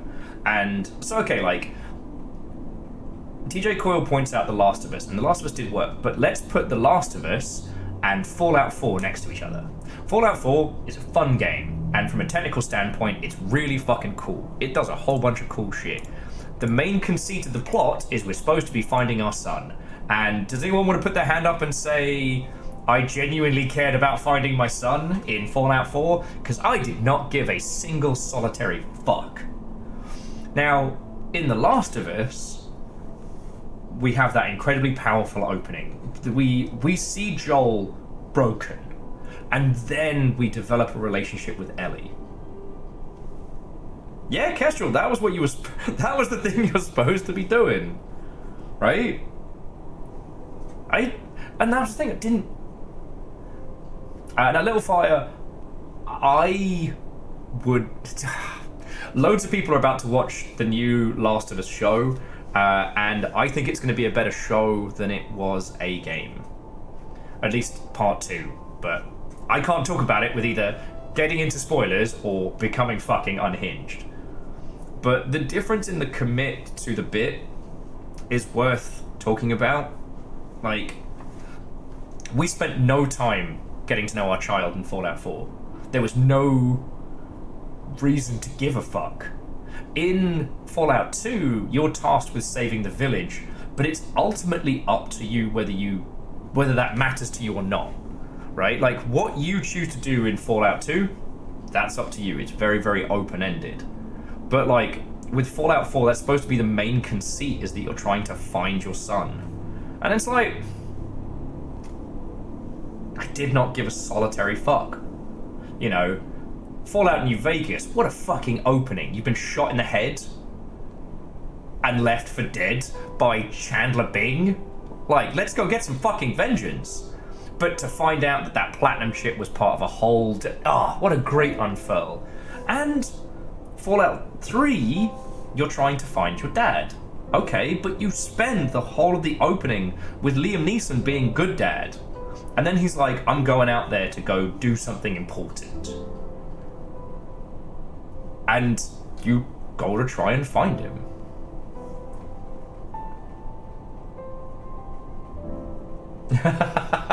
Actually, Imperios, I've been considering a modded Fallout 4 run for the Longship for a long time, but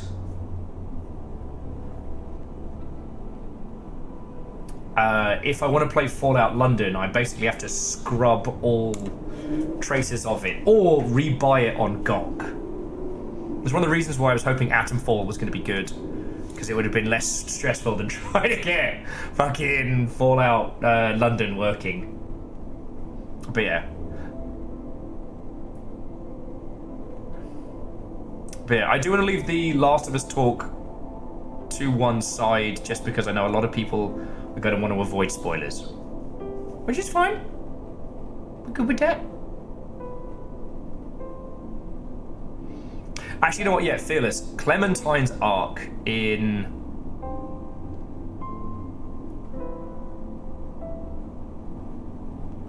Clementine's arc in The Walking Dead is another good example of, like, creating a paternal link. Getting that good parent vibe going.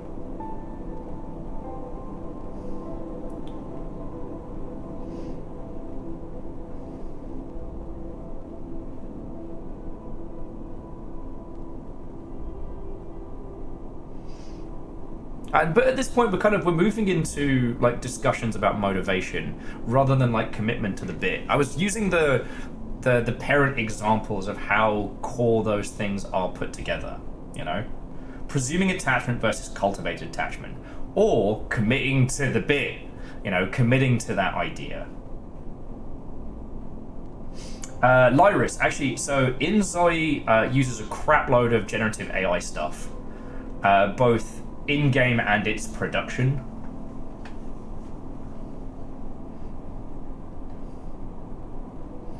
Yeah. It is currently doing well on Steam because it is the only Sims competitor that has come out. For some fucking reason, Paradox killed theirs. Oh, and Angelos, I don't want to dismiss what you're saying about Echo the Dolphin, because it does such a good fucking job of having you like commit to it's your pod and you have to save them. So yeah, like Lyris, I'm not going to give you shit if you or people you know are playing it, but I would advise against it.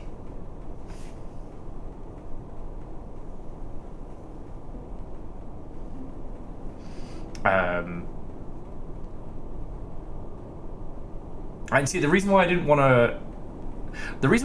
to bring The Last of Us into this conversation too hard is that The Last of Us did commit to the bit by just pouring money on the fucking problem. Just pouring money on the problem.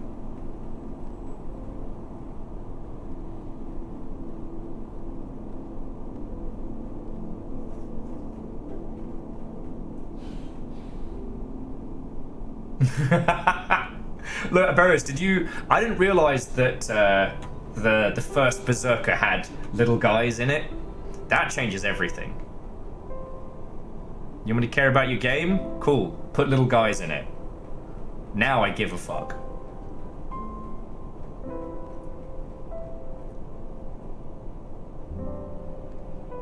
And if you haven't seen the little guys in Kazan, I keep saying Kazan, don't I?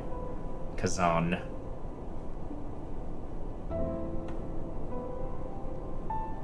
And you know, at this point, I think we're just listing games that did a really good job of committing to their initial premise. Firewatch did such a good job. And the opening is just a text adventure that has you create the reasons for why you're doing it. Now, Jet Set Radio, I'm always down to talk about Jet Set Radio. But I feel it's unfair for me to bring that one up because, you know, it is representational of a fascinating subculture that slaps.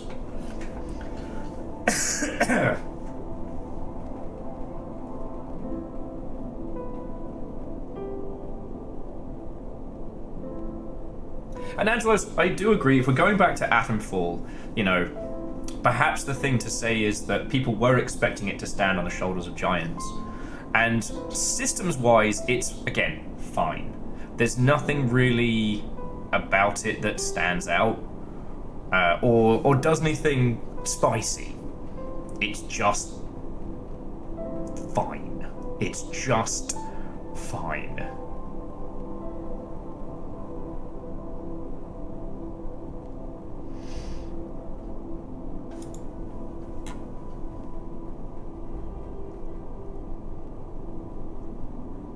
Oh, DJ Coil. I mean, again, if we're just listing titles that commit to fucking everything, Duskers is incredible.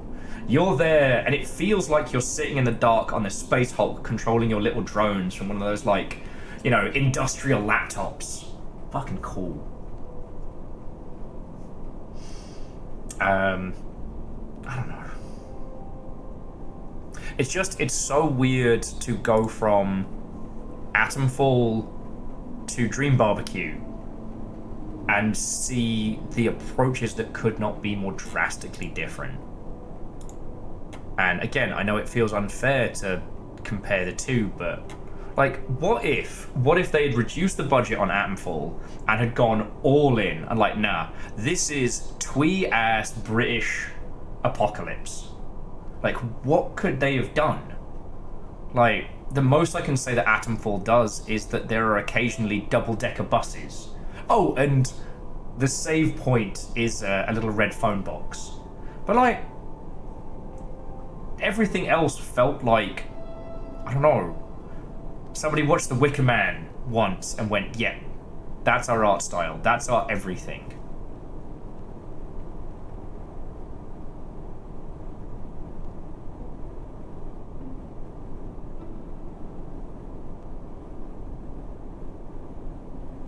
You know what I mean? Yeah, I mean, Sir, You're Being Hunted did a great job, like, tweeifying an apocalypse.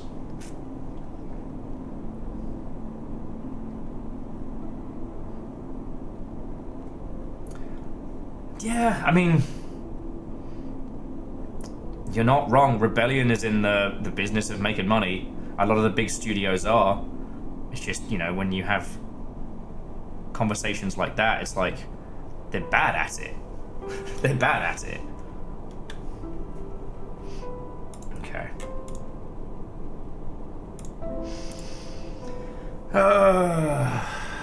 Where is it? Where the fuck is it?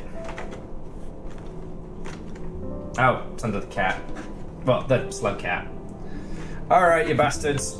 I said I had turned it off just because my voice was shot.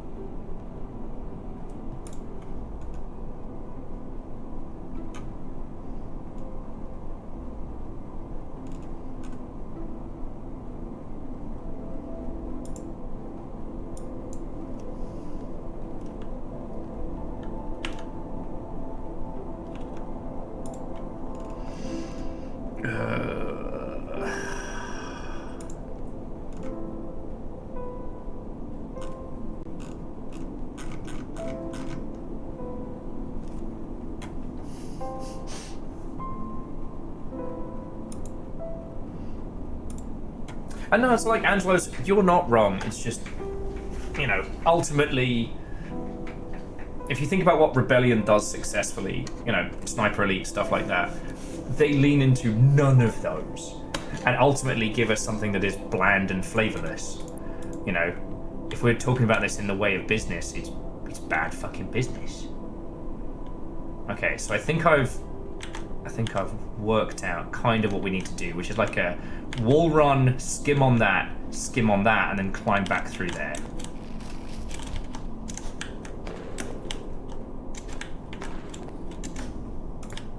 Like so.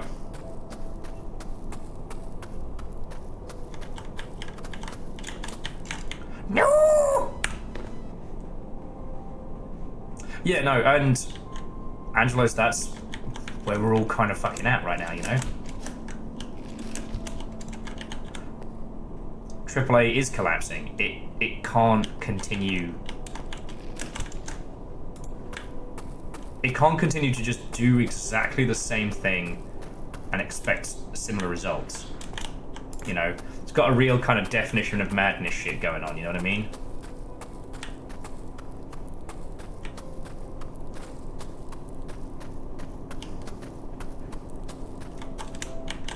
Ooh. Whew. That was really bad.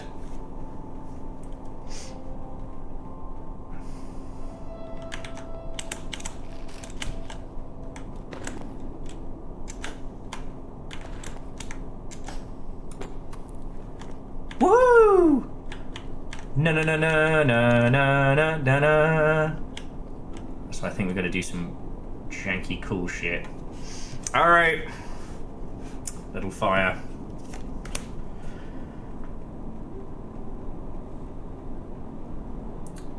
This shipwreck was the front cover of Paris Magazine's 1906. It illustrated one of the sailors' most common fears, that sharks in a feeding frenzy swarming around a sinking ship, picking off survivors one by one. That's one. Alright, 2 more for Aperios. Disease was common among early explorers, and dead bodies were often thrown overboard, which sometimes attracted sharks. Superstitious sailors believed that the presence of sharks foretold future deaths.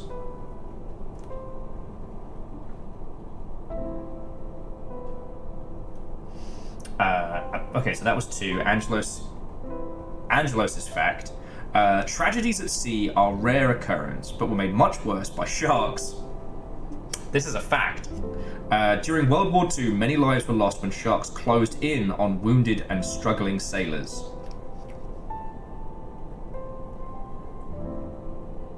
Jesus.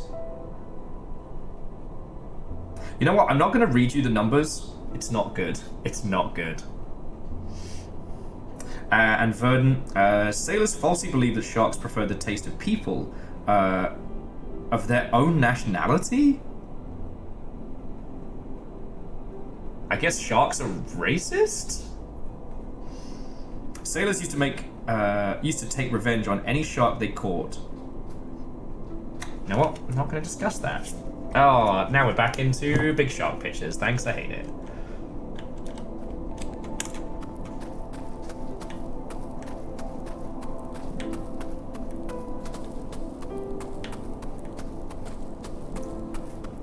Humans be weird, yo.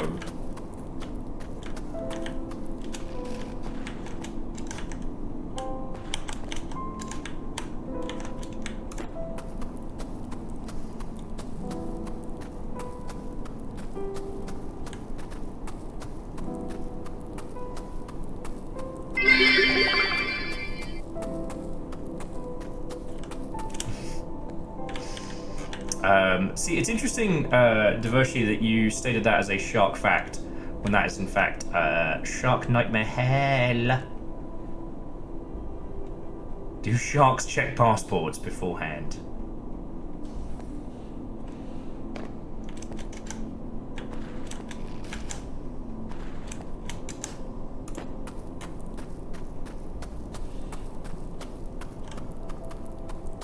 But yeah, during the war in the Pacific, yeah, that was one of the few things that Jaws got right, was how many fucking people got obliterated by tiger sharks going into the water. Which I can't necessarily fault the sharks for, as much as I might want to.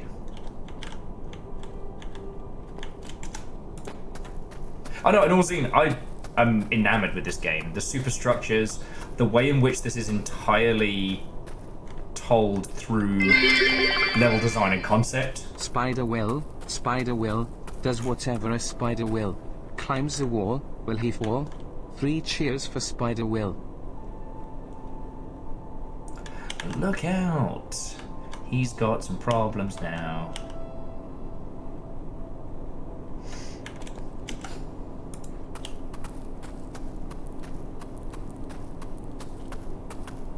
No, seriously, and PVS and all of you, thank you for throwing in bits and everything. Whichever of you spooky Mother Hubbard just gave Arrow Griffin a sub, that's really cool of you. You know? Last time I had to deal with Twitch adverts, it was a gentleman trying to sell me a minivan in Spanish.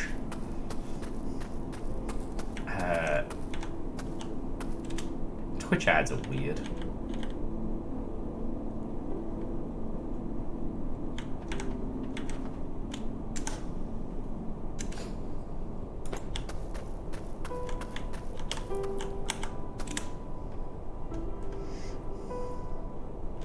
And like, I don't mind them per se.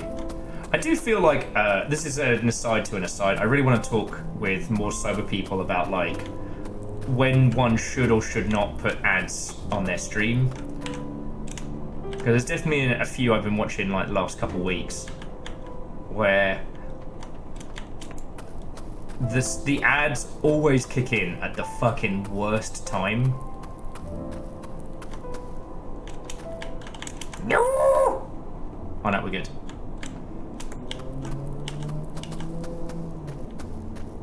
All ads all the time, let's fucking go.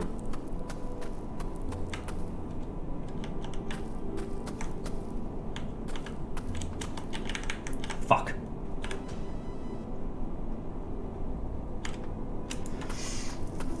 Oh, and Arrow Griffin, what and welcome. That's the long ship. And to Lyris and everybody who's also filling the pint glass, that's fucking cool of you.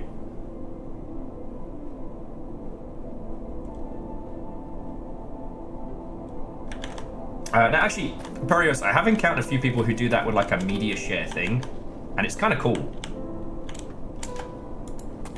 But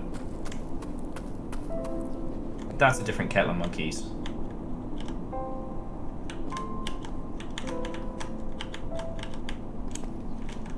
Oh, alright. No complaints here.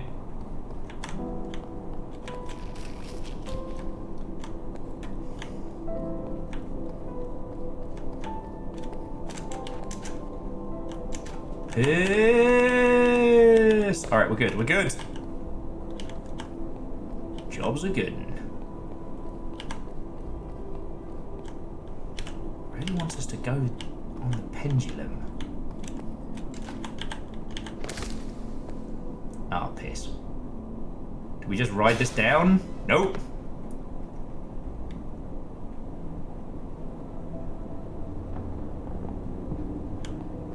Oh, fuck. We have to go back down?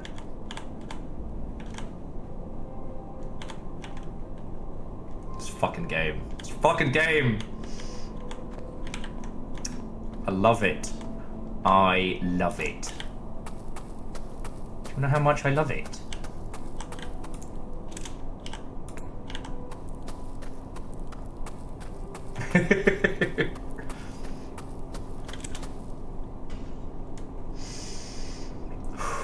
Not for the faint-hearted. Anyway, so jumping back, like, look, Rebellion are going to be fine. Atomfall has been very much, I'm gonna say subsidized, but like, that is a game that Game Pass has funded, essentially. And that's alright. Alright.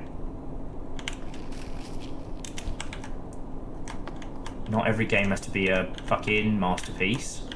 And not every game needs me deconstructing the fuck out of it. You know. In theory, the Game Pass subscription model should be what keeps a lot of these like mid-sized devs or mid to large sized teams going, because they can do like siloed projects that are predominantly funded by stuff like Game Pass. Like, that's good. Ah, pee. Ah, poo.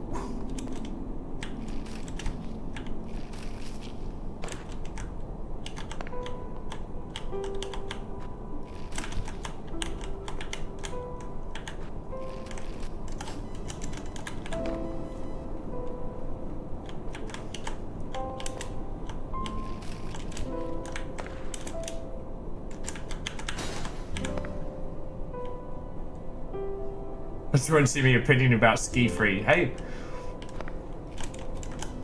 I find myself being like one of the few who remember the way of ski free. And I try not to be the old curmudgeon on the internet, but someone was saying online that if you skied at if you held the boost, then you could avoid getting eaten by the Yeti in ski free. And actually, that's not fucking true at all.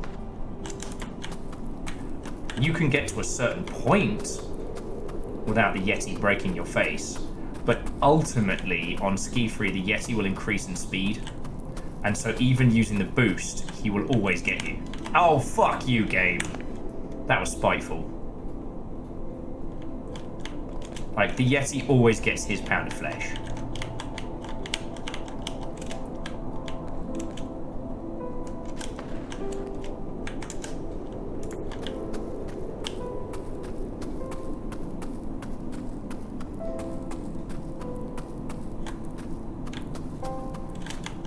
Piss.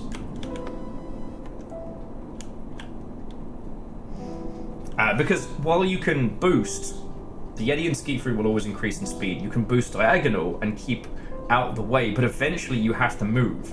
Because if you hit a rock, if you hit a tree, if you stumble, he consumes you.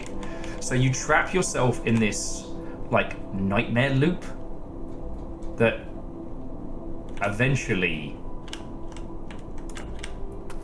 the Yeti gets his pound of flesh. Which is kind of fucked up.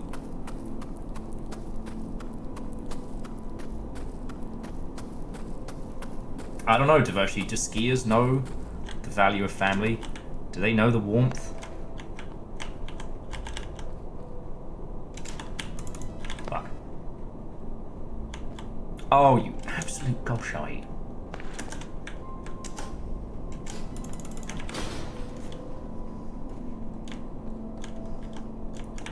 Video games!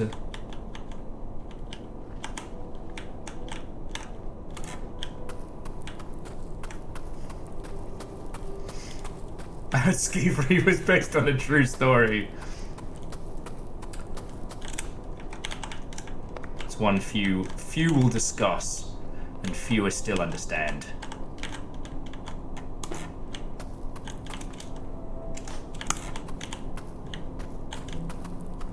Oh, I may have fucked up. Oh! Hesitation was nearly my downfall.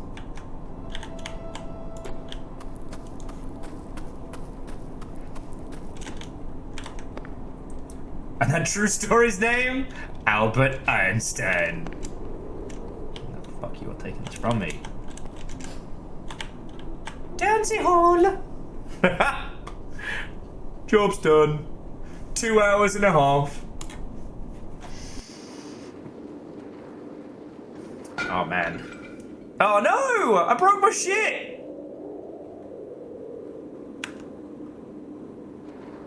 Bad times for being a robot.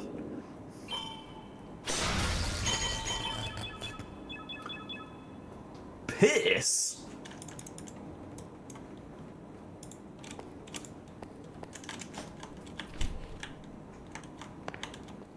It's cool. I didn't need those.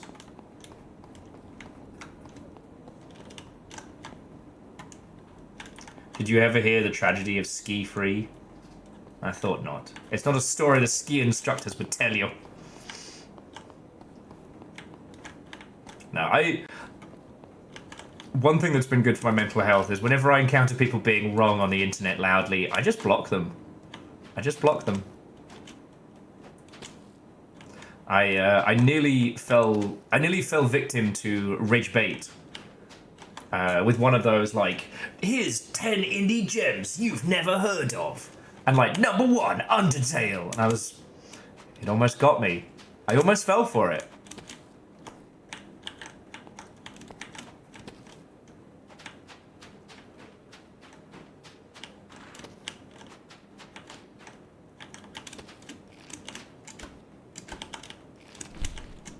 Book.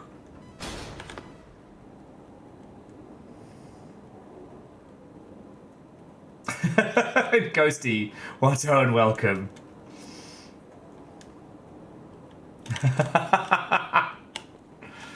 Okay,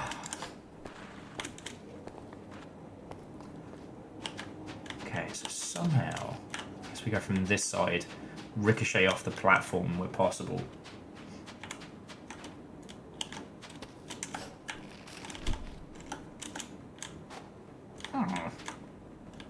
Potmus Geo.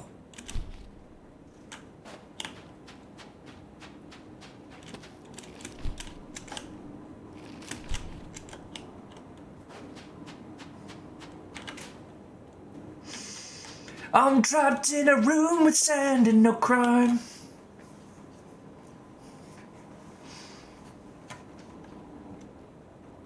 I will say, if any of you have had the chance to play a bit of time with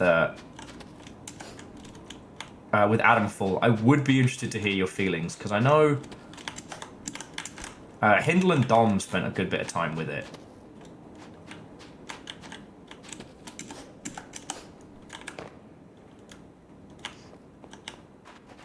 And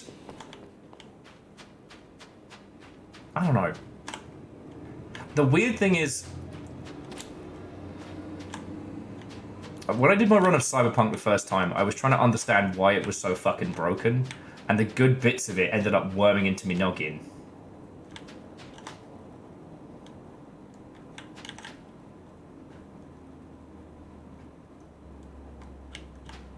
Ghosty, I'm not sure what that means. My uneducated ass doesn't quite translate, but I am assuming because you're excited that it is very good. Now I've got to crack this. Oh.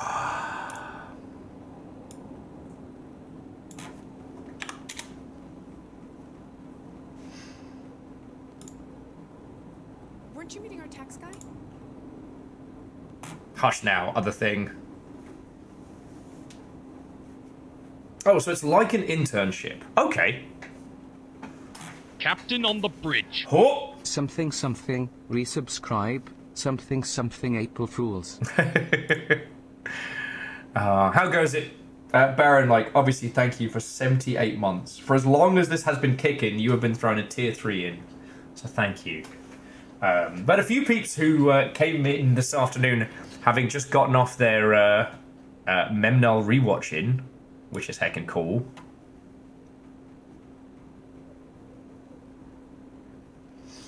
How are you doing, friend? I'm currently chipping away at Lorn's Law.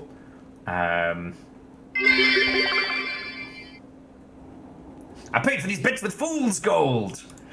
Ah, yes. It's weird that Jazzy Jeffy B accepts fool's gold as a valid form of bits payment. That's so wild. Got out of the electrical class today, got art supplies and booze on the way home. Fucking yo. That's living, friend. That's living. I am scheming up our plans. This Sunday is Longship Day the 7th. 7th anniversary of doing all of this. So, trying to decide on what I want to do or what we should do as a squad, you know? Today's been an interesting one. We finished playing a game called Dream BBQ, based on an online animation, and it was wild and weird and wonderful. And we were just having an interesting little talk about. Baron, you don't know that? Could be. Anyway. We were having a long talk about like authenticity and intent on art. And the over-smoothing of larger commercial products. Oh, here's an example, a title that doesn't go for the over-smoothing the wrong way. The Yakuza series? They've been slowly taking the edge off their titles for fucking years.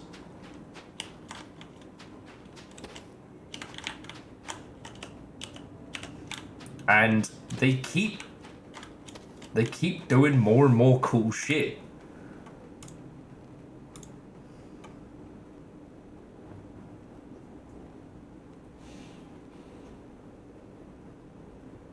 And honestly, it's fucking impressive.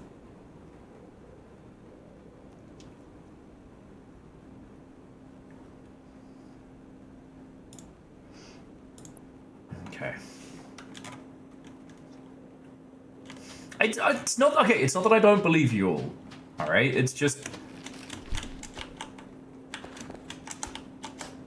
Fuck. It's not that I don't believe you all. Just. I assume nothing. All right.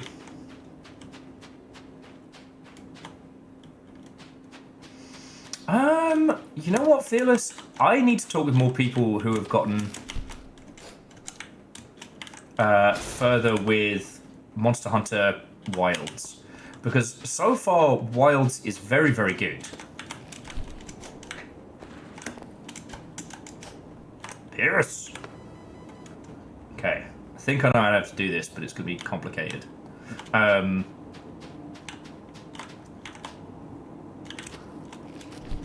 But something struck me while I was planning the schedule for this week, which was... Oh, fuck you, mate. Something struck me while I was planning the schedule for this week, and that was... I don't know why... I have no... There's nothing pulling me into Monster Hunter Wilds other than the chance to play with all of you lot. Does that make a weird sense? There we go! Like, the reason I want to play Monster Hunter Wilds on Saturday is not because I feel the need to, you know, get better gear and get tooled up. It's because I want to play with you lot. Does that make a weird sense? The Sunken City. Spoopy. We don't have climbing gear anymore.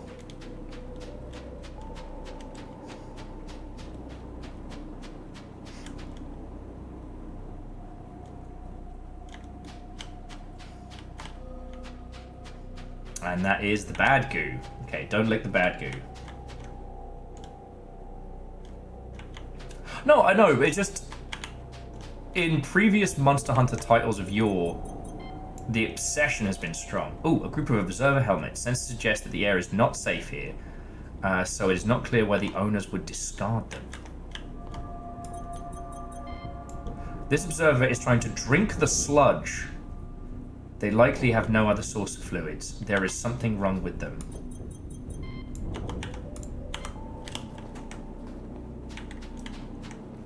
That is weird, because that is the same thing that...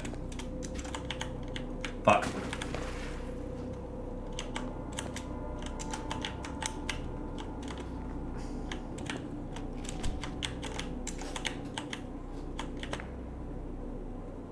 God, it is... Fuck. I don't know. This is the thing, I need to spend more time with it. This isn't a fully fledged thought, and I don't think that it's a critique on Wilds either. Like, I think Wilds is brilliantly brought together. You know, I think it is a proof that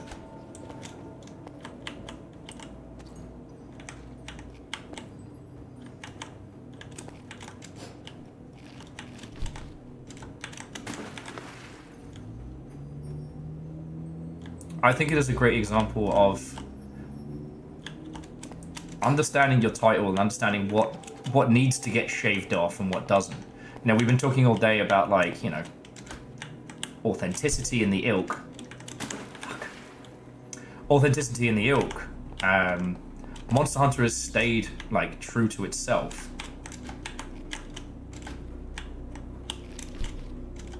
I do not know where I am fucking going. Oh.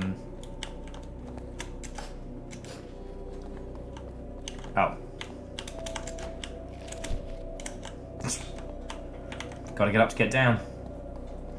Monster Hunter stayed true to itself the entire time, and they've, like, stripped out the bullshit. For the better, at least in my humble opinion. Like... No one is sitting around going, I miss when you had to make your own paintballs and monsters would just disappear and fucking ruin your day. Am I in trouble? Maybe.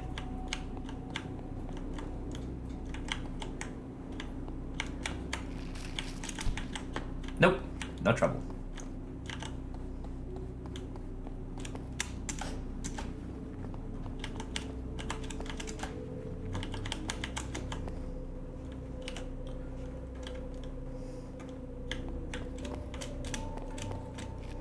But maybe because we finally got to the point where everybody's hanging out and playing together, maybe I've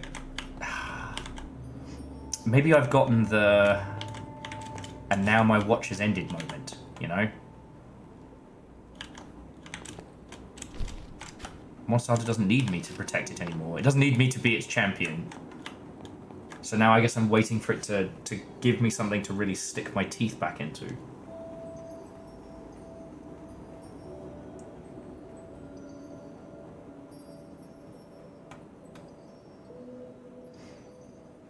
And Angelos, I would need to talk to somebody who's been involved in the Japanese games industry way more than me. Because I know what you mean, right? Fuck. Beans. But it seems that the death of like the medium-sized project, fuck, feels very pronounced in the Japanese games industry.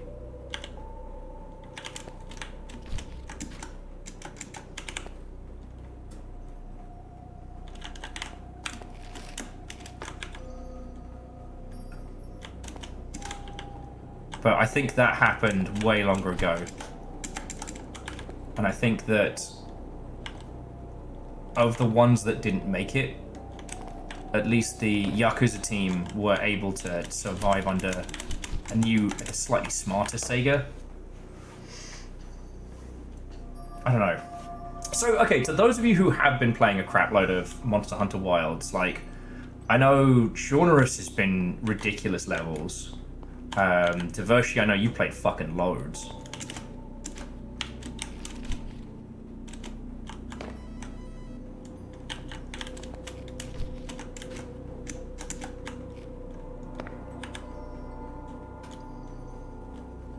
Oh, and Ghosty, have a lovely rest of your evening, friend.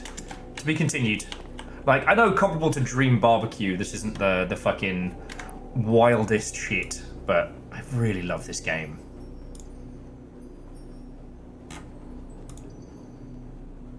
Well, I also felt Nova, like, the Yakuza series is very, very silly, but it feels like creatively they let the dev team have fun. Like, you have the core story, and the core story and the experience stays the same, but they let everybody fuck around with all the other stuff, and I think that keeps the team from getting too burnt out.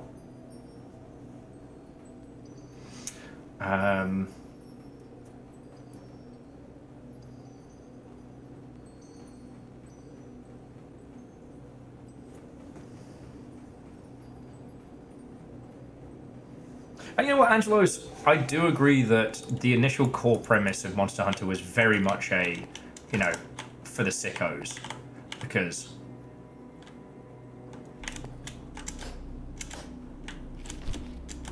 beans.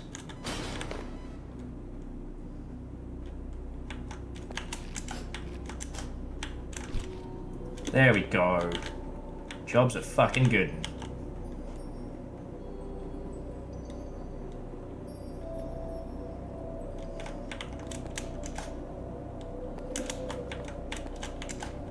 Because the initial premise really was, like, you are a regular person and you are hunting monsters, and those monsters will fuck up your day. Now it's fallen into this... I shouldn't say fallen. Now it's become this group boss attack experience, and I love it. Like... Oh, so the observer says, I don't want to be here anymore! Oh, where? Jesus. Those observers, it's all about them. Ah, oh, piss.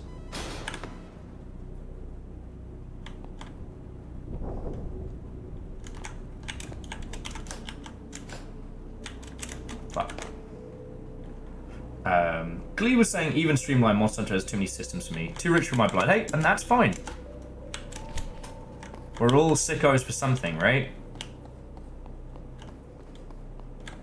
And, like, the important thing when analysing games is knowing when the problem is coming from inside the house and when it is a fundamental problem. You know, most people with my complexion who have a presence on Twitch.television, you know, it's always the game's fault, never the person, right?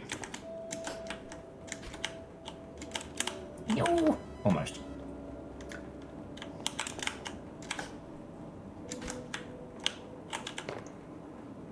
And, like, understanding the difference between those things is easier said than done. There we go. There we go! Oh! That was full-on butt clench o'clock. Yeah. So here in the Longship, it's like analysing and understanding a game that you yourself aren't a fan of or don't want to play is really fucking powerful. You know, especially with stuff like today, like with Dream Barbecue. I know most folks probably wouldn't have tried that. And I don't mean so much you, but like... Beans. Okay, gotta get this angle right.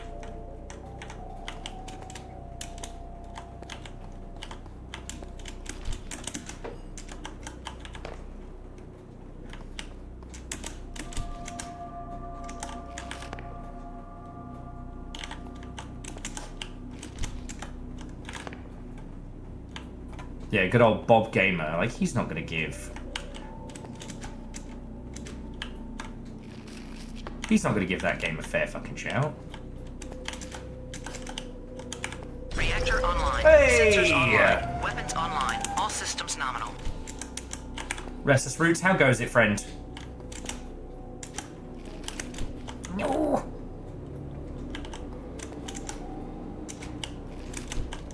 There we go. Back of the net. And there's the combo. Restless, how are you doing, friend? How was your stream? What were you up to? Jesus, 23 months. What made you putting up with me? Oh yeah, no, Nova, like, I'm so glad we've got just the right kind of sickos in the Longship, because Ginger was fucking cool, right? But if it wasn't for the squad that we had, I wouldn't have been able to fucking do that game. Like, that was some next level sicko stuff. And that's brilliant. You know? We need more sickos, not less.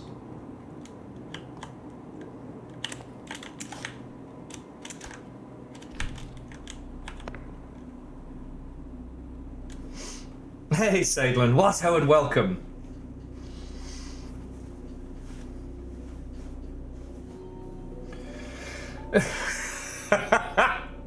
So Restless Root said, and I quote, "We named our stream, let's not TPK this time."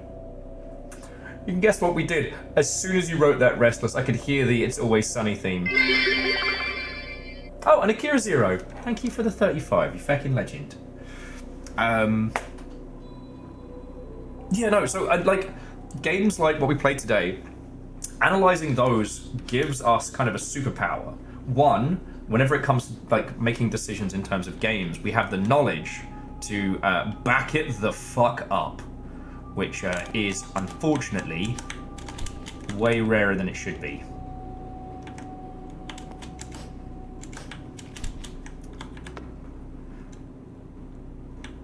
Is that what I'm supposed to be aiming for? There was a strange small man on the bus who kept ticking every 1 second. My friend told me not to worry about the metronome.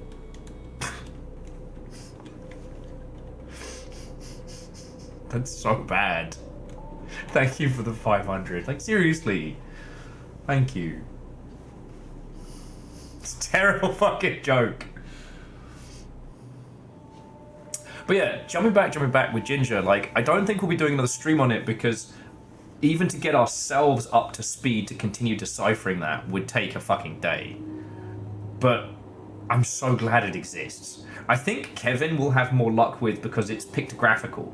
Like, Kevin is a hieroglyphical language which we decipher. Like, we can say, you know, squiggly bird equals thing. We can write our own, like, dictionary, essentially. But with Ginger, I don't know.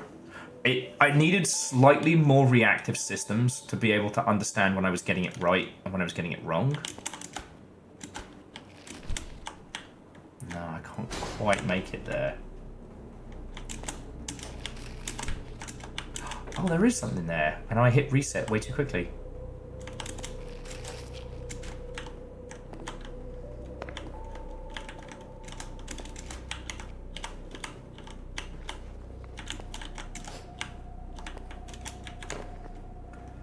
Okay, calm, Will. Calm. Okay. There we go. There are the windows I'm aiming for. And Lyrish, thank you for filling out the pint glass. Akira Zero, the Jarldom is yours. We've had a distinct lack of Jarl's decrees today. Keep this up and then start feeling like I have something resembling control.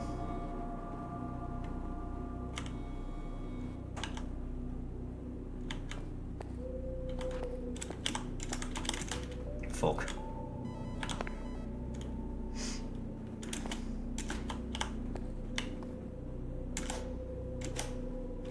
Fuck.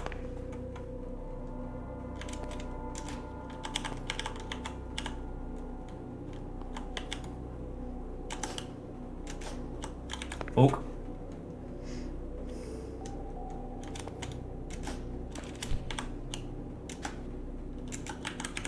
But I would go so far as to say as like, you know, we keep talking about like the business of games and shit like that, and it's like, if more of the small publisher space could work out how to make, you know, repeatable projects like Ginger, and fuck like this, like that's where the fucking cash is.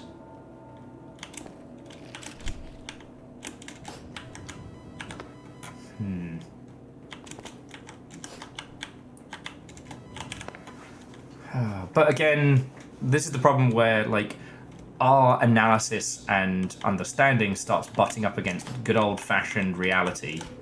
Fucking bastard that it is.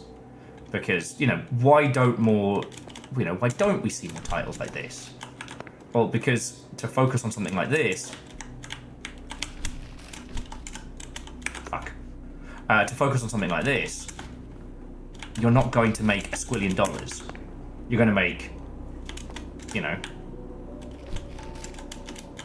you're going to make a sensible amount, but not fuck you money. You don't make fuck you money on a game like this. Now, yes, some of us would be happy with some money.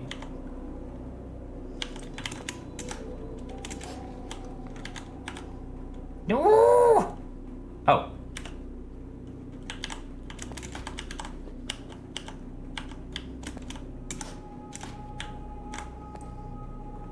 You know, some of us aren't looking to make Mr. the next fortnight. Some of us are looking to create a sustainable environment for making games. I don't know where the fuck we are, but this is cool as shit. And it shouldn't be weird to be saying that. Ooh! Kira Zero, fancy. That's just a pile of skulls. That's most of John Warhammer's 40,000 skulls. Not a lot of people know that. It's not named after his 40,000 hammers.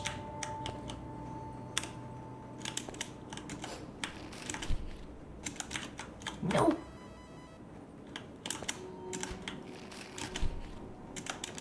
No. No.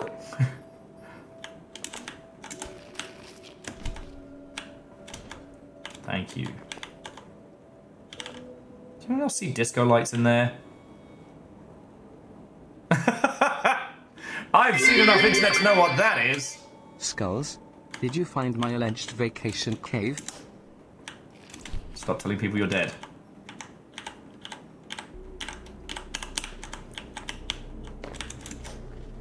I think I did find Vacation Cave. No. I'm watching the Weird Channel.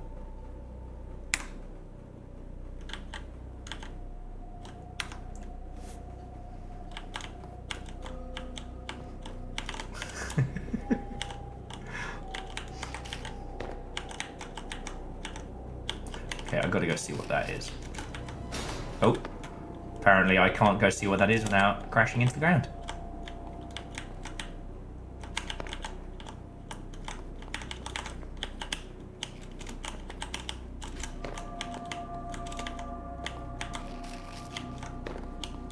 Water. Blip, blip, blip, blip, blip, blip, blip, blip, blip. Blip, blip, blip, blip, blip. That's the screenshot with threatening aura. It's Anna on the telly! I'm sorry, friends. I think that, especially on days like today, I think I use you all as a sounding board for my frustrations. You know, I hate how obvious it is to create sustainable environments in games, and I hate that I hate how much time we spend here, like, knowing what we should be doing and where we should be going. I wasn't supposed to see. I can't catch up. The lions are waiting. Oh, I wasn't supposed to see. Mate, don't drink the ooze. Don't drink the ooze. Don't drink the ooze. Don't drink the ooze, you fool. But no, and I think that on days like today, when we're looking at stuff like, you know, this and Dream Barbecue, and we're talking to, you know, friendos who have created, you know, sustainable ways to make video games, and you start feeling like you're fucking crazy. You know, you deal. Oh, I don't like that. Sometimes you find yourself dealing with the biz dev wankers, and you want to start smacking people. Because I'm not a biz dev genius. Right? Like, I'm not some fucking business savant. There's no knowledge that I have that aren't around. But yet, the amount of dingleberries that we end up having to listen to.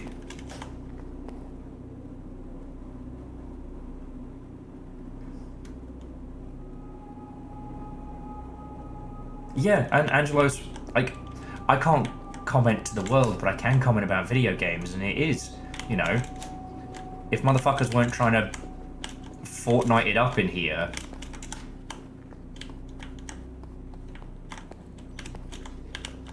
you know, like, love them or loathe them, at least with, like, Epic and the Epic Store and the grants and shit like that, at least they're using the money to fucking give to people.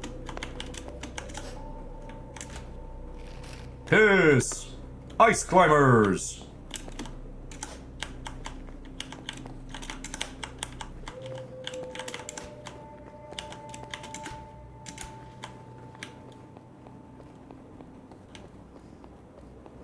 But, you know, Epic could have basically created like a sustainable farming indie dev scene within Epic.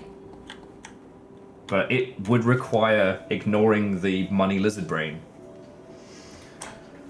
Viral says, put more nudity on the first screen of your games. I keep saying this.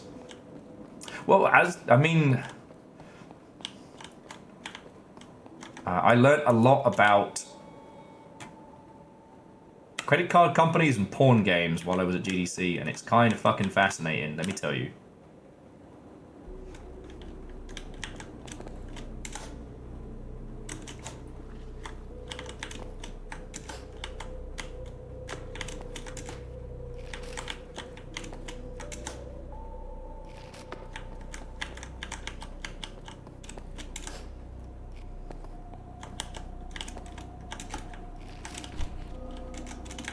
No!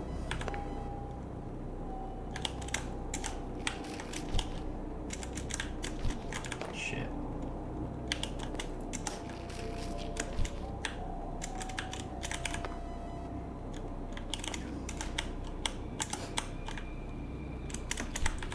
I can do this. I can do this. Yes! Champion!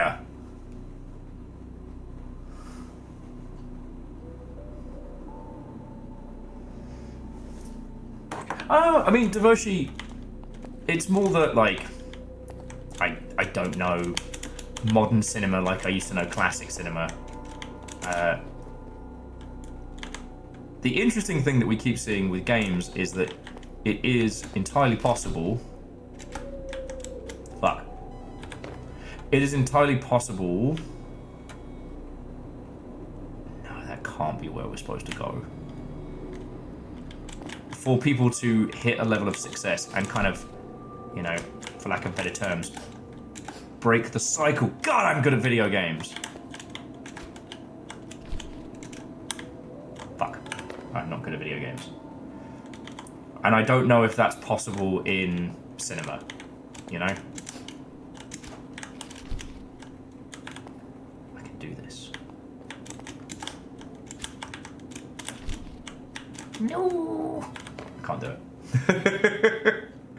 Like, I don't know the fucking state of, like, financing in films, you know? The last thing I remember watching on the subject was the gentleman who did Dread 3D.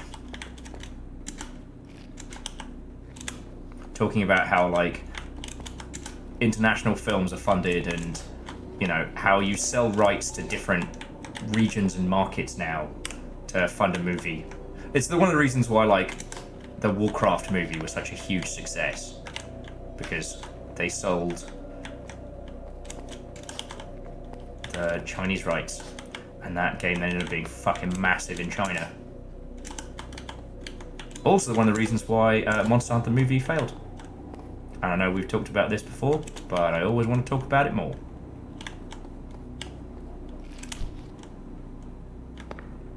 But these days, like, I don't know what the state of cinema is.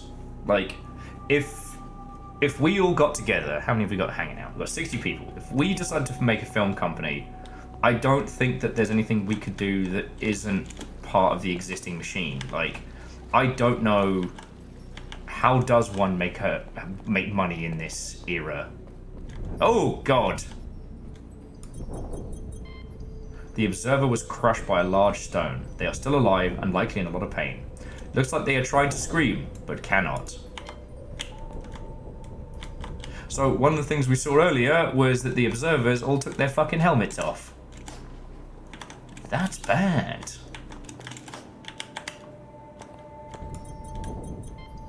Unidentifiable entity. Thanks, I hate it. What's up? There's something wrong with the air here. It's getting harder to breathe. It's getting cold. Horrifying.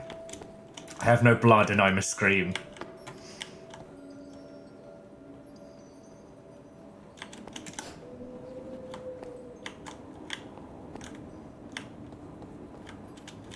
Anytime I hear that hoo-woo, it means I know we're going to end up having to do some fucked up shit. There's a lot of skulls around here. But yeah. So, like, I know I get pretty arsey about comparisons to film and television. I think right now, with the state of things, I don't know if there's any lessons to be learned from cinema, but... like, mostly my disdain for the discussion of, like, film industry stuff comes from having to listen to old white guys trying to tell me how it is. Like, the whole Netflix of games thing didn't come from, you know, an emergent market or from someone being like, oh shit, you know, people are really enjoying this PS Plus thing. It came from, you know, dudes looking at other old dudes being like, oh man, that Netflix thing makes a lot of money. We should be making that money.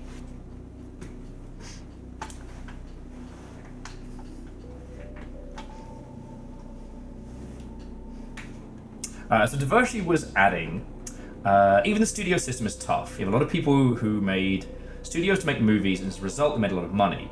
They were trying to get rich, but they wanted to do it by making movies. Game had that for a little while. Small publishers became huge, but not nearly as long before corporations figured out it was their next big money grab. Yeah.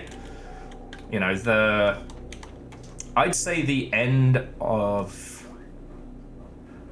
I'd say as soon as Sony and Microsoft moved in, Like, I think they, air quotes, got it. The cool things, games with the availability of personal computers. Yes. It is interesting how cinema basically managed to, you know, cheat itself out of value.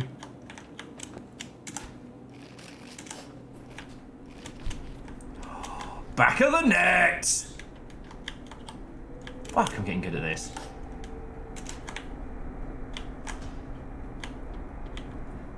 This megastructure is horrifying, and that is the goop that makes you go crazy.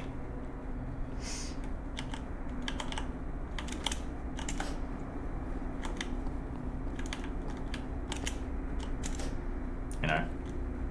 As you know, I am obsessed with the business of video games, but in the premise of, you know, I don't want to make $1 squillion. I want to learn how we can make more fucking video games, you know?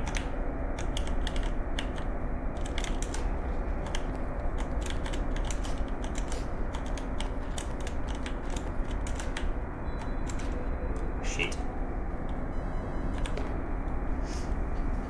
Angelos was saying it's harder to have a low-budget movie go viral the same way Balatro did. I mean, that sounds right. Oh, I had to head back up there. Okay.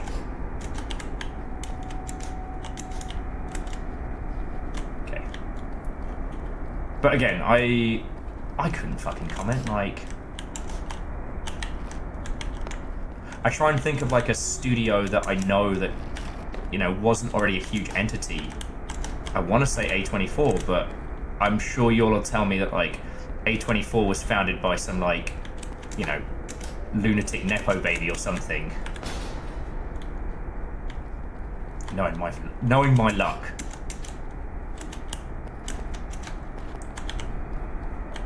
Man, I am clenching cheeks to move up this place.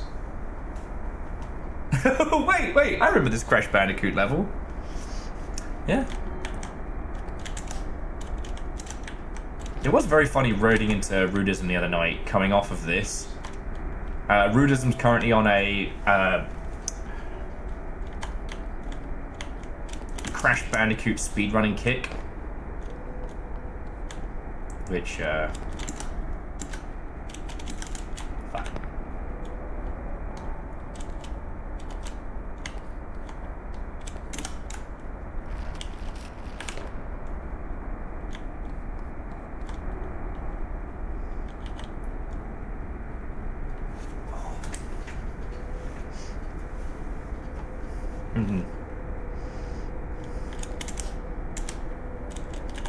I also wonder if a Steam for movies is possible. But again, you lot would be the people I would ask. Because if there's one thing that white guys are the absolute fucking worst for, is assuming that one kind of inherent knowledge is directly applicable to all other industries. This way. Not quite. You know. So, A24, they weren't evil rich folks, but the founders were already really well established in the industry before they founded the company. It would have been like 3 industry leaders from Activision, EA, and Naughty Dog coming together to start their own company. It's indie, but not really. Okay. I mean, we have seen some of those. I'm still worried about Devolver. I think them becoming publicly traded was a mistake. I don't think that's a controversial thing to say.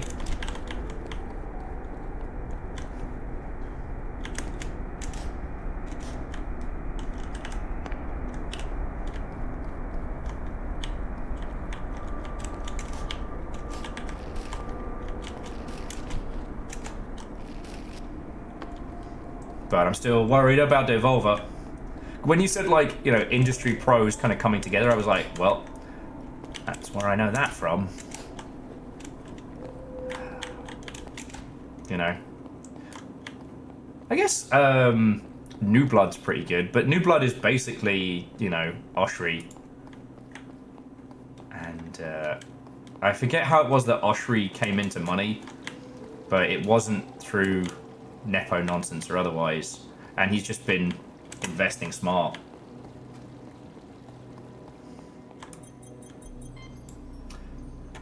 A statue depicting a religious symbol. The same symbol can be seen in the cathedral window. Ooh. Very arty. And if we go back here, we can kind of create like a little, like, ooh, sinister nobule. I don't know.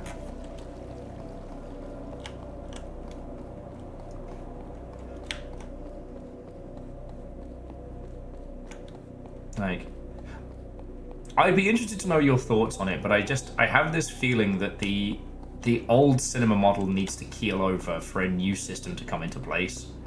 You know. The observer appears to be carefully etching something into the monolithic stone. Nothing is drawing its gaze away. Because, like, someone reminded me of the old Sierra Online days. And I was like, they used to be the shit. And, like, if the industry was still ruled by, like, the boxed PC release, it would be a long time before those people would be willing to give that up. Okay. We found this ancient city while on a harvester survey mission. The others immediately felt at home here and took off their helmets. Then a madness took them one by one. There are only 3 of us left. We noticed a light breaking through the crevasse. It compelled us. We walked the incomprehensible streets, camped in alleyways and drank the water, letting this place in. I have not yet faltered. I will not take off my helmet. I will keep going towards the light. I am writing this to keep my memory, my thoughts though coherent and my soul intact. The others are trying to take it from me. That sounds super sane, my guy. My dude. Super sane. You ever been so sane? It's everyone else who is crazy. That guy has.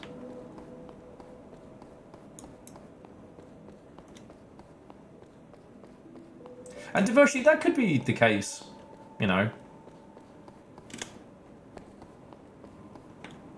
I don't think that cinema as a thing that people wish to consume is dead, but I feel like we're dealing with a lot of, if you'll forgive the term, zombie processes. You know, we no longer do television the way we used to, but we still have the concept of, you know, shows and formats and structures, and that's okay.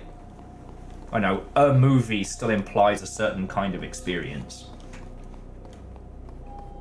But if anything, like, people are prepared now to go deep into bizarre and esoteric experiences, but not necessarily in a cinema.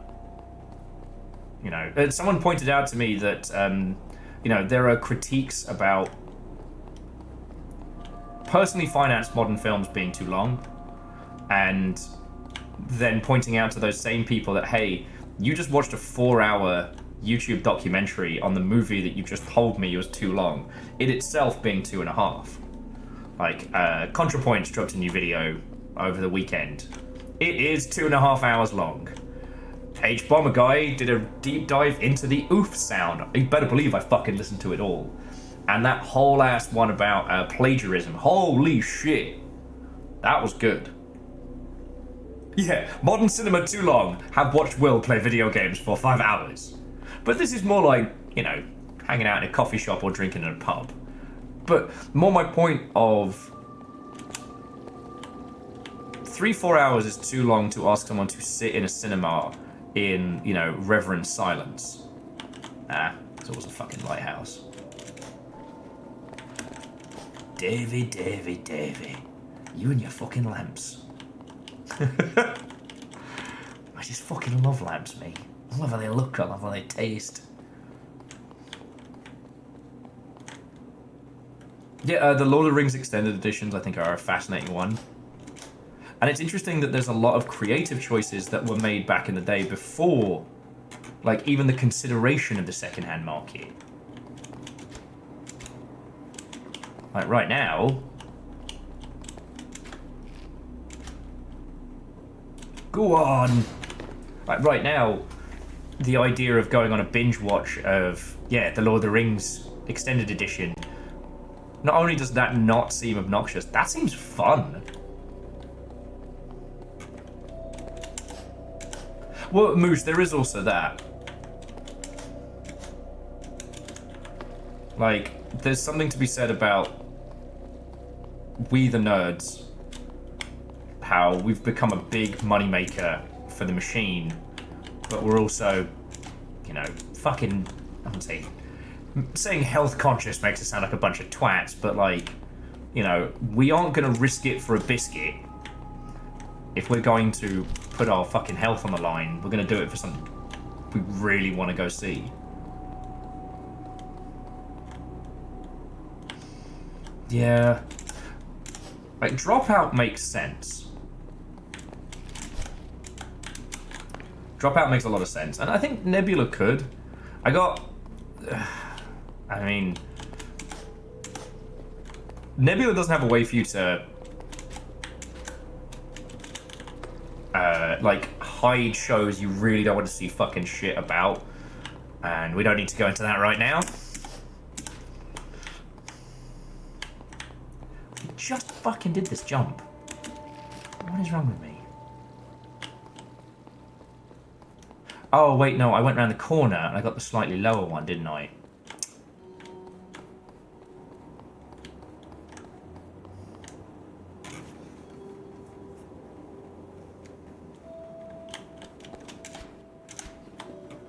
Diversity, that is an excellent point.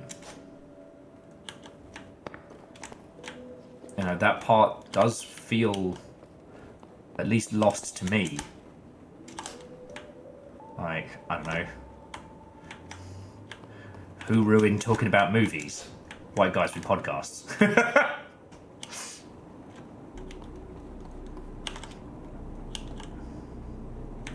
And I guess for as much as we talked about, like, you know, I don't want to say dumbing down, but we talked about titles operating to, like, lowest common denominators. Games are experiential, so there's more in your deconstruction of the... Games are squishier, right? Hang on. I need to...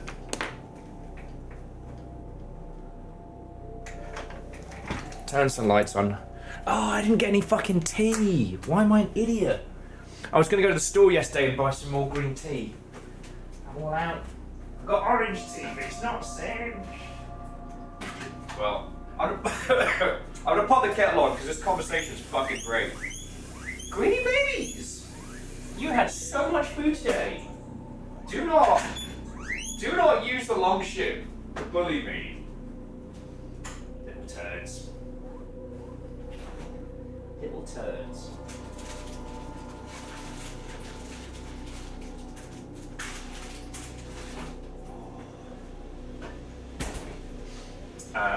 Sorry, so video games are experiential and video games are also potentially transformative. Don't you start! Both of you!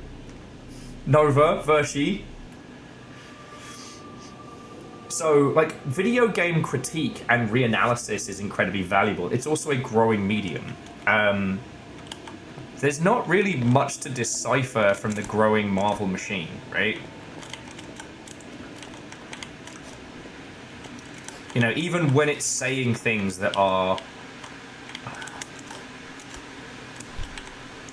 There's a little nook. I need that nook. Even when the Marvel machine is saying things that are interesting, it has to say them in a way that makes a squillion dollars.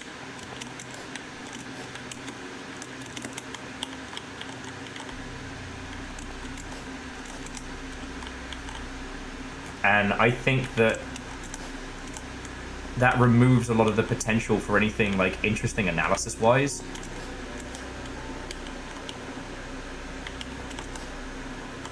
I wouldn't say controversial.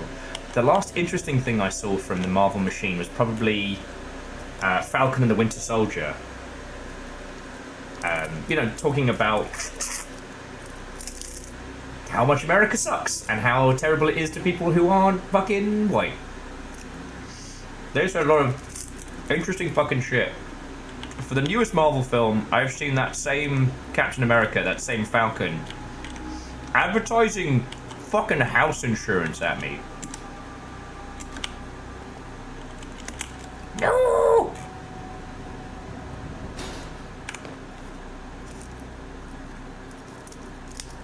It's hard to make a point on the system when you yourself have become the system.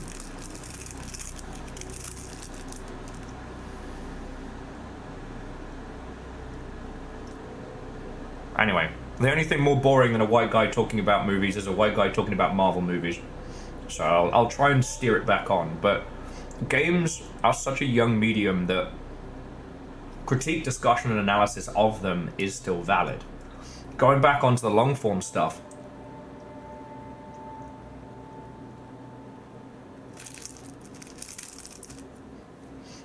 the value in critique, I think,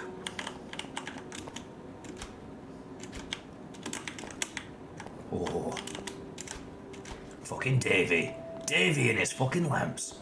A good example for the value in critique when it comes to Vajagams. I don't know why it still wants me to go over there. I'm going up here. Fuck you, video game. Is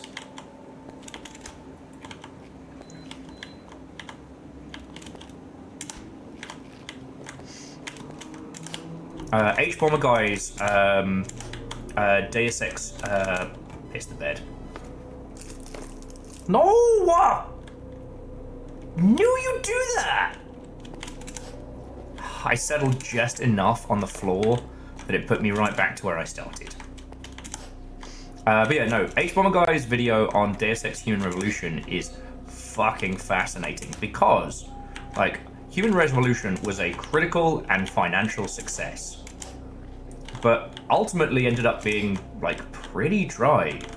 It was then followed up with Mankind Divided, which was a commercial success, but was also a fucking mess.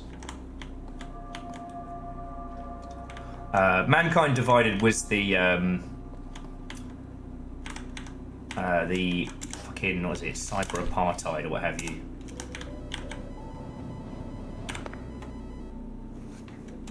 Okay, well, where I'm supposed to be.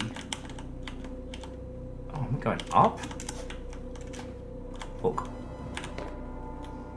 And I sure wish I had my fucking climbing hooks.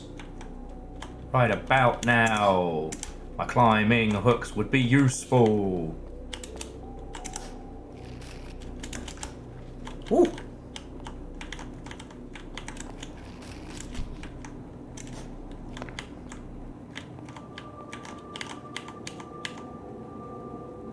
I don't see that fucking owl anyway. Oh, because I was going the wrong way.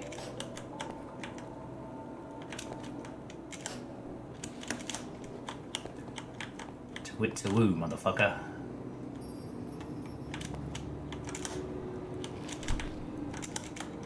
Fuck. But going back and discussing... No, Fred! Today's Tuesday. You are time traveling.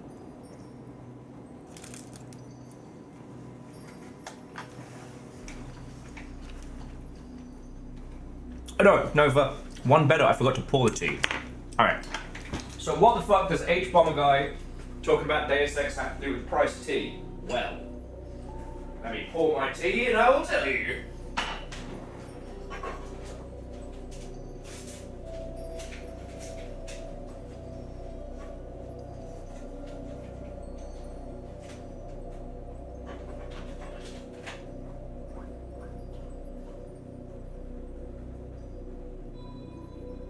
You girls have had fresh salad, you've had goodies. What you want is more treats. The only thing I don't know. Using the long ship against me, man. So what I was saying about like the Marvel movie machine, right, is that the franchise has changed, but the snapshots of them pretty much stay the same. Their business model has changed, like Nova was saying. They need to appeal to an international market, and a lot of that market is in China. Thus kind of changing the stuff, but the movies stay roughly the same. And their analysis is only really changed by movements in culture. Whereas the whole fucking medium of video games keeps moving and shifting, and Deus Ex, like, the two newer Deus Ex games, the Adam Jensen games, were very evocative of what was believed to be the way in which AAA was going. It was moving away from immersive sim type nonsense and moving into a more cinematic, like, FPS, with some elements that, when reevaluated through the lens of users, definitely don't line up. Like, one, I never asked for this. You spend the entire time whinging, Adam. You have the coolest shit around.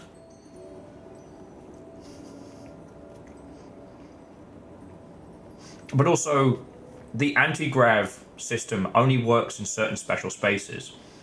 Same with the punch through the wall and grab people. It's not an immersive sim, it just adds some extra little toys you can play with in certain places.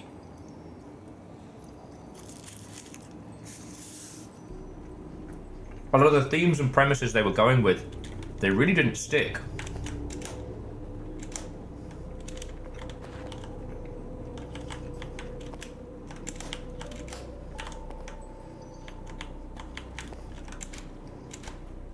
Fuck.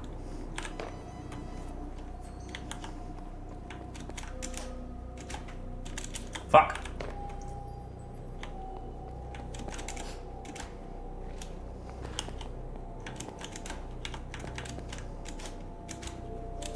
Oh.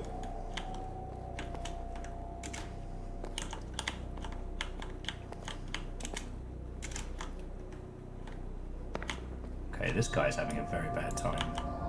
Why is this happening to me? You are trapped in digital hell. That is bad. Good luck. Something something Anunnaki.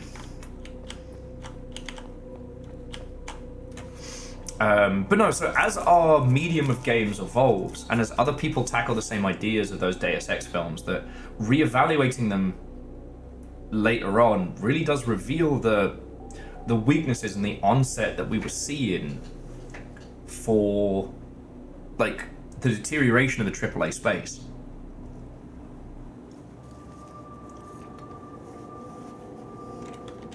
It's kind of interesting when we think back to Mankind Divided, how it really was a, well, I don't want to say a have your cake and eat it too situation, but it was like, you can have a blockbuster commercial success FPS, but you can't also have a commentary on racism at the same time.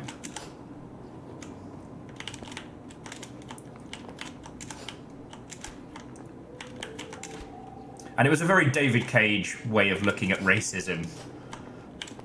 Like, what if all the people who had cool cybernetic implants, what if they were the ones discriminated against? Whoa! Okay, yes, but they can still punch through a fucking wall.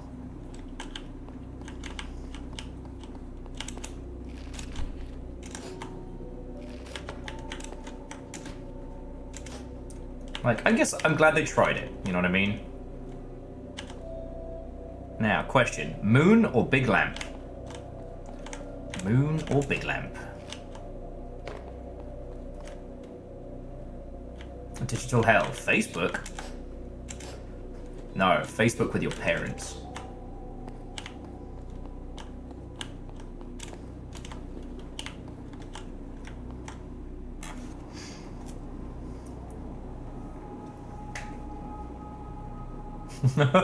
God damn it, Fred. Anyway, Fred, how are you doing? You know I'm not a pod person, because if anyone tried copying me, my blood alcohol level would be immediately lethal to any invading alien races. That's my superpower.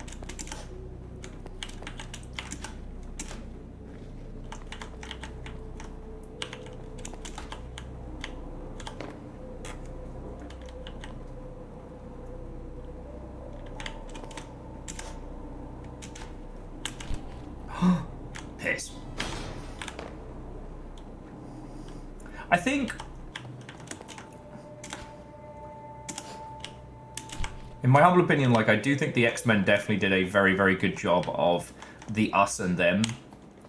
Because, like, the fact that the mutants were powerful was a great shorthand for, like, the fear of the unknown. Like, the racist mindset of, I'm afraid of you because I don't know, right? I think X-Men did that very, very well. The problem with Deus Ex Mankind Divided was that in Human Revolution, it was about the haves and the have-nots. Like, the idea was that the implementation of mass augmentation was creating a new class divide, right? That if you wanted to be successful, you had to have the augmentations. So people were taking out huge loans, but the rich people were getting cooler and cooler shit installed, right? And then there was also the idea that, like, you know, people were taking construction jobs and things like that because it would give them the augmentation they would need to stay competitive. And then you can't then flip that and then have it that, you know, that the haves... It was a hard way... It was a hard sell to picture, you know, the rich ruling elite suddenly having the tables turned on them. Does that make a weird sense? Obviously, I love the idea of it, but I don't know. It felt like they couldn't make the premise stick.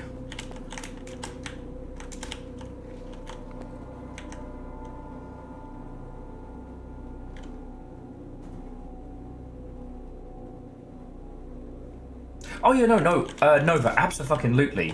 I also meant that that was why, like, it was such a good analogy.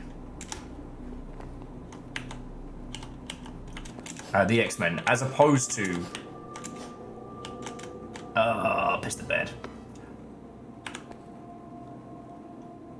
As opposed to Deus Ex. You know, the idea of augmented people being a shorthand for racism didn't work. Because this was already like an empowered class of people. See, the original Deus Ex was fascinating because you are a walking retirement sign for everyone you meet. You are the future. Nanomachine, son.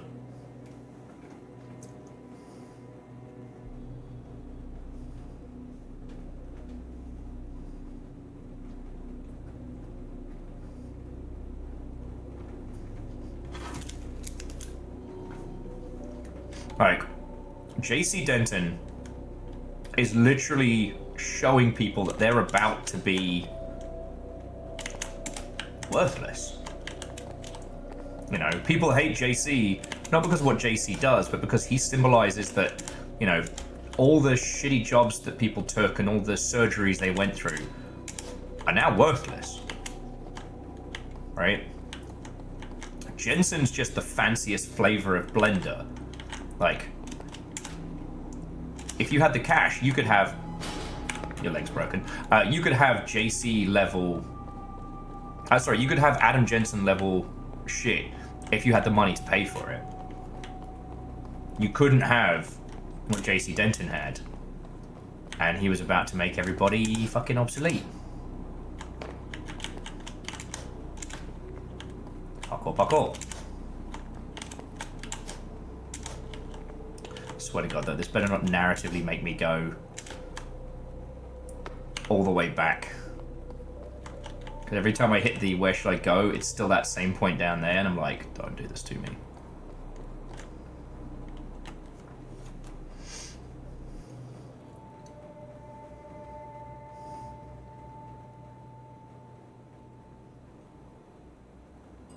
And Adam, you can have a shark fact. And Fred, like, I can't really speak to that just because I don't know. I watched the cartoon as a lot of kids. I watched, obviously, the new shit as it dropped. Oh, I don't like this page.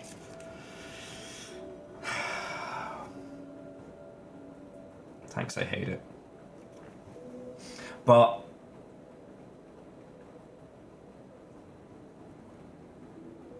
comics history and comics writing is not my sphere, and I don't want to talk with authority like I fucking get it. Alright, I have 2 shark facts, and they're all horrifying.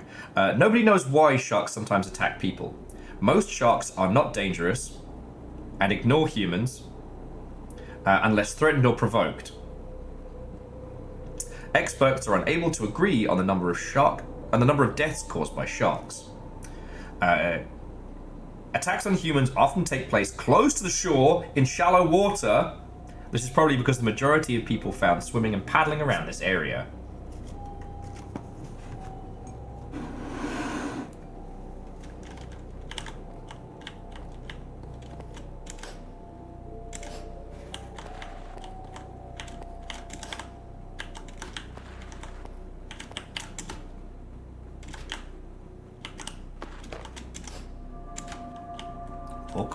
Fuck!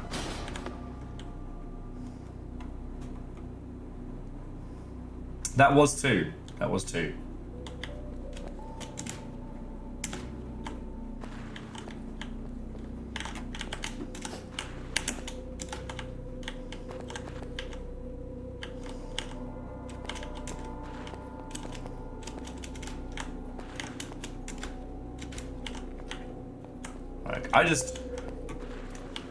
I remember back when Magneto was right, was a meme, and not entirely 1000% correct.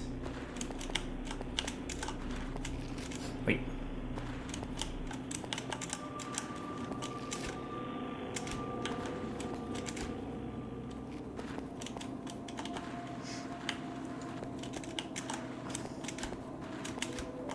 Okay, fucking hell. Couldn't clench my butt cheeks any harder. Whew.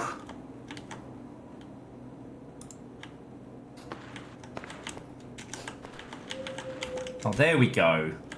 Mr. the Owl was waiting for me to come say hello.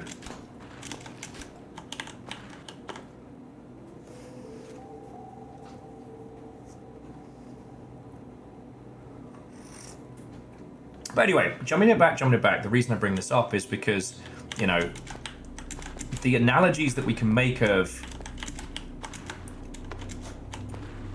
Deus Ex, especially Mankind Divided, like, we didn't have the knowledge and we didn't have the tools to do that kind of analysis in the same degree before. And now we fucking do.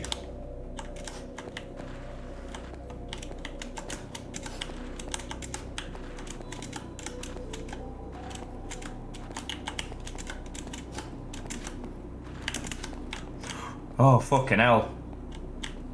I'm gonna need to take a break in a sec. Not from talking, but from clenching my fucking cheeks. Like, seriously, playing this is like the feeling you get when you try and tense your butt to go round a fucking corner in a racing game better.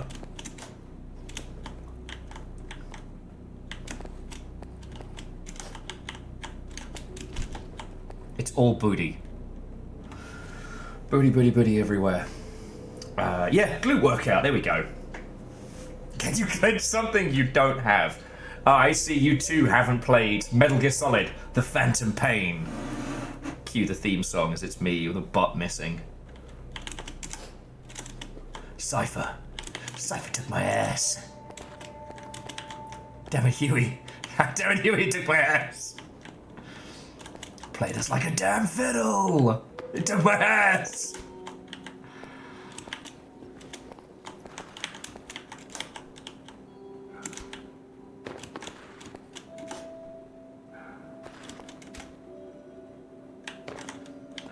Fucking hell.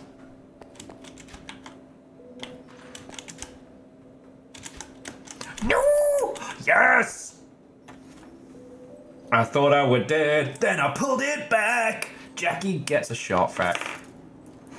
And Dustin, congratulations on Mastery Rank 10.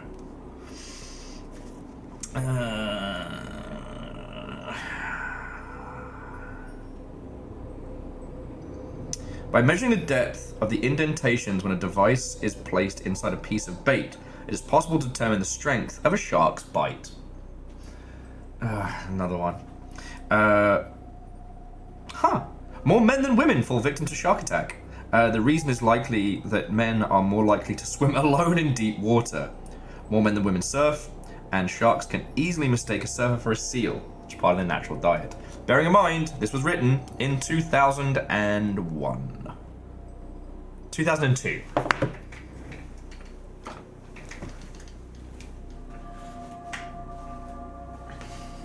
PVS says, no, men are tastier. I was about to say I beg to differ and then realised there was no way that could be taken well, so I chose not to.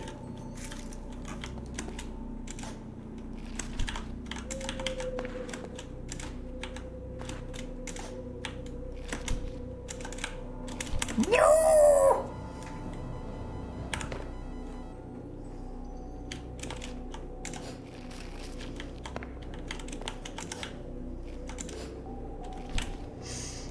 Yes!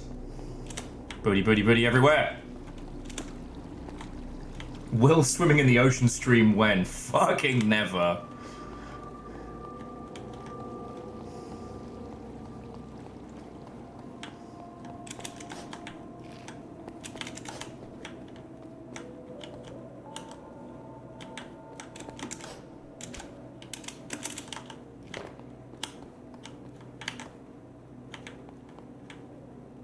How the fuck am I supposed to get over there?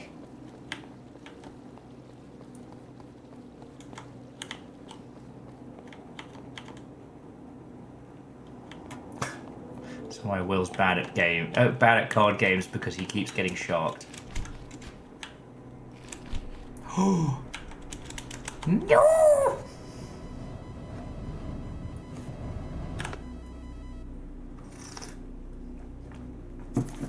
But anyway, so going back, the point of this is that we can go back and we can reanalyze these games in loads of different ways. Someone mentioned Spyro earlier, and do you ever think about how it's interesting that we still talk about Spyro? There are lots of other mascot platformers from the time we just do not give a shit about. Damn it. But we're still talking about Spyro, and ultimately, like, Spyro was sacrificed on the altar of Skylanders.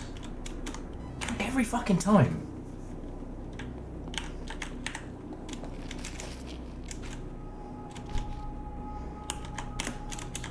Damn it. So, like, why is that? Like,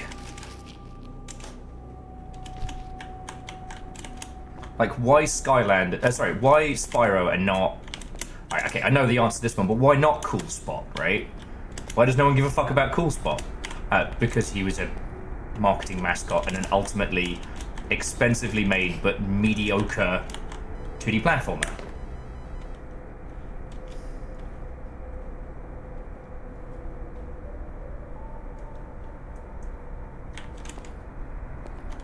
Well, the interesting thing about like Skylanders and the games as toys craze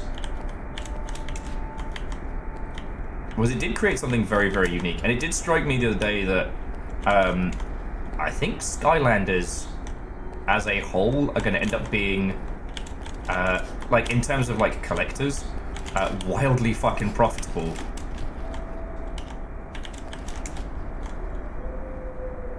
Not helping, bird.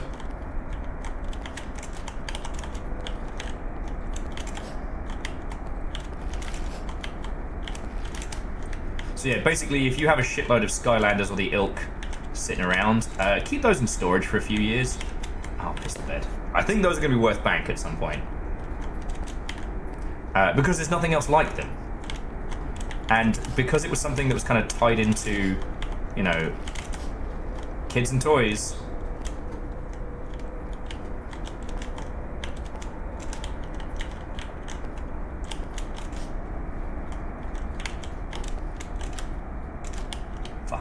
Fuck!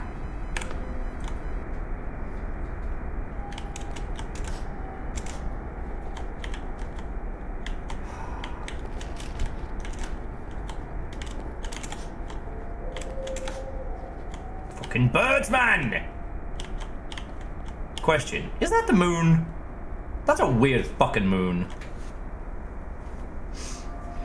Dice is the Disney ones. We have them on display because they look cool. Oh, hell yeah. Oh, it's a phone. Yeah, that's going to be the spoiler. This is basically the apps on your phone desperately trying to reclaim their freedom. Oh, apropos of nothing, I found out that you can now play Arknights on PC without an emulator, and that fucking scares me. Because I got clean of Arknights, but not because of healthy life choices, but because it was getting too complicated to play.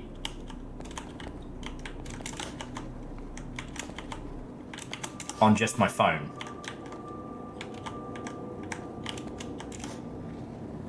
Oh my god. I can't even imagine what faces I'm pulling. Or maybe my face is just going completely stationary.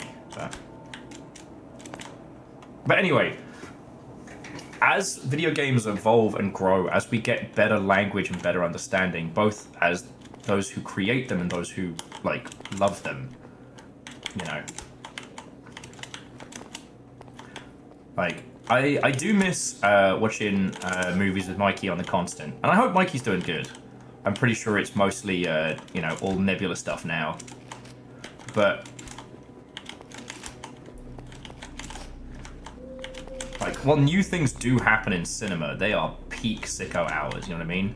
Like apparently for Nope, they worked out a whole new way of... What the fuck? Of filming and shooting things. Alright, I guess I just gotta work this one out by myself.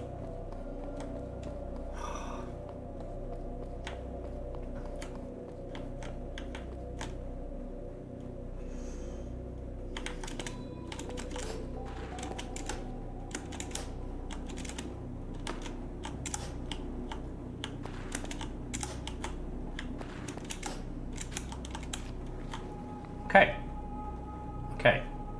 Have I made this situation better or worse?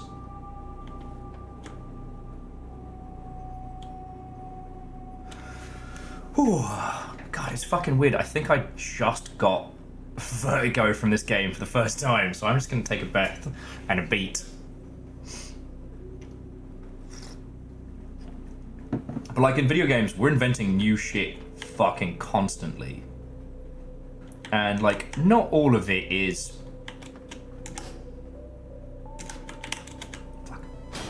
Not all of it is, you know, super sexy cool kid shit, right? Like... Ah, oh, beans. They can't all be the water physics from Half-Life Alyx. Fuck.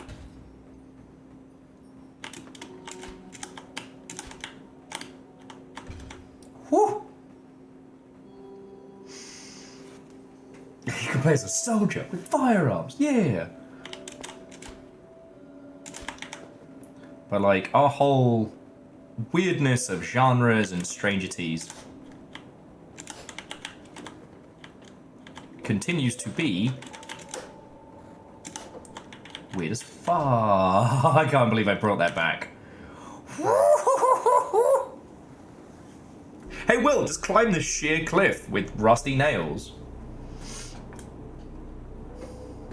Or a game where you could be a guy named Steve. God, when does the Minecraft movie come out? I feel like I only know it from... I feel like I'm only gonna know it from Jack Black memes.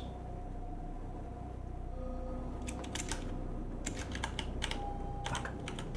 I have a shot there. Is it this Friday? Fuck.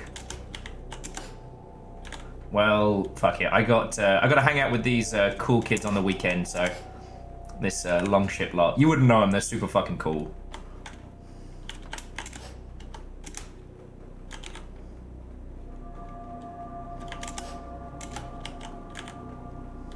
Well, and also, like, okay, I know you were throwing it in as a joke, Fred, but like, you know, when you think of where games were, you know, with plots about like, are you a cool enough dude to fuck it, whatever, just punch these guys. Nutted that beam twice. Oh, love to see it, love to see it. fuck am I supposed to go from here? You're a great big wanker in the sky. I guess that way?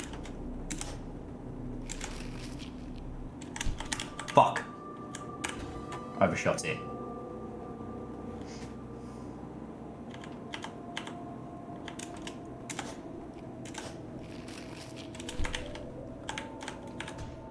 Seriously, oh, my boss can fucking cane after tonight. And not in a fun way. No! Yes! I am so good at video games. I'm getting really absorbed into this, so I apologize if I'm failing our prior conversations. But yeah, I seriously recommend watch H Bomber Guy's video on Deus Ex, and it's very funny. It is from the perspective of a user. It's not an industry thing, and there's a few things he says that are a bit unfair. Oh. But ultimately, he's just going off of, you know, what the marketing said, what was promised, and what it ultimately ended up being.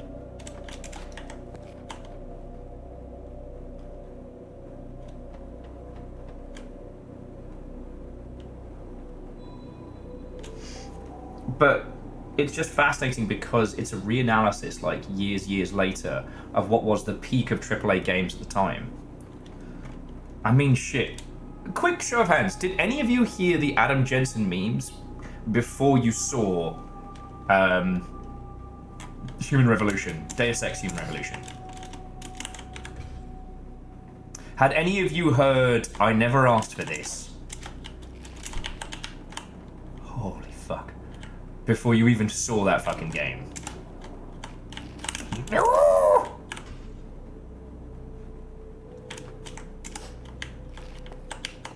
I miss when I had fucking climbing anchors. Orzine says, I was onboarded at the Fetus teaser trailer.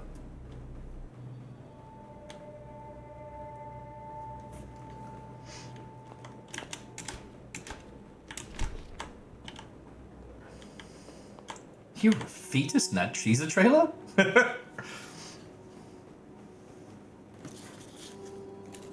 Oh, okay, Orzine, sorry. Yeah, I get it now.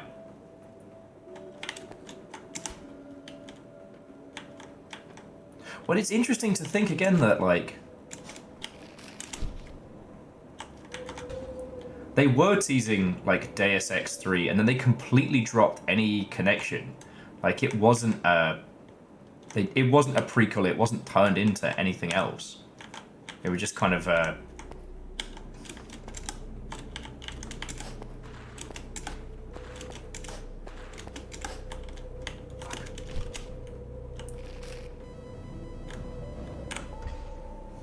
No, it not bad wording, just, you know, confusing for my little ginger brain, that's all. Alright, so I need to get there, so I've got to shimmy, yeah.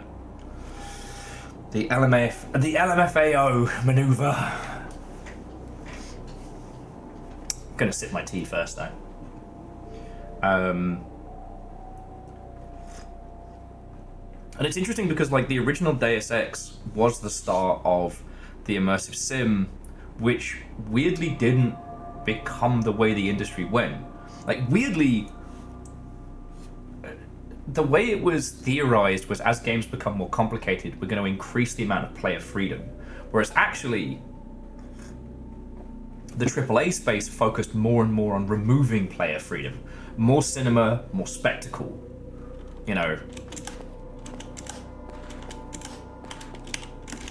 there's a certain part of me that laughs at the fact that, like, the open world became the de facto maneuver for AAA, and that a large proportion of AAA design philosophies is all about making the open world less open.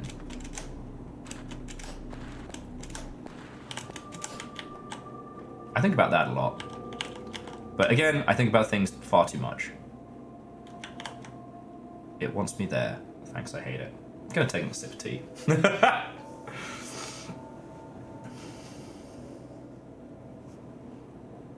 But it's really interesting when you go back to the original Deus Ex that its focus on RPG mechanics, it's really unfun to play as a shooter. Like, shout out to everybody who saw that game and went, no, I'm going to be a sword or a kung fu guy because it's way more fun that way.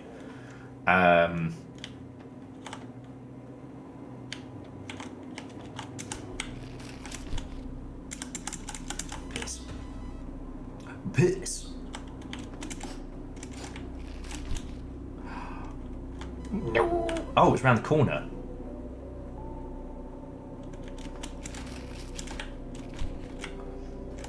Nope.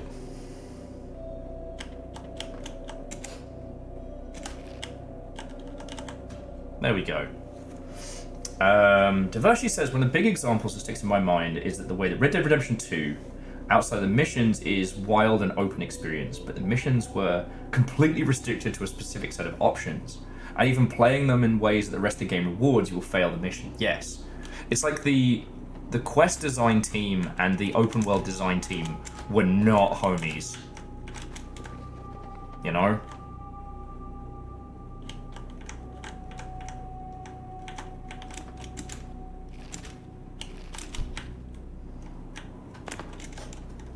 No.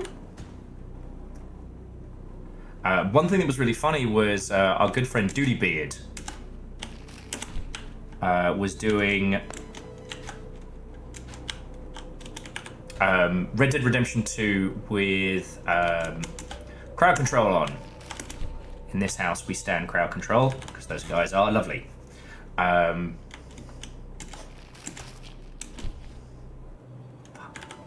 really got to time that better.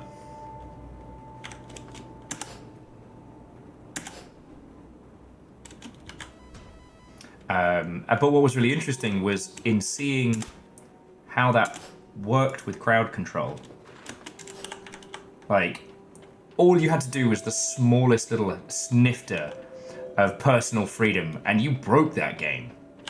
Now, admittedly, I did use these powers for evil, and there's one mission where you have to keep a child from being scared.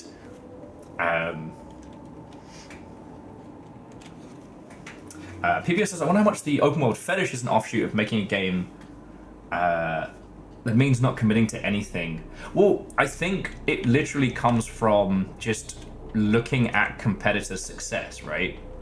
Like, for good or ill, Far Cry 3 fucking changed the game. And it feels like a lot of teams and a lot of operations spent a lot of time and money trying to recapture that fucking magic. Oh, fuck me running.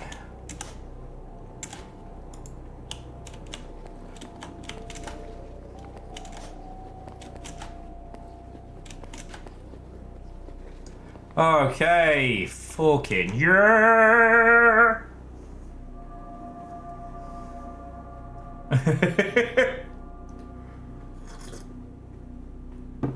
And I think, PBS, that while it's easy for us in the shamanistic sphere to shit on all of this AAA stuff, it was like mediocrity by 1,000 cuts, the sanding effect, right? Like, they knew open world was what people wanted, that feeling of being able to do anything. But then you have one team that's responsible for open world design, but then the core gameplay loop team are trying to keep the user always engaged. More pop-ups, more things to do, more random encounters. The story team are trying to weave this incredible narrative, and these two points end up clashing against each other. So the story and quest team need to be able to lock shit down, and the open world team want to add more and more weirdness and more strangeness. And with no commitment to either thread, both teams end up acquiescing to the other. The compromise creates a nothing. That's a fucking eyeball. That is an eyeball in the fucking sky. That is a skyball, if ever I saw one.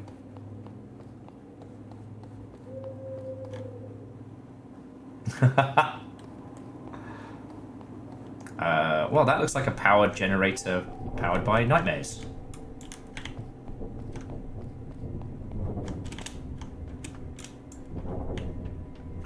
Alright, let's see what this says.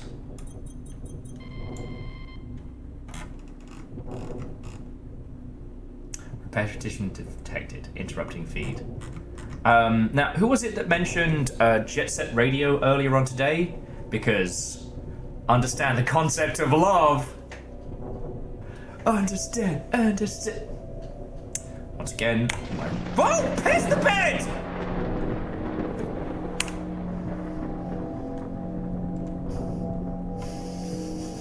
Shut up.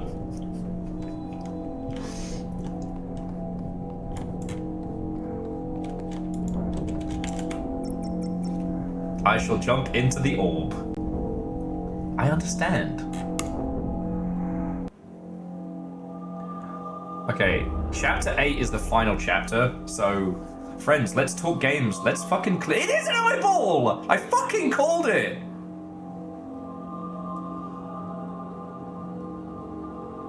I'd love to stop being right about some of these fucking games. Oh!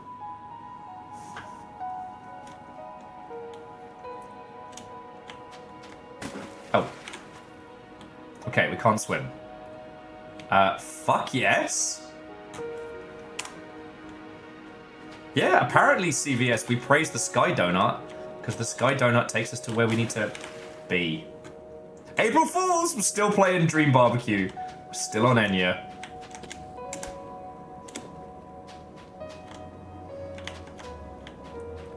This does kind of remind me of Ultra Kill, just in the sense of like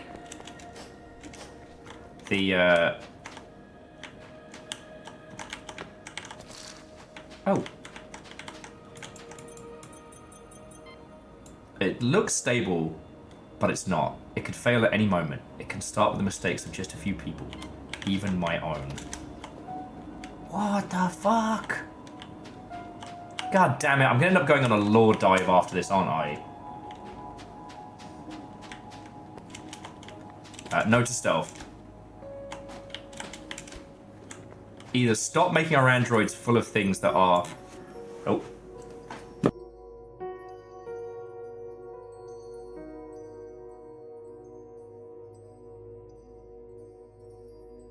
Fred, a giant metaphor in our indie games? How fucking hot? How fucking dare you? Sorry, it says, even the air is hostile. It can corrupt from the inside. Nothing will survive.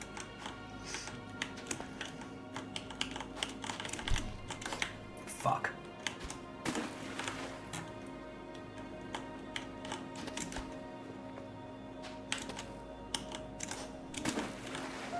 It's a regular-sized metaphor.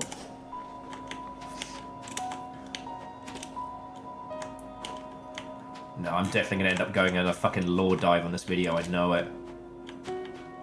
Oh. Yay! What have I always said? Every game is better with grapple hooks.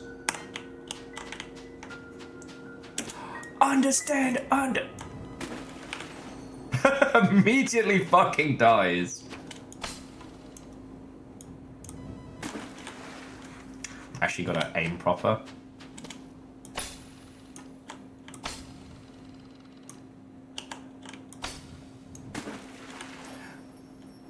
Also, apparently I can't just do that forever. Which, alright, I'm just gonna say it, it's kind of bullshit.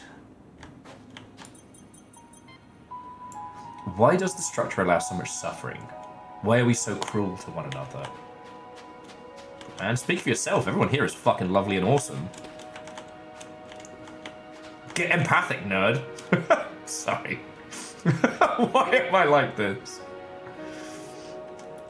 Maybe you are. I wonder if we get to replay the earlier segments.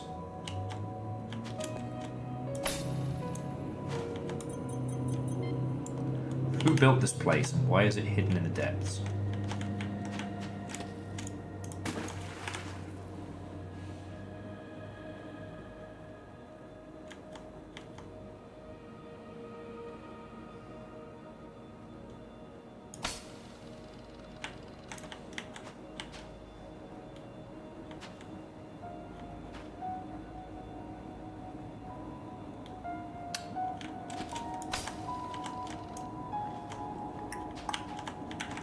Huh. Guess it wants us over there, but...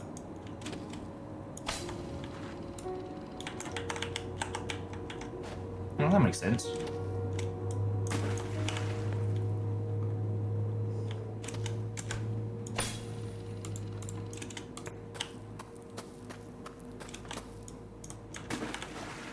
So now we're getting kind of onto like a quasi-stamina management.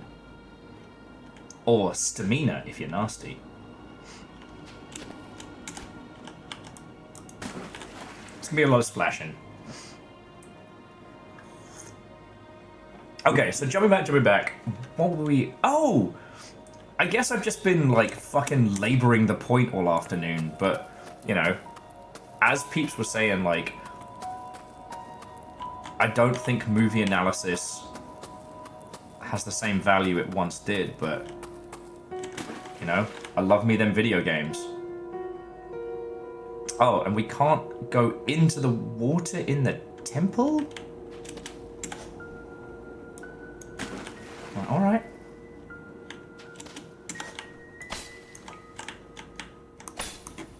Fuck. Spider-Man. Spider-Man.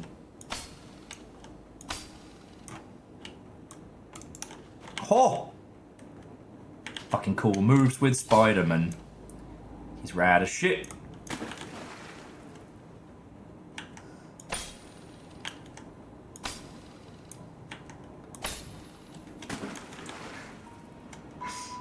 Look out! Here comes Jeff Spider-Man. What exists outside the structure? Is there even an outside? Why can't we know? Because remember, the plot of this is that we were just a plucky android. And we were like, hey, how come we're always in the same place? And for whatever silly reason, we were like, fuck, we should leave our wonderfully safe home. And go to a place of no safety in bad times.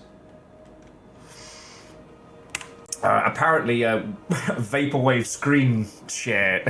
screensaver was where we're supposed to be. Like, and I guess that's the thing is, like, I'm so obsessed with our medium because of shit like this, right? Like, this isn't just yet another story game, right? He says, throwing himself into the water repeatedly.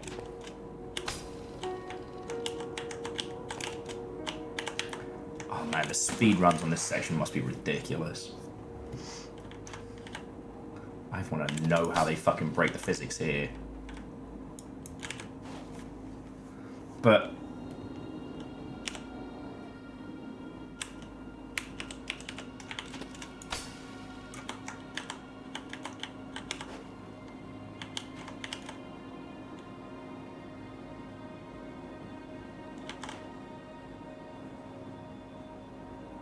I guess you got to get up to get down.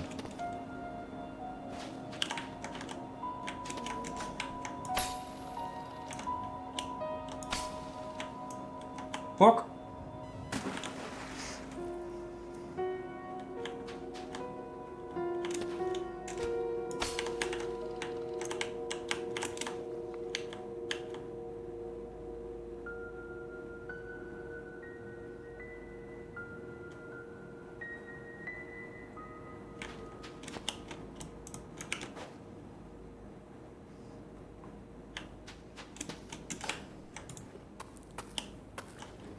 Like, this isn't a typical narrative game in any sense of the word.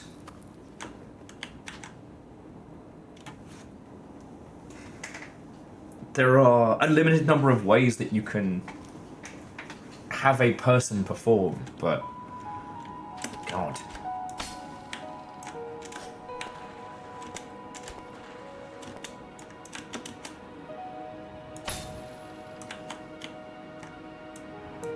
Oh, you fucking water-ringed bastard.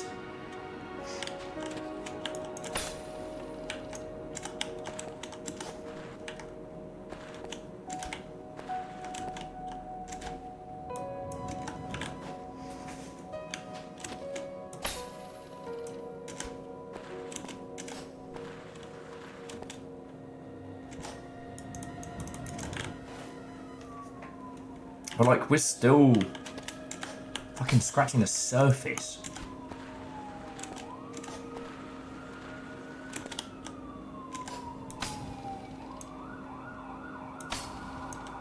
Oh shit, the indie game police are on me again.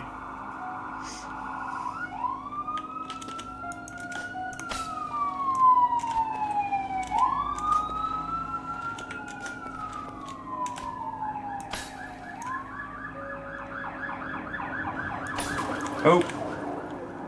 Jesus. I'm gonna sell the ice cream going that fast. And sorry, jumping back, the only thing I do want to say is, like, you know, for a lot of people, the idea of what is a video game has kind of solidified in their minds. And I wonder sometimes if it's a self-fulfilling prophecy. No! I keep missing the shot. Okay. I'm talking in obscene. Oh my god! What has this game done to me? I'm talking in insane abstracts. I'm talking in oddities and weirdness.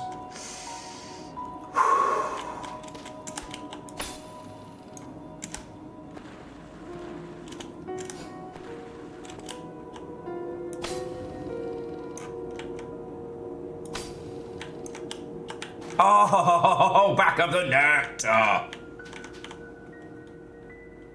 It's me, Indie Gamesman. I'm here to show you how to video a game. My name's Sean Bean.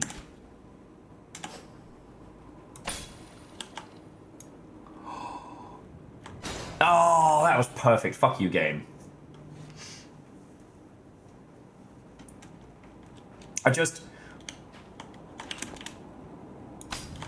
Oh, okay. So I can't do the Just Cause special.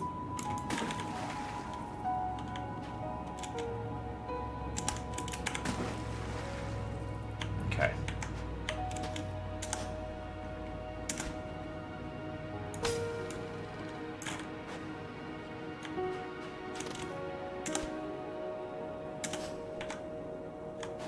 There we go. Oh. But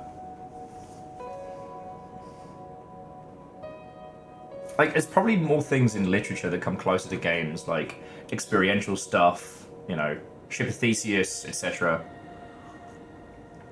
where the medium of reading is as much the story as anything else. Like, I don't know shit about experimental literature. I hope one day to, you know?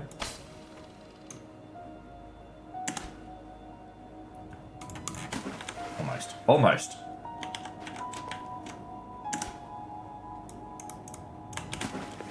It's fine, it's fine. That's why I'm not allowed to have the AWP anymore.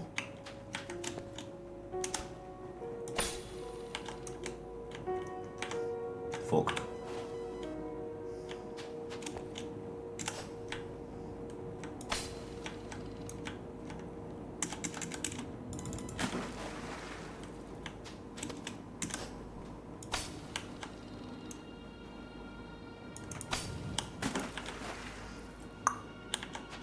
Doing the butt steering again, just in case anyone was wondering.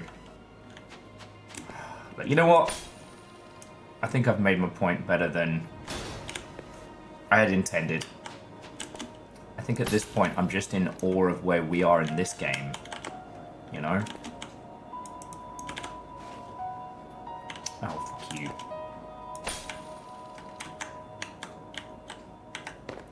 Like, this is a game that should be incredibly fucking stressful. And it isn't. And I'm not sure if I completely understand how.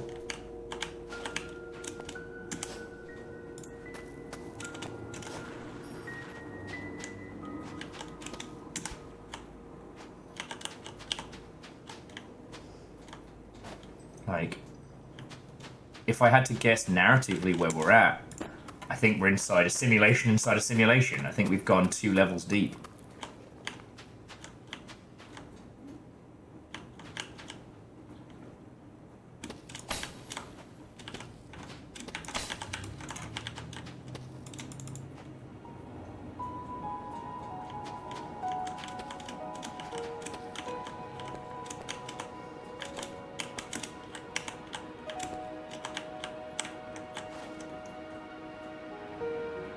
Oh shit.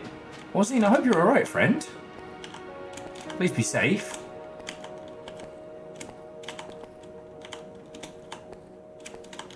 The supposed Seattle superstorm was nothing of the sort. Which I'm not complaining about, mind you, but...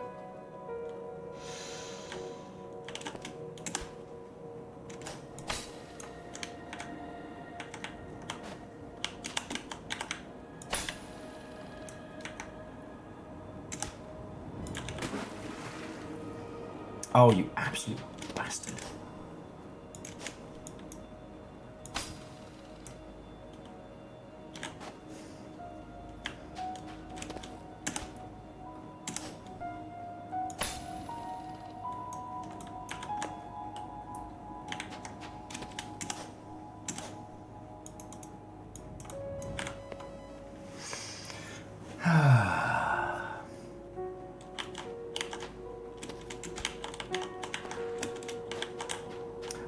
Thank you all for being patient with me like the last hour.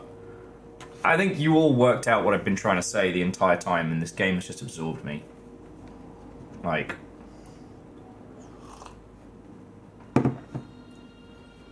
This is a very carefully curated experience in a surrealist space, and yet it feels like I am the genius, right?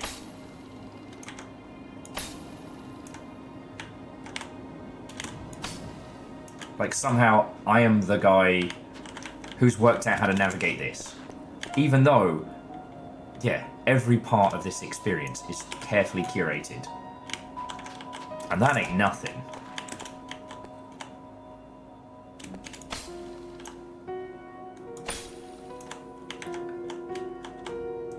You know, a million games that want us to...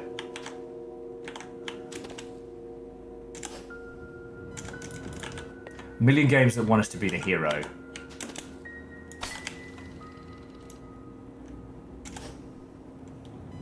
No, not quite. Oh! I guess this counts. Oh no. I broke reality again.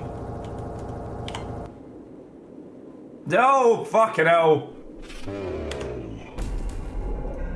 Oh, beans! I'm in hell.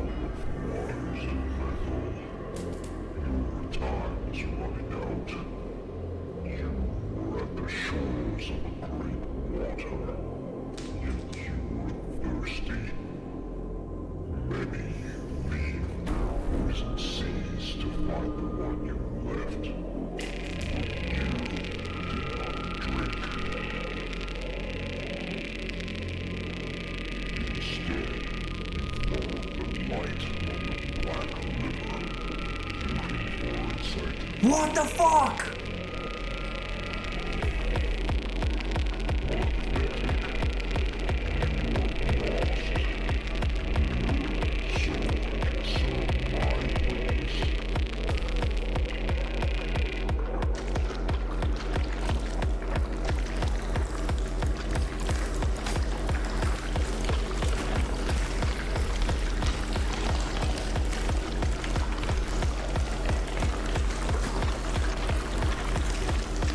I think I'm supposed to be fucking running.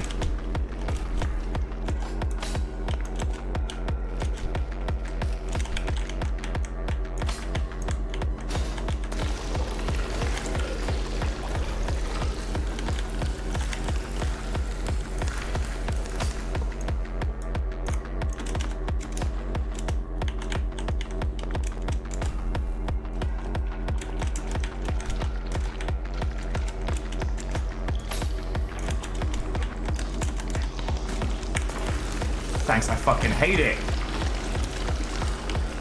The game's called Lorn's Lure. Of course there is a robot hell, otherwise there wouldn't be a robot heaven. And if there wasn't a robot heaven, where would all the pocket calculators go? Damn it, Bacon!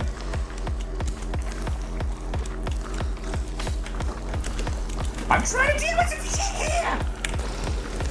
Alright, all interesting and witty banter is officially on hold, while I have a fucking horror-based existential crisis.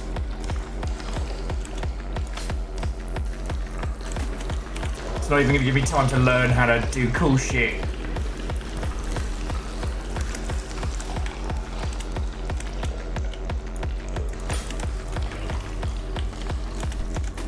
Fucking hell. I'm gonna sprain my butt.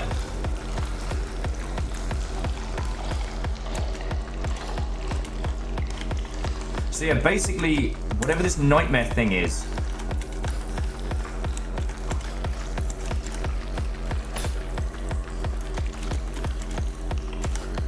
it's spawning these, like, water nubules behind me.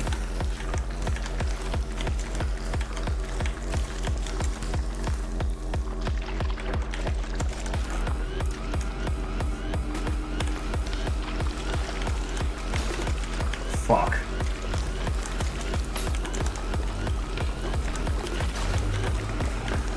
It's like I have to go immediately.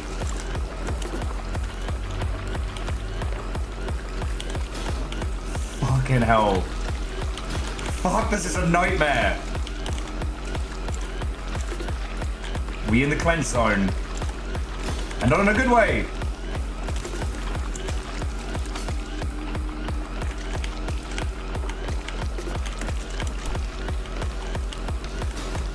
So we have to avoid the wall of death.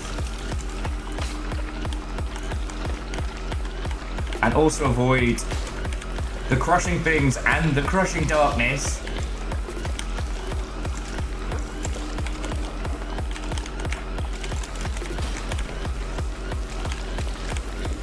It's so sticky.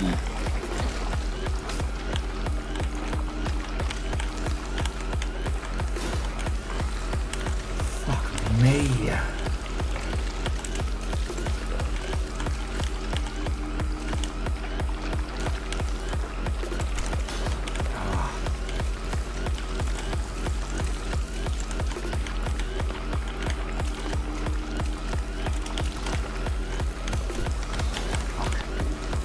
So yeah, there's the wall of death, there's the crunching ceiling, and anytime we touch any of the blood blobs, those are instantly lethal. And also we're trying not to fall to death.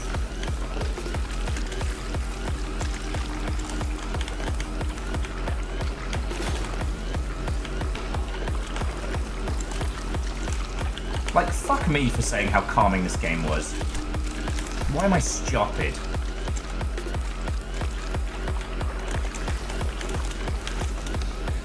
Fuck!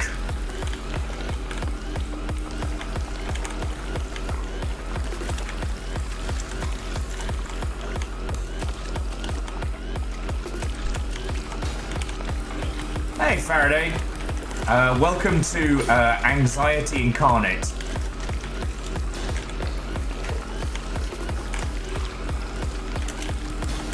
If you thought the fucking ending of Halo was bad,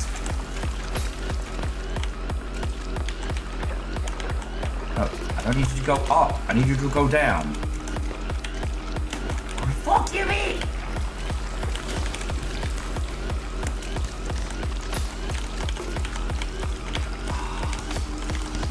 The fucking cheek of those blood.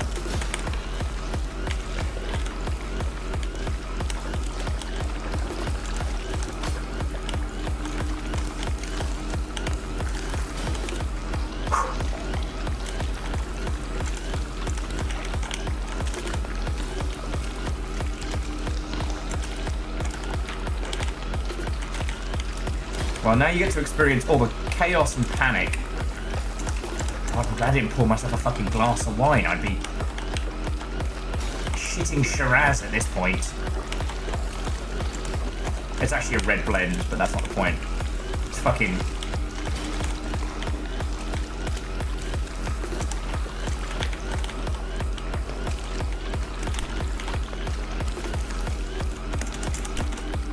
No!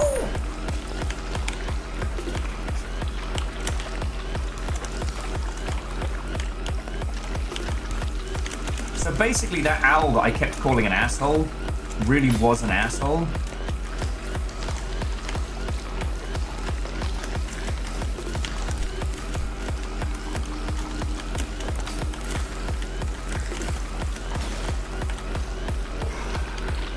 fucking asshole. Hang on. Breathe. Breathe. Eye the tiger. Gumption of the ferret. Courage of the guinea pig.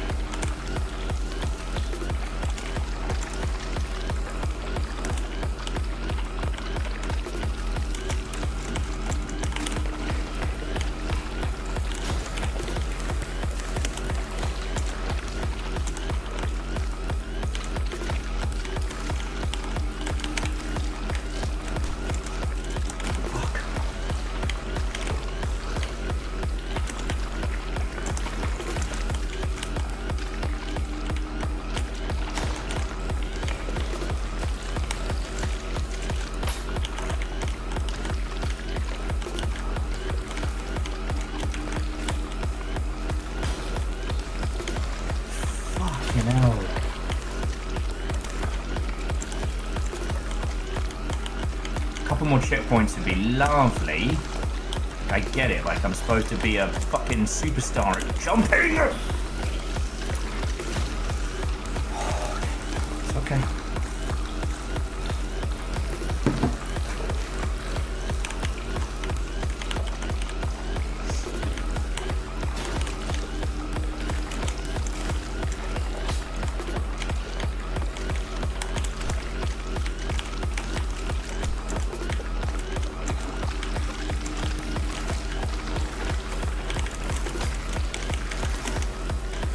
Fuck am I even going? Cool.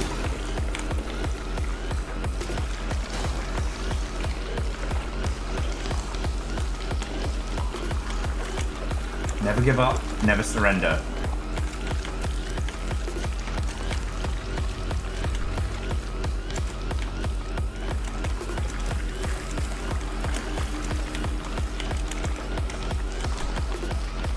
Wait, where is next? You can see what I'm saying though, like I get through there and I don't know where to go.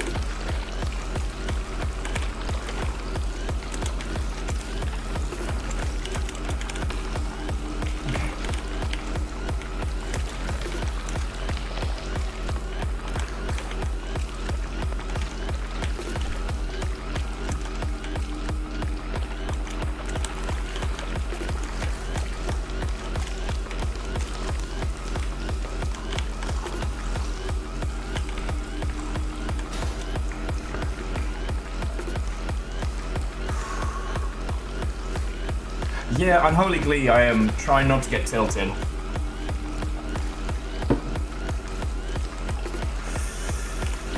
Okay. Never give up, never surrender.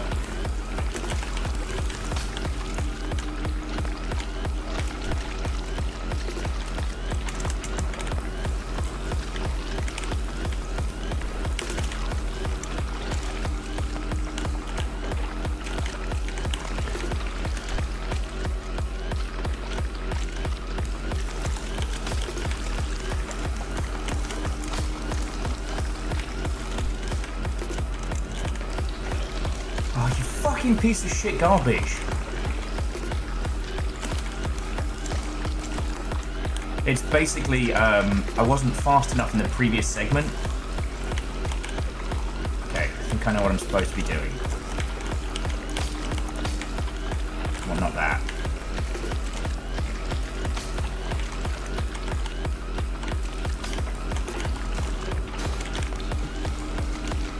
We've got to keep the momentum from the swing.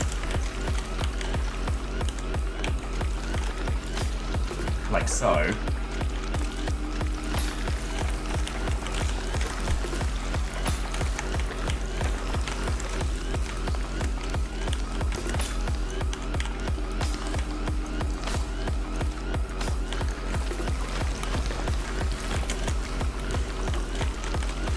got this.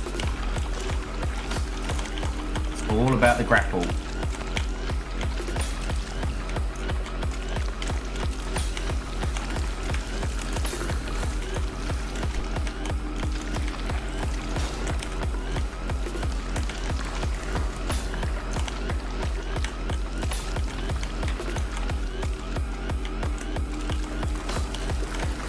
trying to do it the old way. Trying to do it the old way, Will.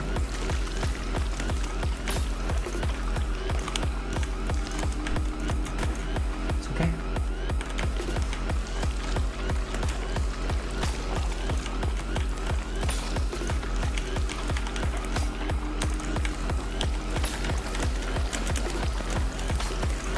It does beg the question, why would it give me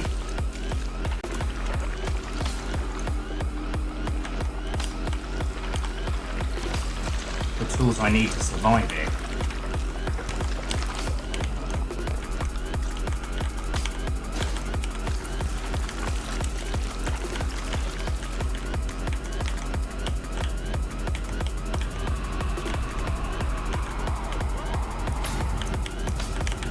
Oh, we are in digital fucking hell, aren't we?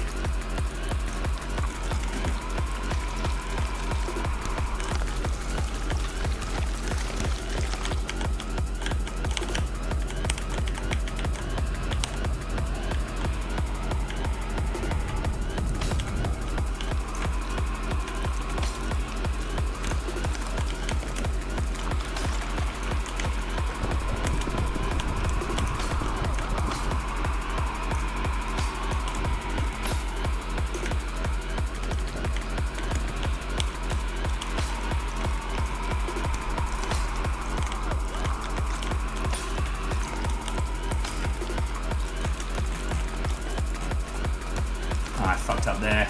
It's good. Getting the practice in. Wait.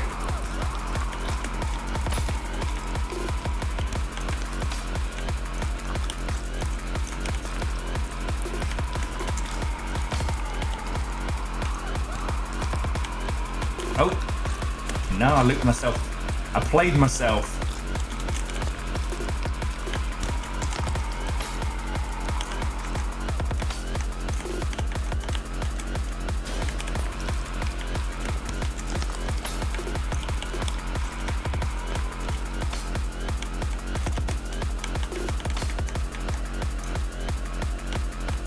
Never give up, never surrender.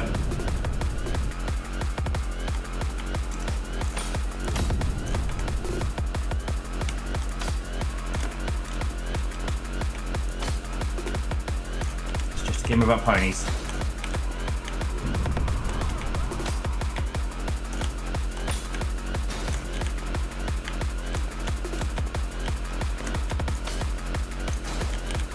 Fuck's sake, man.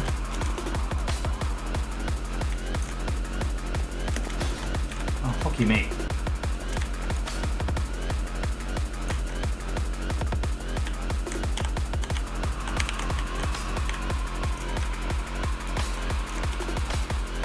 System Shock 2, is that you?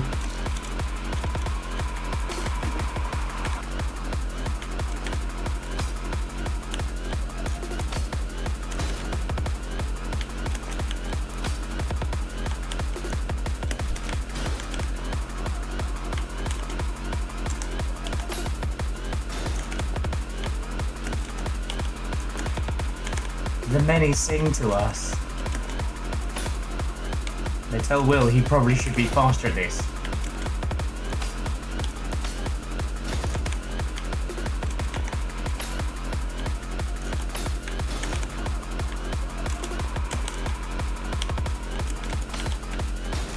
Fucking hell.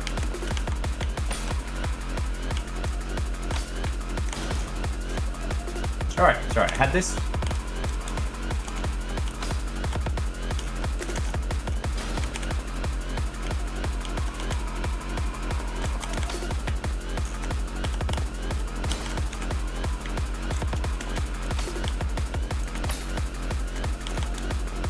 Oh no! God, it's so hard to get the momentum right.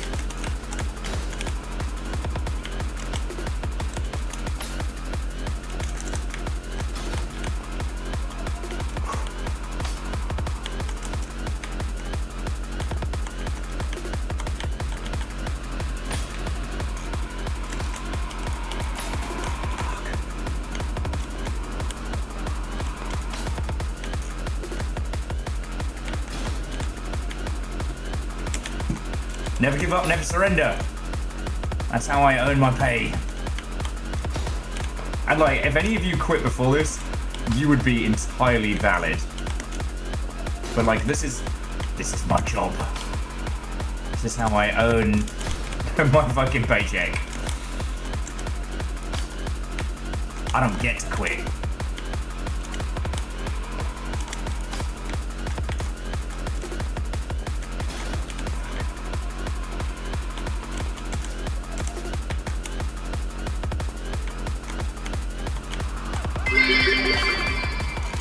I grabbed Char's hammer. Damn it. What a savings.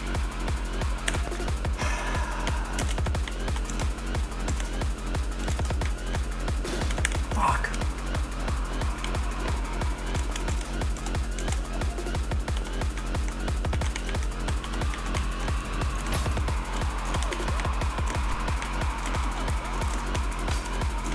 Fuck.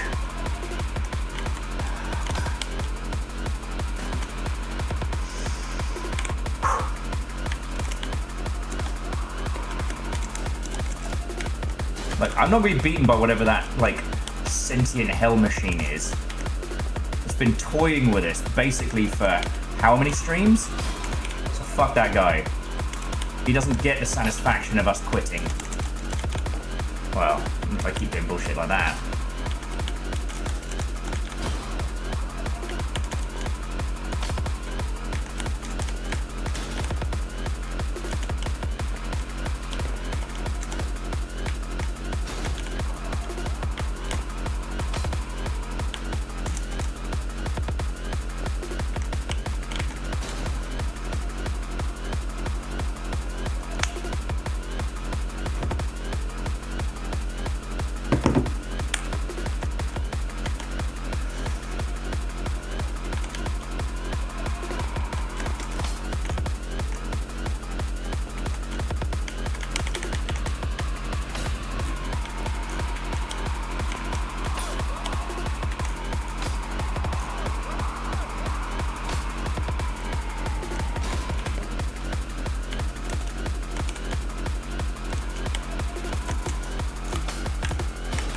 Alright, there's a technique which it didn't really teach us. Just kind of like a high-speed grapple pull. So I basically do that, use momentum from both. It's not quite perfect.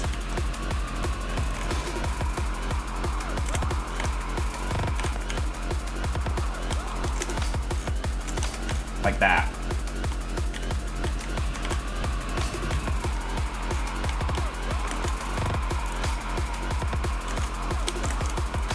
Like, who the fuck do you think you're dealing with? Fucking robo wannabe Satan? But if you... That was frustrating.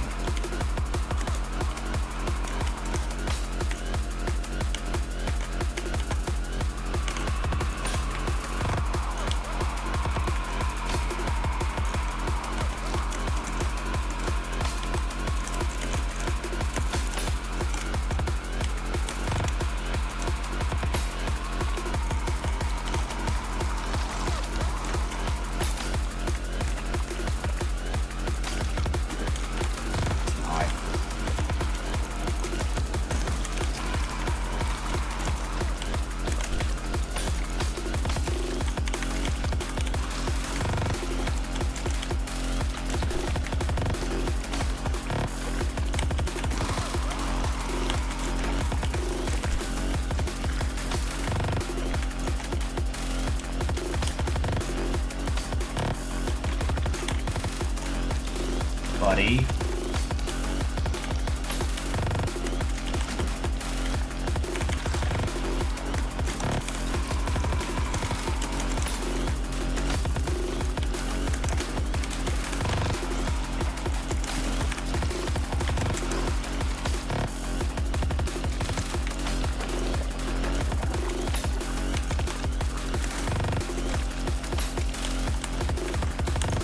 No!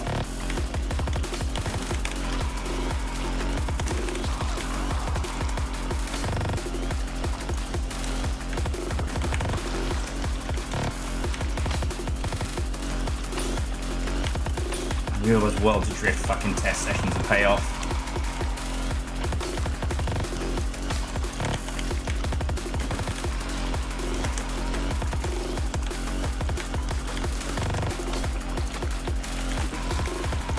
got this.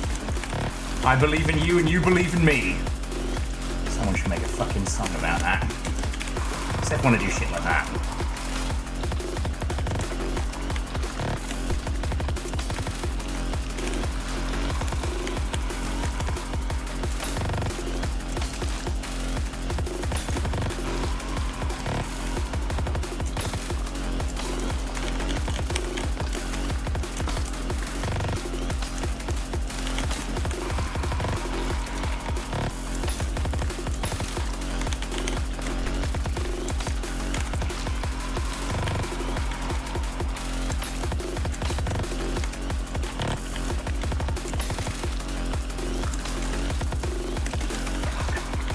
Quite.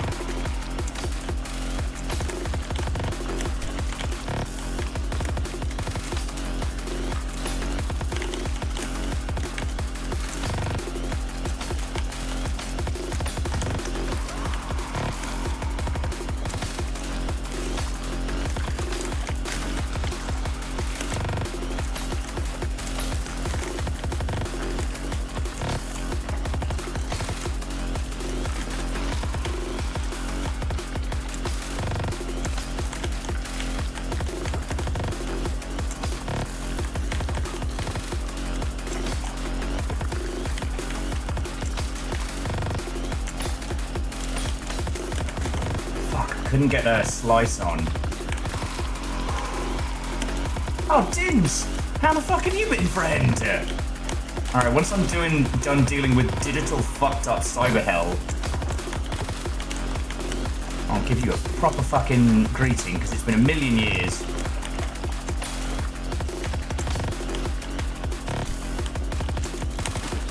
I need to catch that.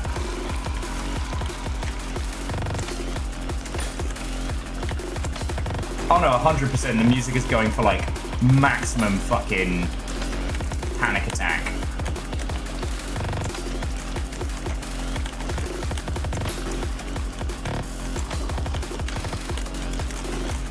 So I need to hit that curve so I can use the curvature of the other side.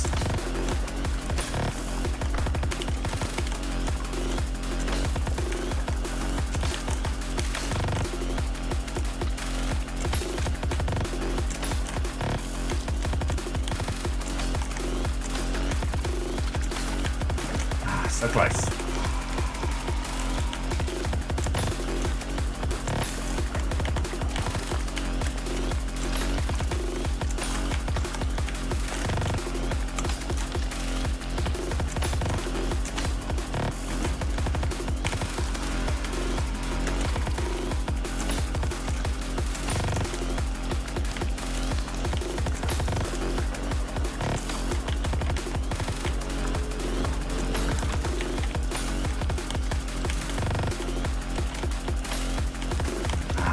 High.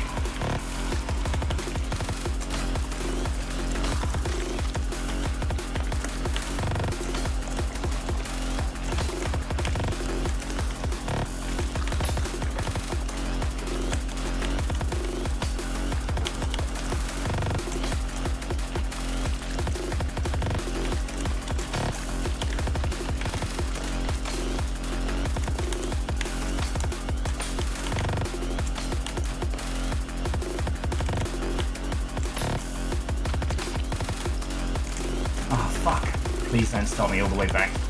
Yes. Alright, we're making progress.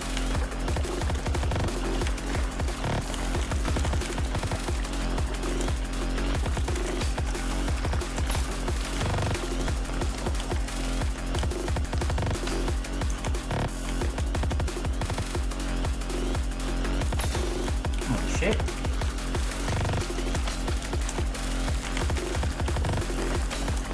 Oh, the checkpoint is way more brutal with where I am.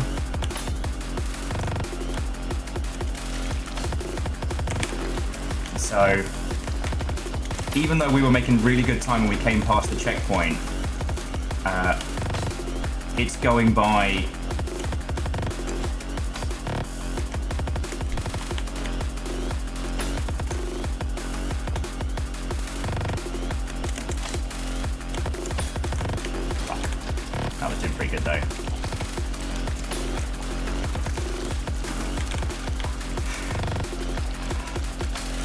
I take back everything I said about this game being calming.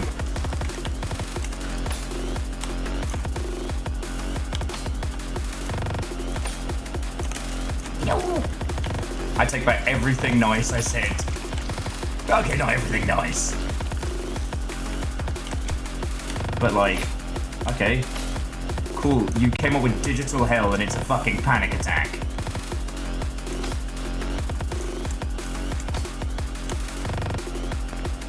Which of you dingleberries thought this was a good idea?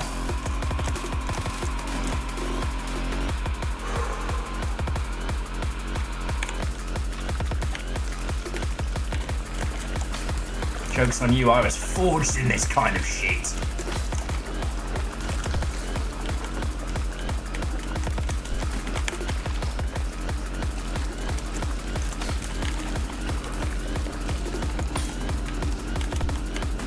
Nah, I'm supposed to jump in there, what am I doing? Don't need to jump there, Will.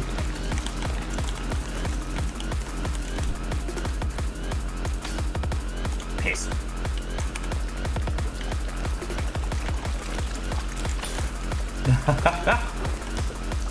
Nice Dogma reference, nice Dogma reference. I promise once I'm through this, Dins. But I hope you're doing splendid, friends. Up until this point, this game has been very relaxing. Occasional puzzly elements. You got married? Holy fuck! You can't tell me that while I'm going through, like, the halls of stressy spaghetti.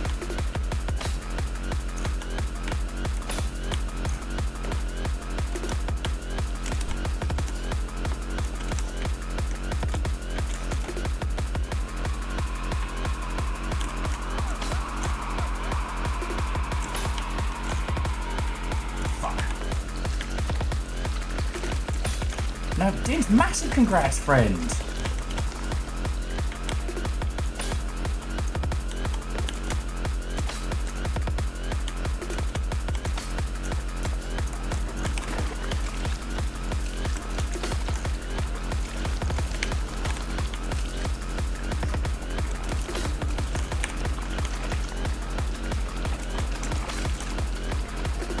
God, I'd like to thank Ultra Kill for teaching me how to do some of the fucked up maneuvers that we are currently using.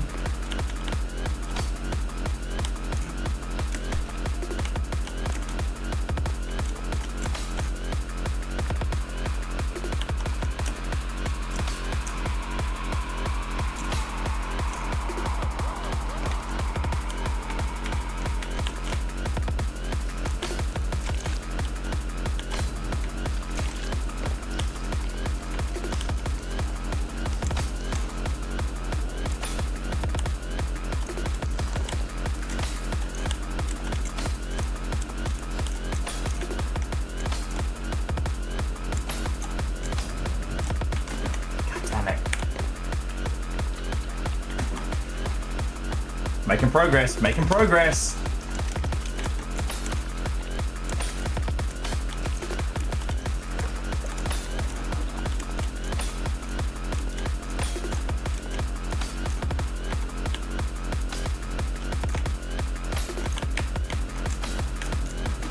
Almost. Right, Dins, there's just... We're in digital nightmare hell, and I can't stop.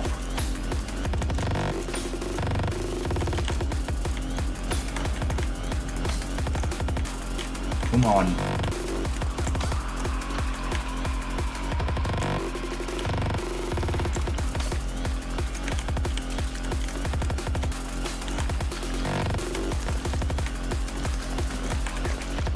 Almost.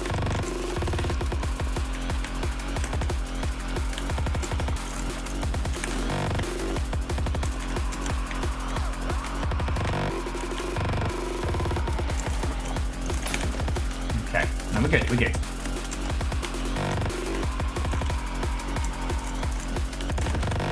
Alright, what is happening here?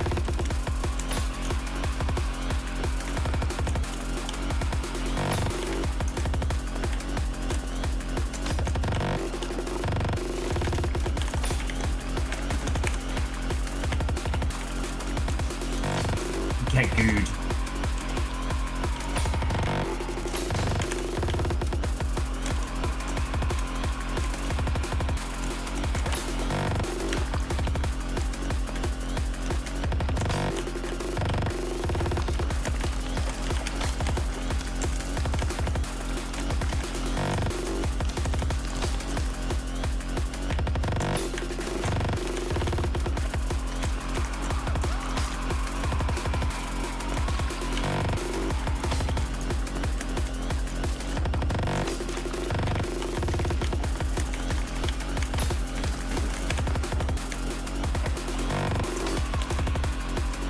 Hey, remember when I was trying to make really cool points about, like, video games and art and shit? Because I don't remember anything before digital hell. Fuck.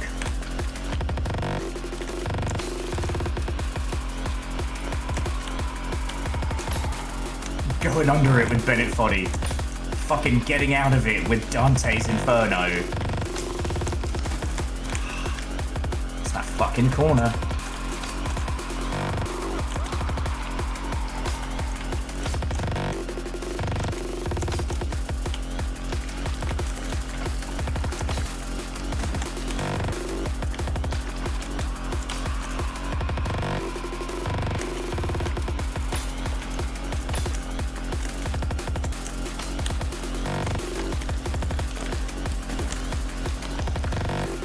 Getting out of it with Dante. Like, Dins, have you gone through this already? Because I feel like this game's fucking rad.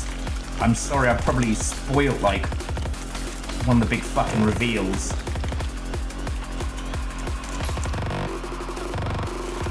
It has not been this stressful up until this point. I don't want to say that.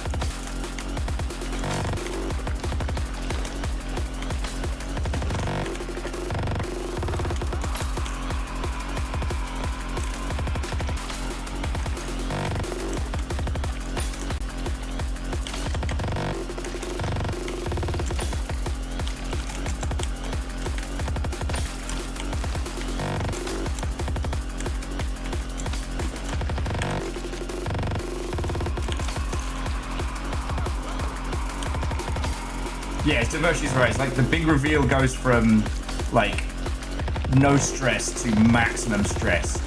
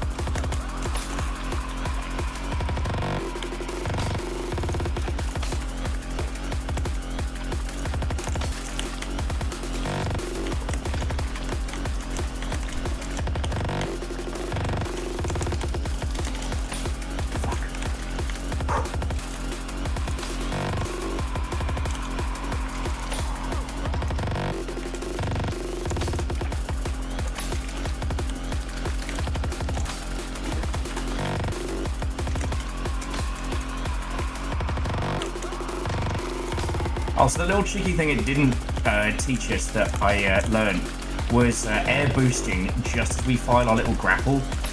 It gives us this cheeky little, like, high-speed maneuver.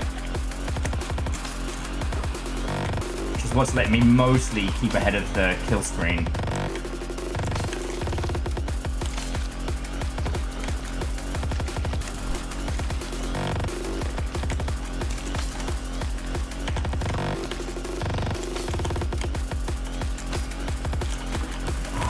Close.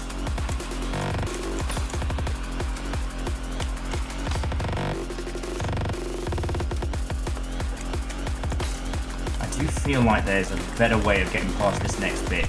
Not this bit, but here.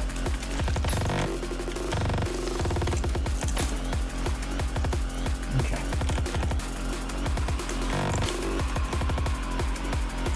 Oh, Dustin, so that's the thing. We know why it's fucked. Alright, the TLDR is that this whole game, we've been lured. The lure of Lorn's lure was fucking digital hell. And we walked right smack bang into it.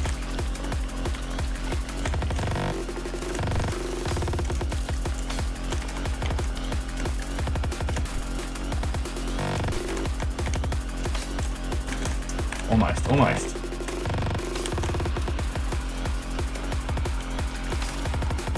And now whatever fucking digital Satan that we found Oh, fuck. Yeah, the game title was not a lie.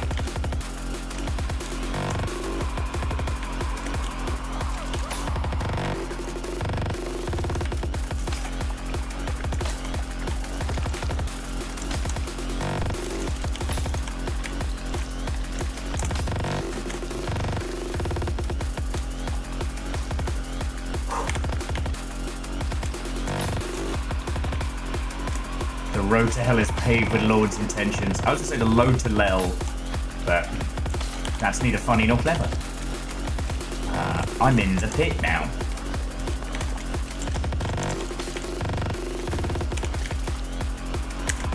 Okay, which of fucking Dante's fan fictions is this? I'm not even supposed to be in today. Hey, after we do Dream Barbecue, why don't we try and finish up Lorn's Lore? That'll be fucking great. I'm getting there.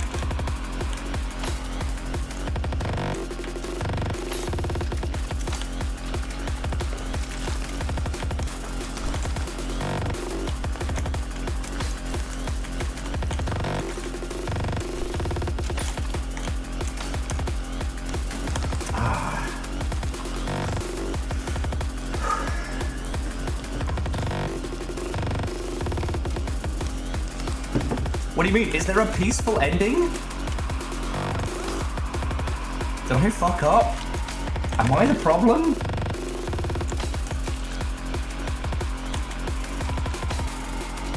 Don't tell me this is my, like, hell ending.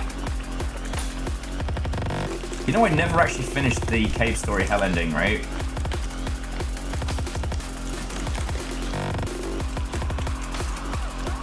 The lure was the Lord we made along the way. You guys are not helping here.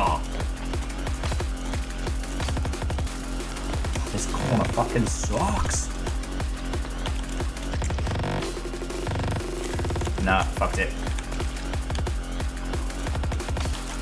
Excellent point, Vernon. Excellent point.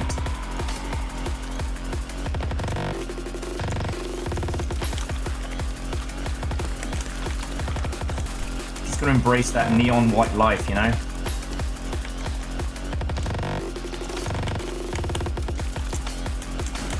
Shit.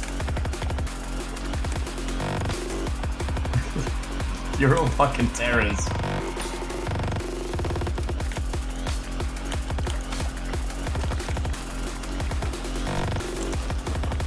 In the words of my parents in Tesco's, don't ask me for shit right now.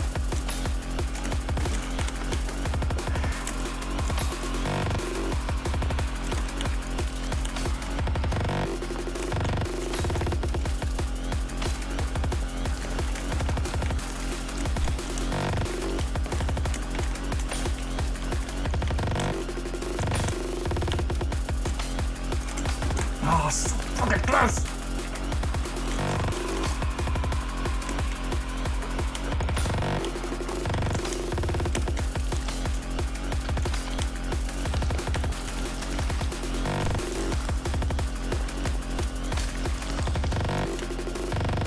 Nah, I might fuck today.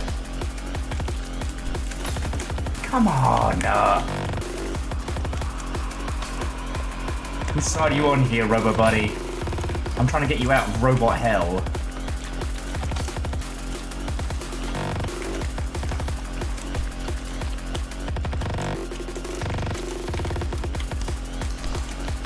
Nah, fucked it.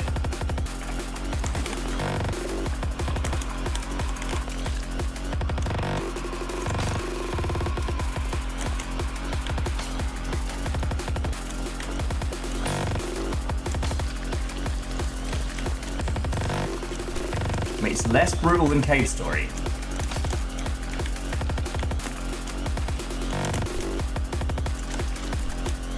Oh, it might be good, it might be good. No! God, fucking damn it. What am I even supposed to do there?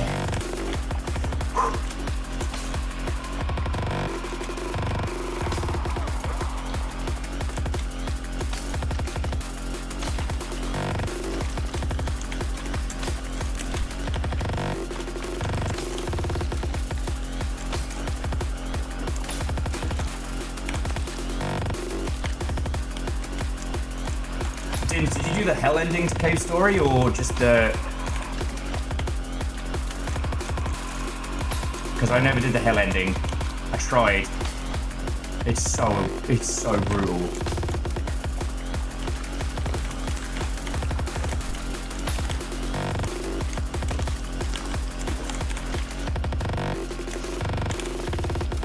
For those who don't know, with its additional releases, Cave Story added a happy ending, which is great if you can fucking get it.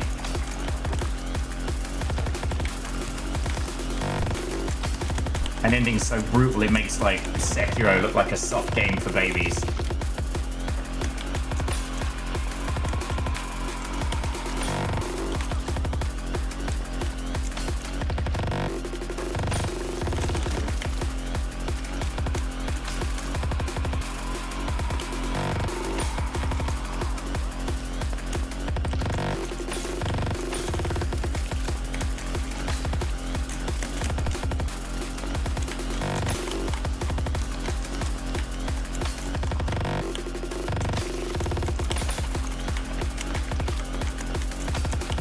No. Okay.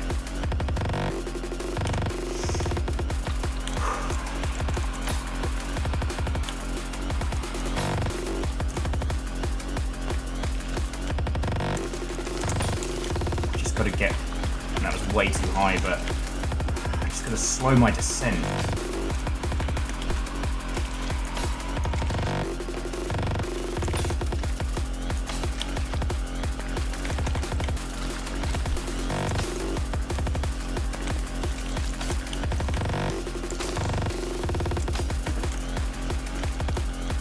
At least the music is relaxing.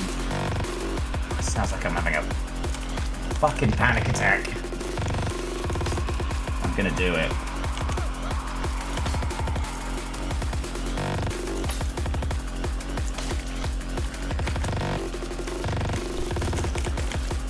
Though I do reserve the right to kill the music in a little bit.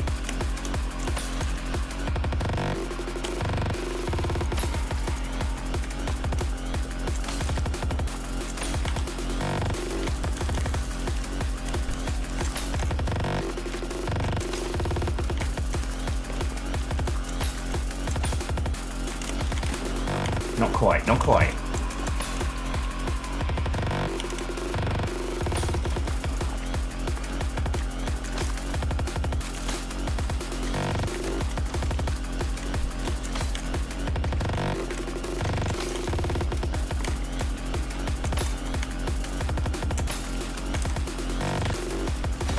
Come on! How do I just slow my descent on that first corner and then I have to up and loop? Oh, I'm gonna be awake for hours after this. Hey, Will, why can't you sleep tonight? No reason. No fucking reason at all.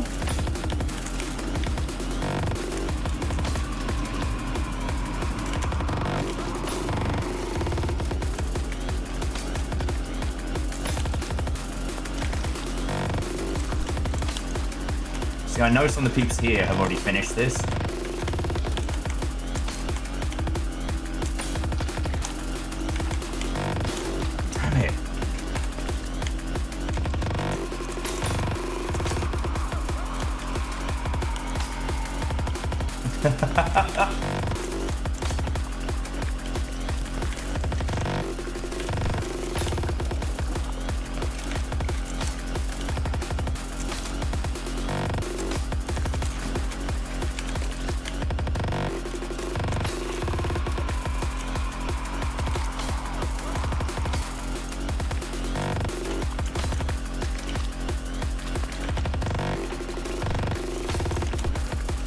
I'll say it's hitting the grind wheels.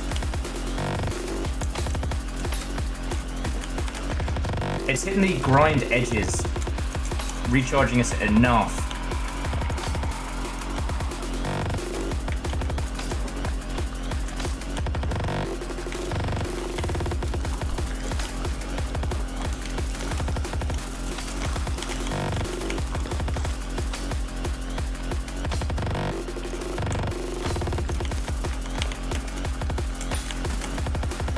trying to get down there with time to be able to maneuver. I know we can do it.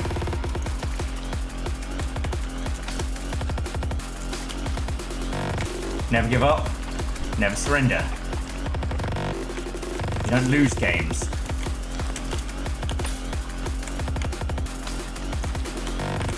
Just catching that edge.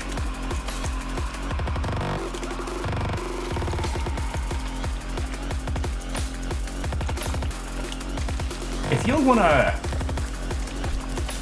mute this and put on something calming in the background, I will not be offended. Ah, see, that was definitely the way to go, but I don't...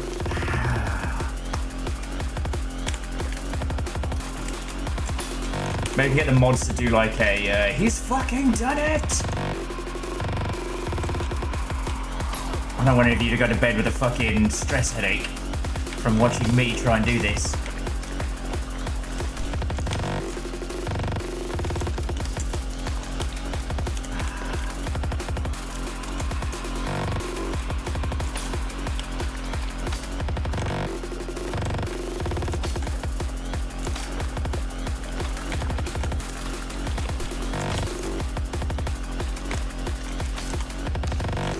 Real fucking high.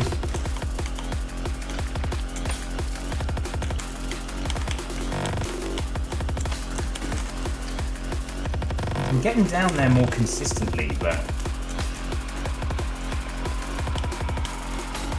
I need to be able to get down there faster.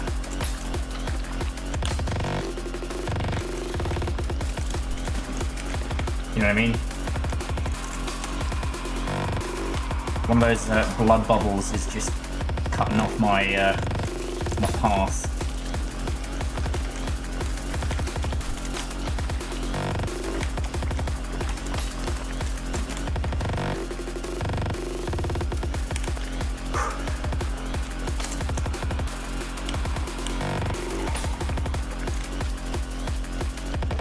Video games.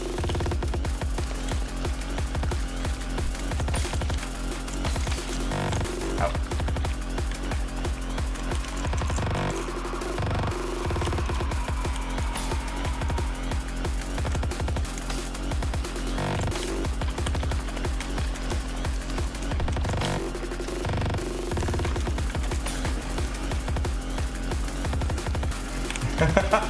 See, 222, that's the fucking play. And anyone else who wants to do the same, I'll oh,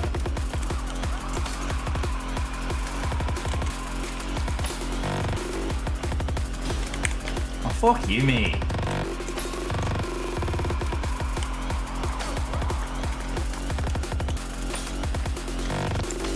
I feel like I'm making really good time here. Really good time here. Not good time there.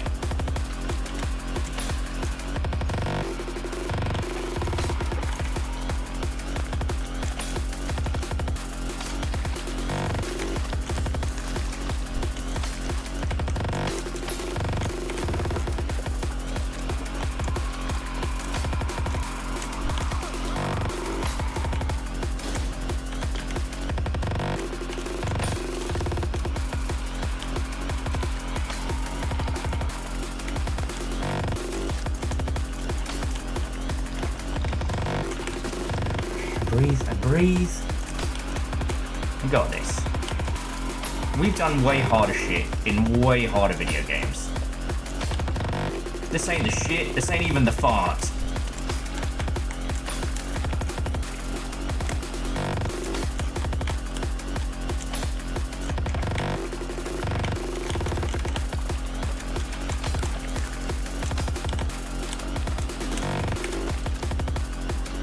Oh, fucking hell, this is not. Oh.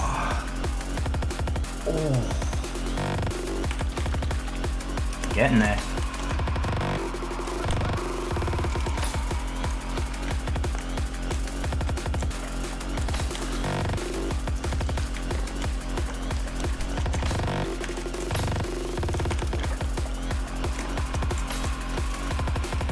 Getting there.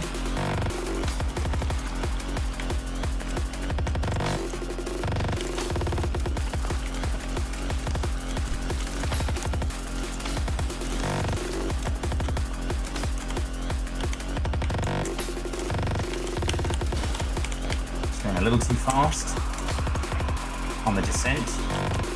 Like that video game, Descent. And I sure do love that game, Descent, where they, you know, grabs fists, descend all the time. Oh, overshot. It's all good.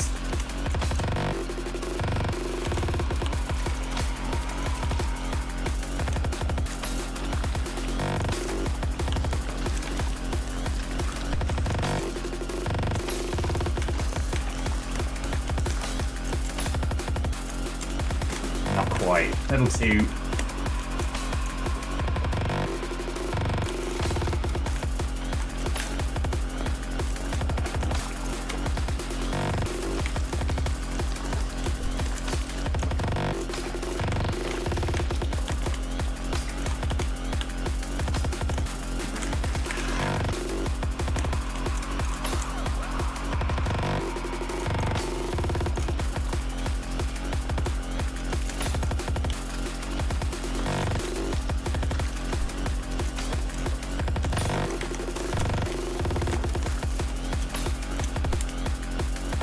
Almost.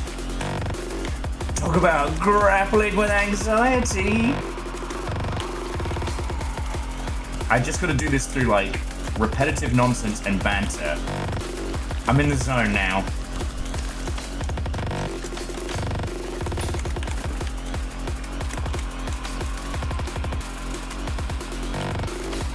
Jesus. Oh, don't worry, Will. I'm sure we can swing it. Well, like I said, however this goes, today I earned my fucking key.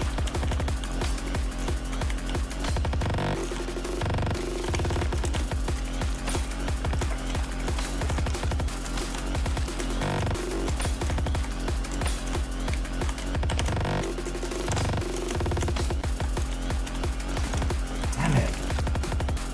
Oh, you piece of shit.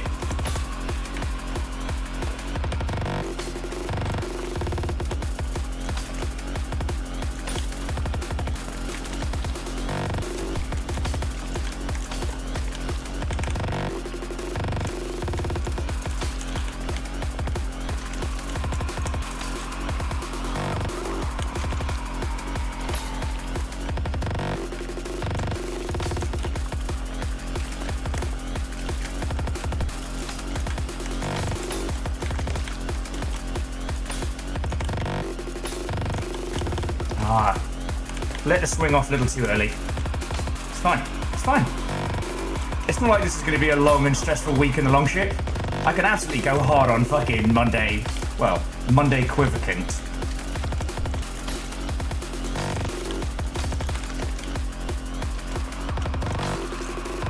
If you're hitting the wall, run with it.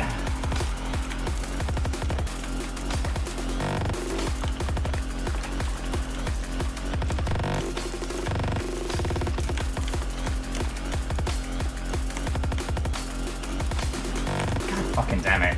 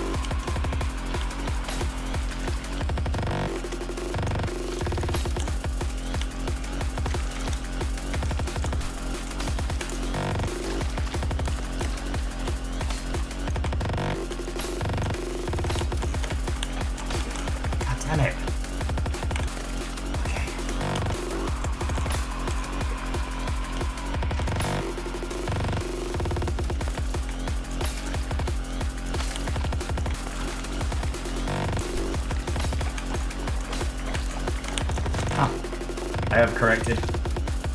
Okay. Okay. The muscle memory is still there. Power of Grayskull. Power of Grayskull.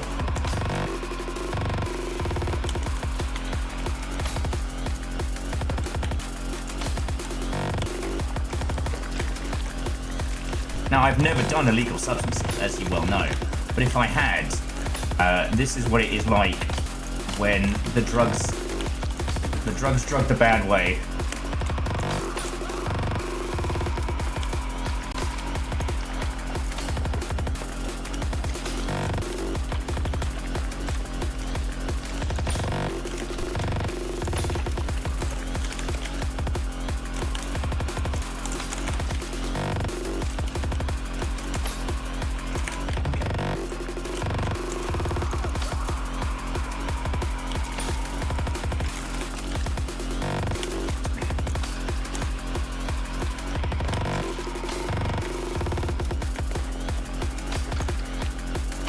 It's like, you notice the song doesn't progress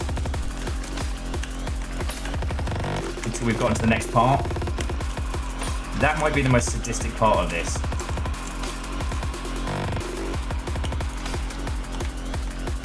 Fucking kidding me.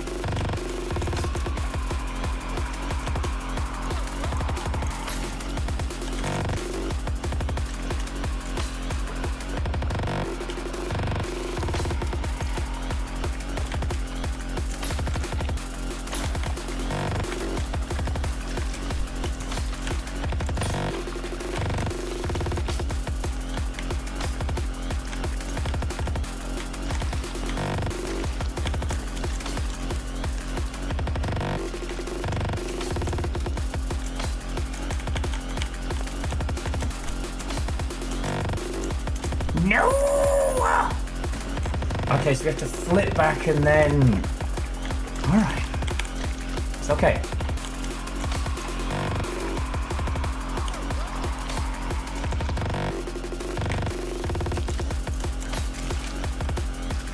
Never give up, never surrender, right?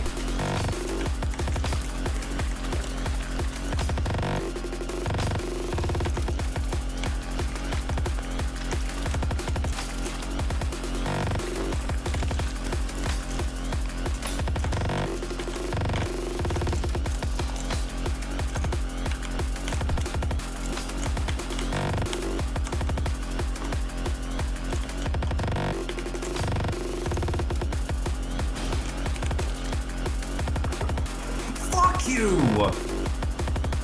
That is unfair amount of bullshit.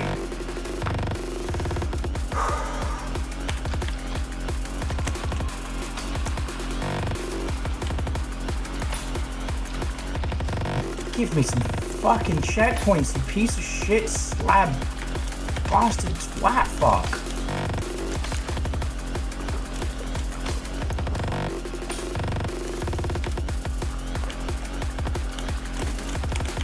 Pissing shit bastards.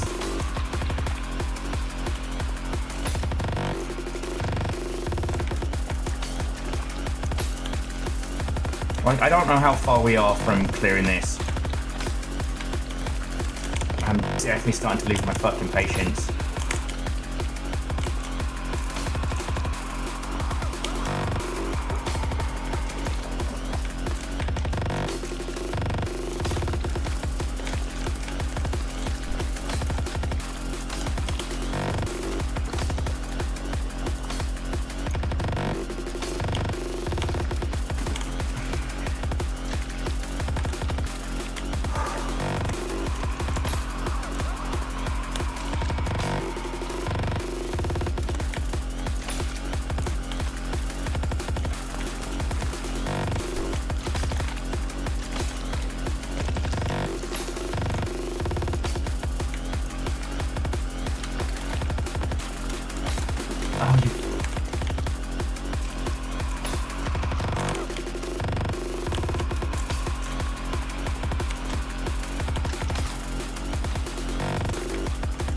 Yeah, I'm without beans. I may have to settle for the cold water on the face.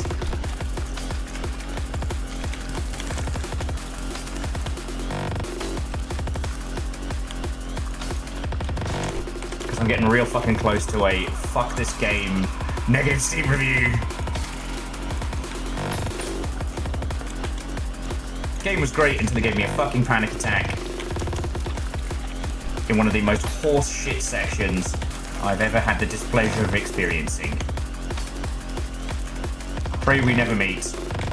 will overguard.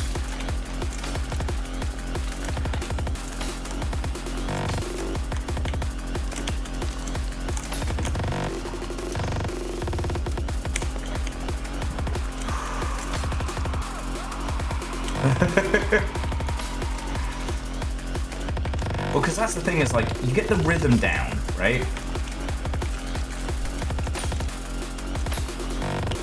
And it's all about the rhythm. Because like you all saw, I couldn't master that previous section, like...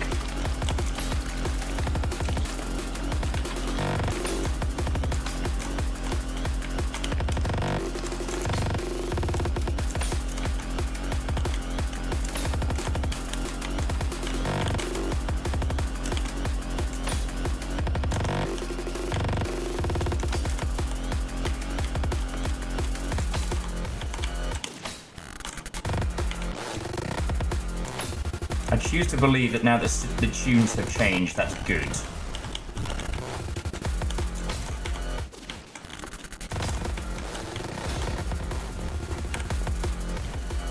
Yeah.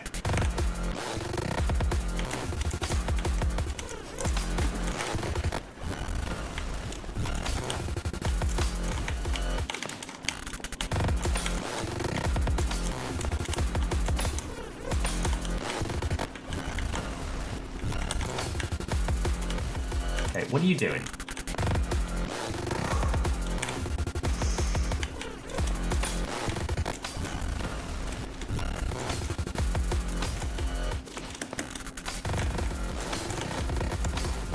I just keep thinking of that song, My Computer Just Became Self-Aware. We found the Anunnaki and they were super angry at me.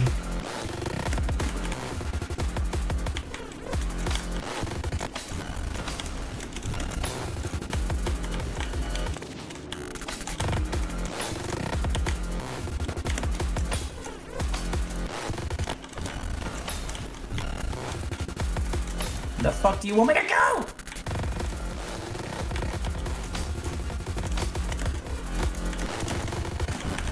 I'm starting to see it. I'm starting to see it.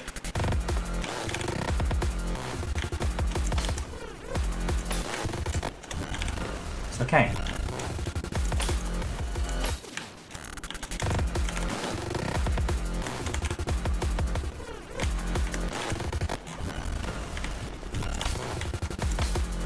This is like Apex Twin got one of those Baby Shark dolls while it's running out of fucking batteries.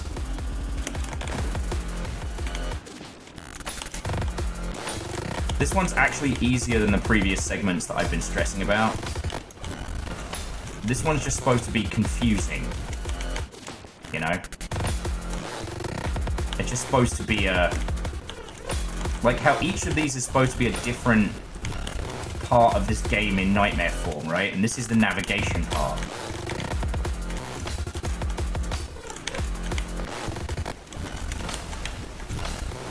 Don't you fucking dare. Don't you take this from me.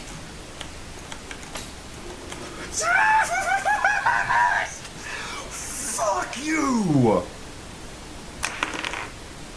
Whose house? Slugcat's house.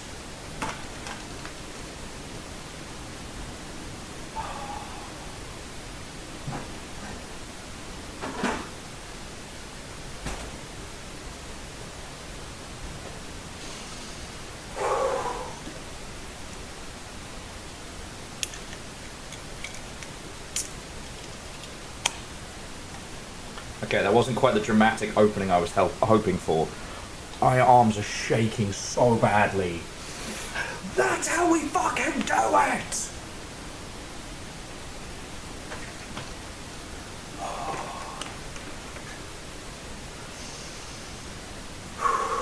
It kind of is. It kind of is. Save and continue. Save and continue and never again. What the fuck?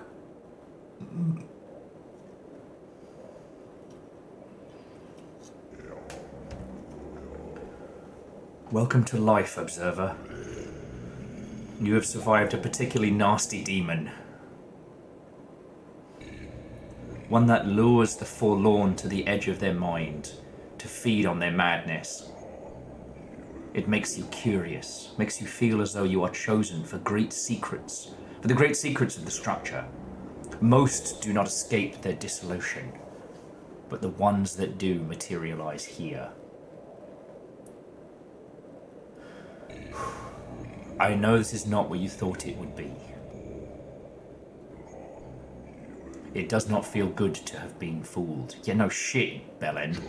Especially having travelled so far, expecting some revelation.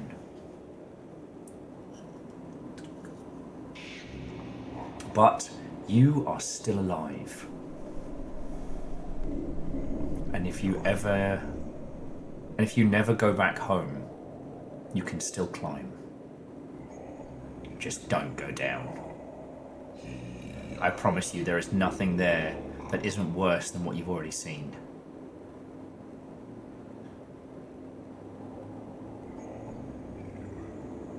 Oh, and if you see that light again, just look away.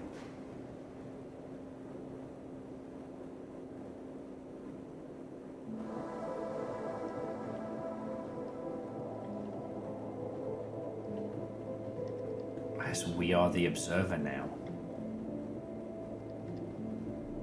Yeah, it lures forlorn. It lures the forlorn with its cheeky winking eye.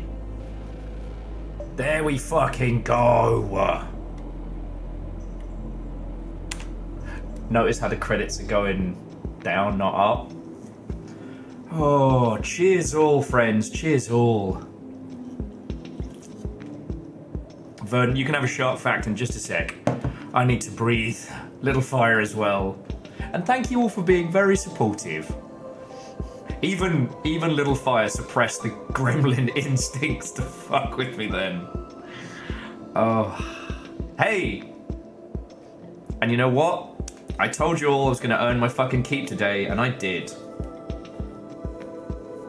I fucking did. Oh, Angel Kalina, thank you for the tiny bits. Alright.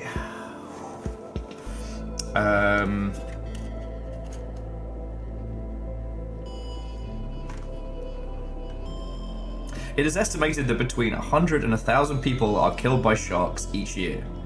There are 13 times more attacks on men than women, one fact.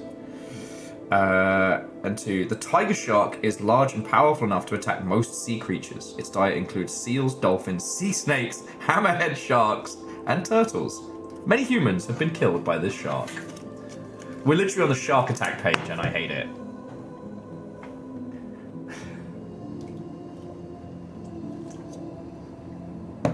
But did you notice, Little Fire, as soon as you brought up the beans, bam, I was on it like a car bonnet. Zipping through. Back of the net.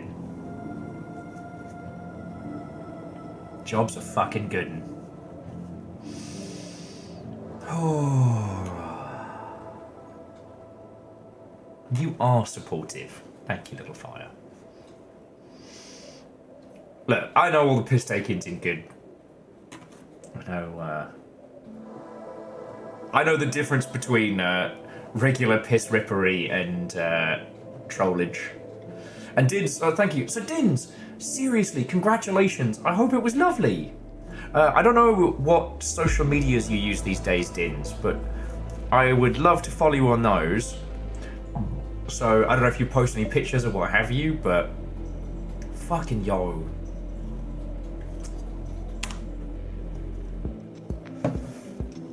You said you've been taking a break from Twitch.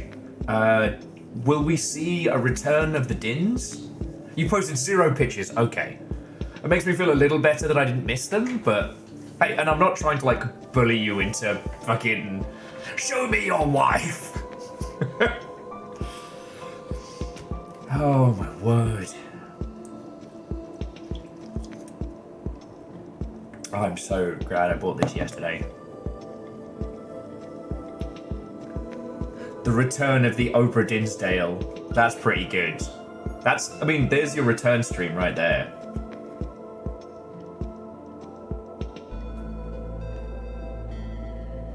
Orzine, so how far did we get in Dread Delusion? Well, Orzine, I'm going to be jumping on that on Thursday, but we're still in the first main area. We did find the kit we can use to light the, like the League of One.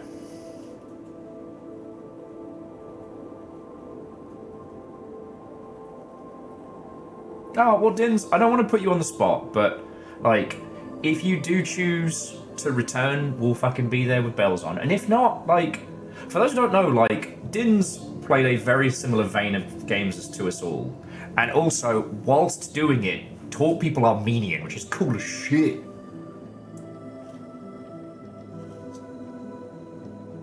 Actually, Dins, I am not, and I should change that. I went through a phase of not joining friends' discords because I thought they'd think I was just stalking them for stuff.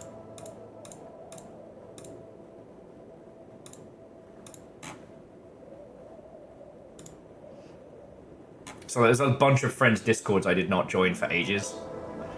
Because I overthink when it comes to Twitch. I'm an overthinker.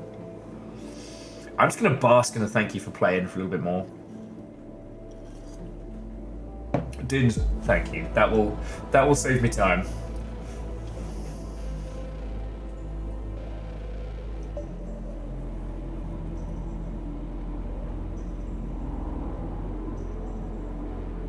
What if I'm underthinking it?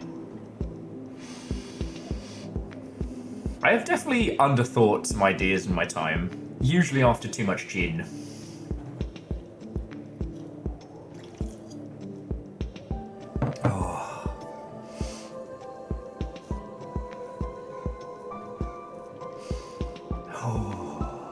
Thank you for playing. You are not welcome, you bitch-ass game. And here's the thing. It struck me that we had that on exploration mode. How much more brutal must that be if you don't? Like, was that whole ass game timed and shit?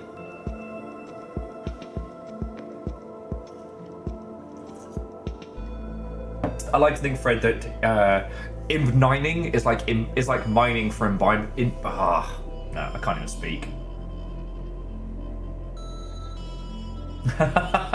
Well, DJ Coil, there was once a secret Discord. There was once a secret Discord. Yeah, spoiled it, sold it, battered it, twatted it. The joke is dead. And you know what?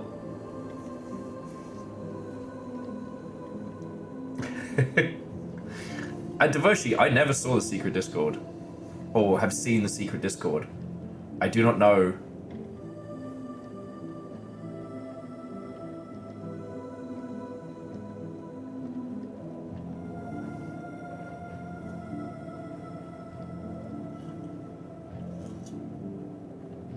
The most I've seen of it was someone checking their phone near me, looking at me, and then turning the phone slightly away. I did wings to the back of a car. Sorry for the spoilers. That's pretty pithy. Akira Zero, that's pretty pithy. Oh. What a fucking game. The fact that it just straight up told us at the beginning.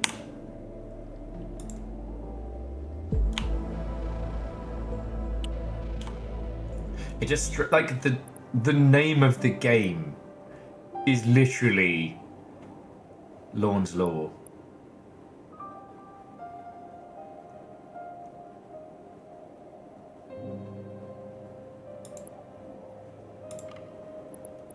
Custom maps seem horrifying. No! I hate it. Full run. So Verdant, basically, at the beginning of the game, we are in a stable place in the megastructure. And we become discontent. We strike out, and as we do, we start seeing this owl, this bird, this shape. And throughout all the chapters, it lures you further and further down into the megastructure. Like, it's tantalizing you with the secrets of this gigantic thing. Nah, it was a fucking creature at the end trying to lure us down into a nightmare. Thankfully, we managed to escape it through Will's stubborn as shitness. Like, apparently, the best counter for demonic influence is stubborn-ass Will. So, next time the demons are knocking, just think, what would Will do? He'd be a stubborn fucking bitch about it. So that was the twist. And then as we broke from the demon's realm, which was a fresh hot fucking nightmare, we were confronted with a caretaker who referred to us as an observer, meaning that it was other people like us who got trapped in that like nightmare spot. What would Will do? Drink a lot of gin.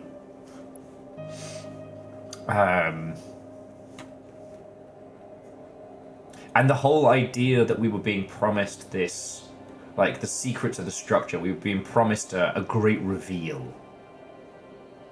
I didn't yell at you, Fire. I agreed that I lacked the power of beans for victory. My stomach will hate me for this tomorrow, but I've been craving Japanese rice lager, so I got myself a Sapporo, and it's fucking tasty.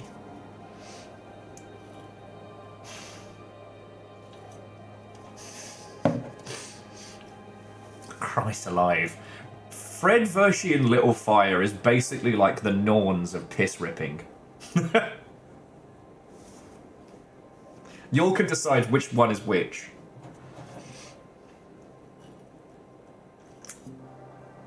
But yeah, so the very thing that lured us down was a monster that preys on the forlorn. Lorn's lure. Fucking bastard. I tell you, I thought that last section was going to do me in, though. The first time I did the big swings, I managed to get round the corner, and then I had to drop, and then back up and round.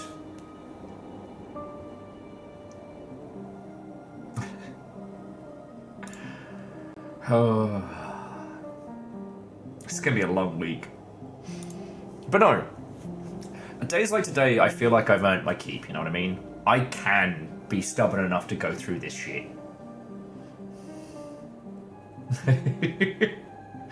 I mean, Kakazi, I got through it.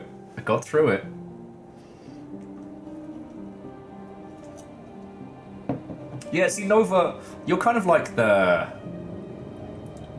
I don't know. I was trying to think of in the pantheon where you would fit. Not quite a Heimdall, but definitely like a balanced flavour of chaos. Can you have balanced chaos?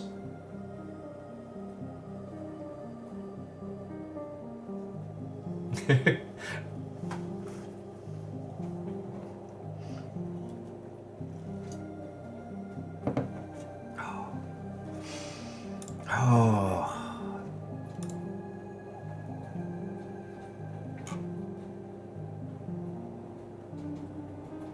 Here's what I would say though, is that if we go to the settings, like, we had it on, what was it?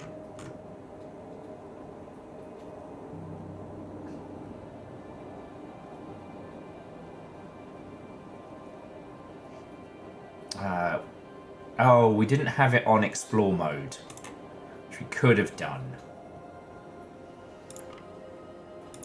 I wonder if that would have changed things.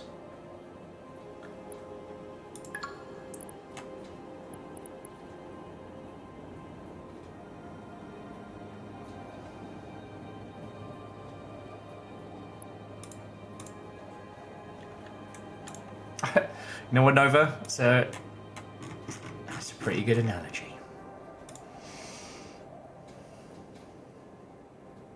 So Orzine says that last level is completely different in explore mode. Really? I'm not going to replay it, but I might stick my face in. Fuck knows what simulation play is. So, what's different about that final segment?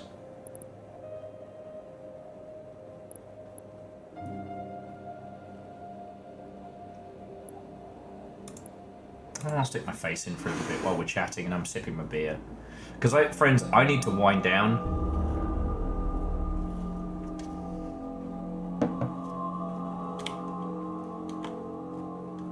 After you reach the portal at the end of the Paradise section,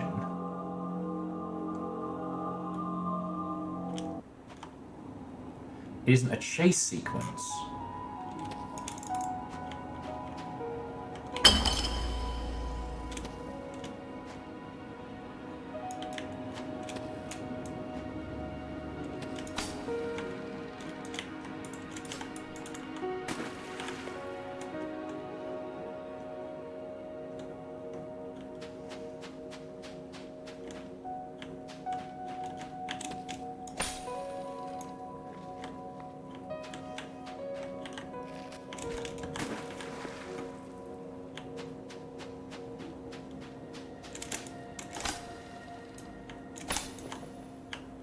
Yeah, now I know how to do the jump dash as well. I feel like I'd be able to zip around here.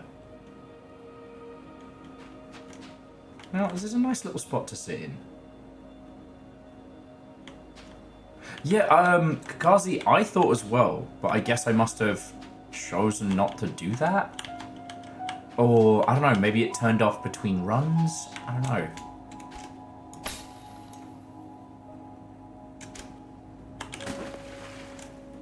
No, you know what? We know what happens. We know what happens when Will starts fucking around with New Game Plus. I don't think I changed the settings and forgot, but look, we did it. And I'm happy with that.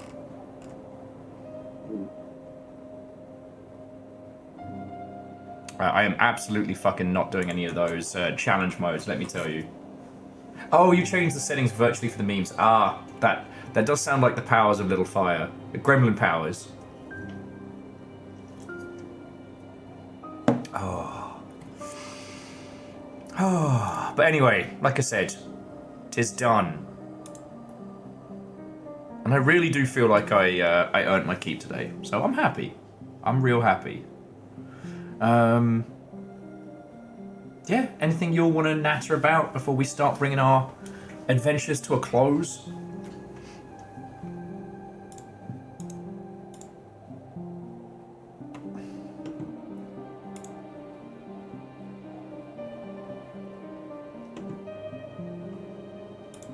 Oh, dang, we are fucking spoiled for places to go after this. See, this is why I have you lovely oh. Well, that's one taken off. Alright. This is why I have you lovely folks choose, because, man,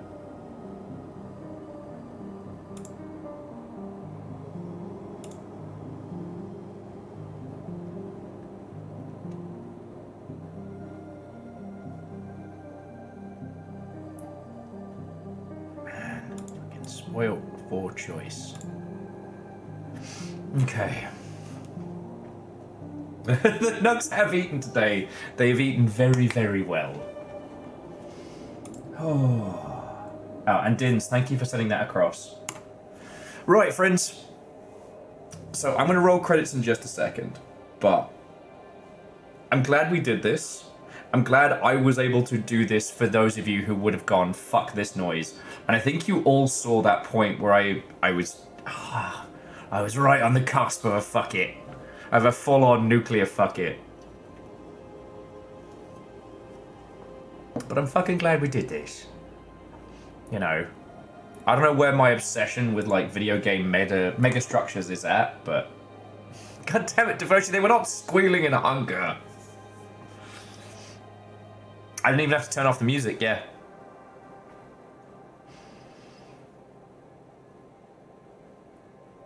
And like the guy said, it doesn't feel good to be tricked. He's right. But we got played. Actually, Dins, I haven't done the Talos Principle games yet. I want to. Those games wear their philosophy on their sleeve. And it's just not a light thing to endeavour. I must chuck the fucking bucket.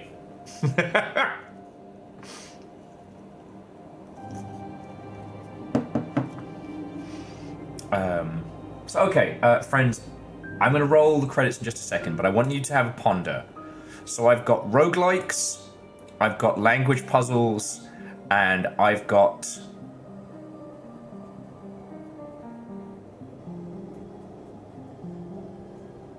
I got SCP nonsense. Alright, so that list again.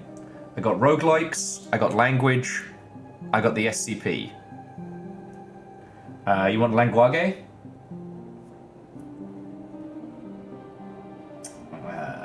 2 on the rogue, 2 on the language. Alright, well, have a ponder. But seriously, this week is going to be a lot, and I am going to be a feelsy mess by the end of it. So I'm going to try not to hyper-focus on the thank yous, so that I'm not, you know, I can't be fucking sobbing on day 1 of this week. But, like I said, I think I did good today. I really do. And this game fucking slaps, so... I'm glad I could share it with you all. I'm glad I could be the lunatic to leap forward. And yeah. Next week's going to be interesting. But first off, okay, so to Out of Ducks, thank you for the follow. I hope we get to talk video games. To Ortrizi, Lance Icarus, The Legend of Morad, Verdant Flow, Unholy Glee, Shadows of Life, Handlebar Ryan, Ludo History, Vanderbeest, Jackie Foxbutt, Caffeine, Arrow Griffin, Baron von Sheepington III, Restless Fruits, Nakira Zero, thank you for throwing in bits. Like, bits and donations are how... no, those were sprees. I haven't even got onto bits. God, my brain is jello. But seriously, thank you all. Because I know J-Post was on a fucking hunting spree. To Akira Zero, Eraman, PVS, Divershi, Lyris Dragon, Bacon Avenger, Simple Chaos, Jamami, Some Numbers, J-Post, Andorf, Handlebar Orion, Angel Kalina, Shadows of Life. You lot threw in bits. And bits and donations are why I'm still here. Thank you all. Your moderators this evening was not just Caffeine and Nova, but we also saw Rhymes and Moose, and Restless Roots bought a raid in. This was a really fucking good day. We played a Cool Kids arty game, and then we finished a less Cool Kids wanted to snap my pad in half game. Okay. Verdant, don't even put that bad juju out there. Verdant's like, oh wait, maybe this was the ending because it was April Fool's Day. Maybe if you finish the whole game tomorrow, it'll be a different ending. Why are you like this? Okay. So, it was between roguelikes and language. Which one struck your fancy, friends?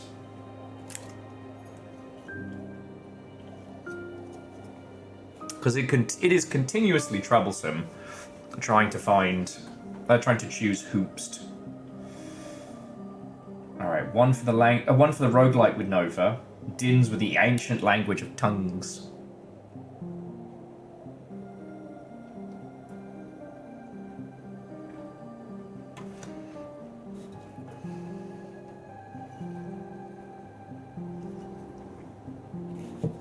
Alright. Then executive decision. We're going to go English language. It is our friend Pepper again who has reached the scientist segment of Chants of Sinar. And if you haven't seen Chants of Sinar, then you're going to fucking love it. You're going to fucking love it. And if you have, you get it. In their last stream, they just hit the scientist segment and decided to call it. And I was like, yep, you probably want to do that before you have to start working out what math is. You probably won't see me on Discord this evening. I don't know, make some food, sit in a fucking tub with my beer. I don't know what I'm gonna do. Just fucking zone out. But I will see you tomorrow for more Rain World, and then Dread Delusion on Thursday, and Nova. I heard that Will guy is a stupid dumb face.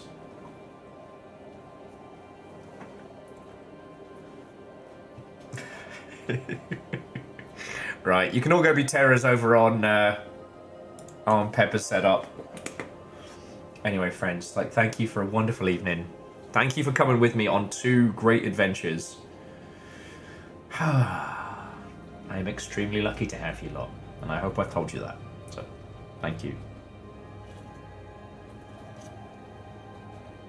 Divershi, that sounds decadent. Decadent.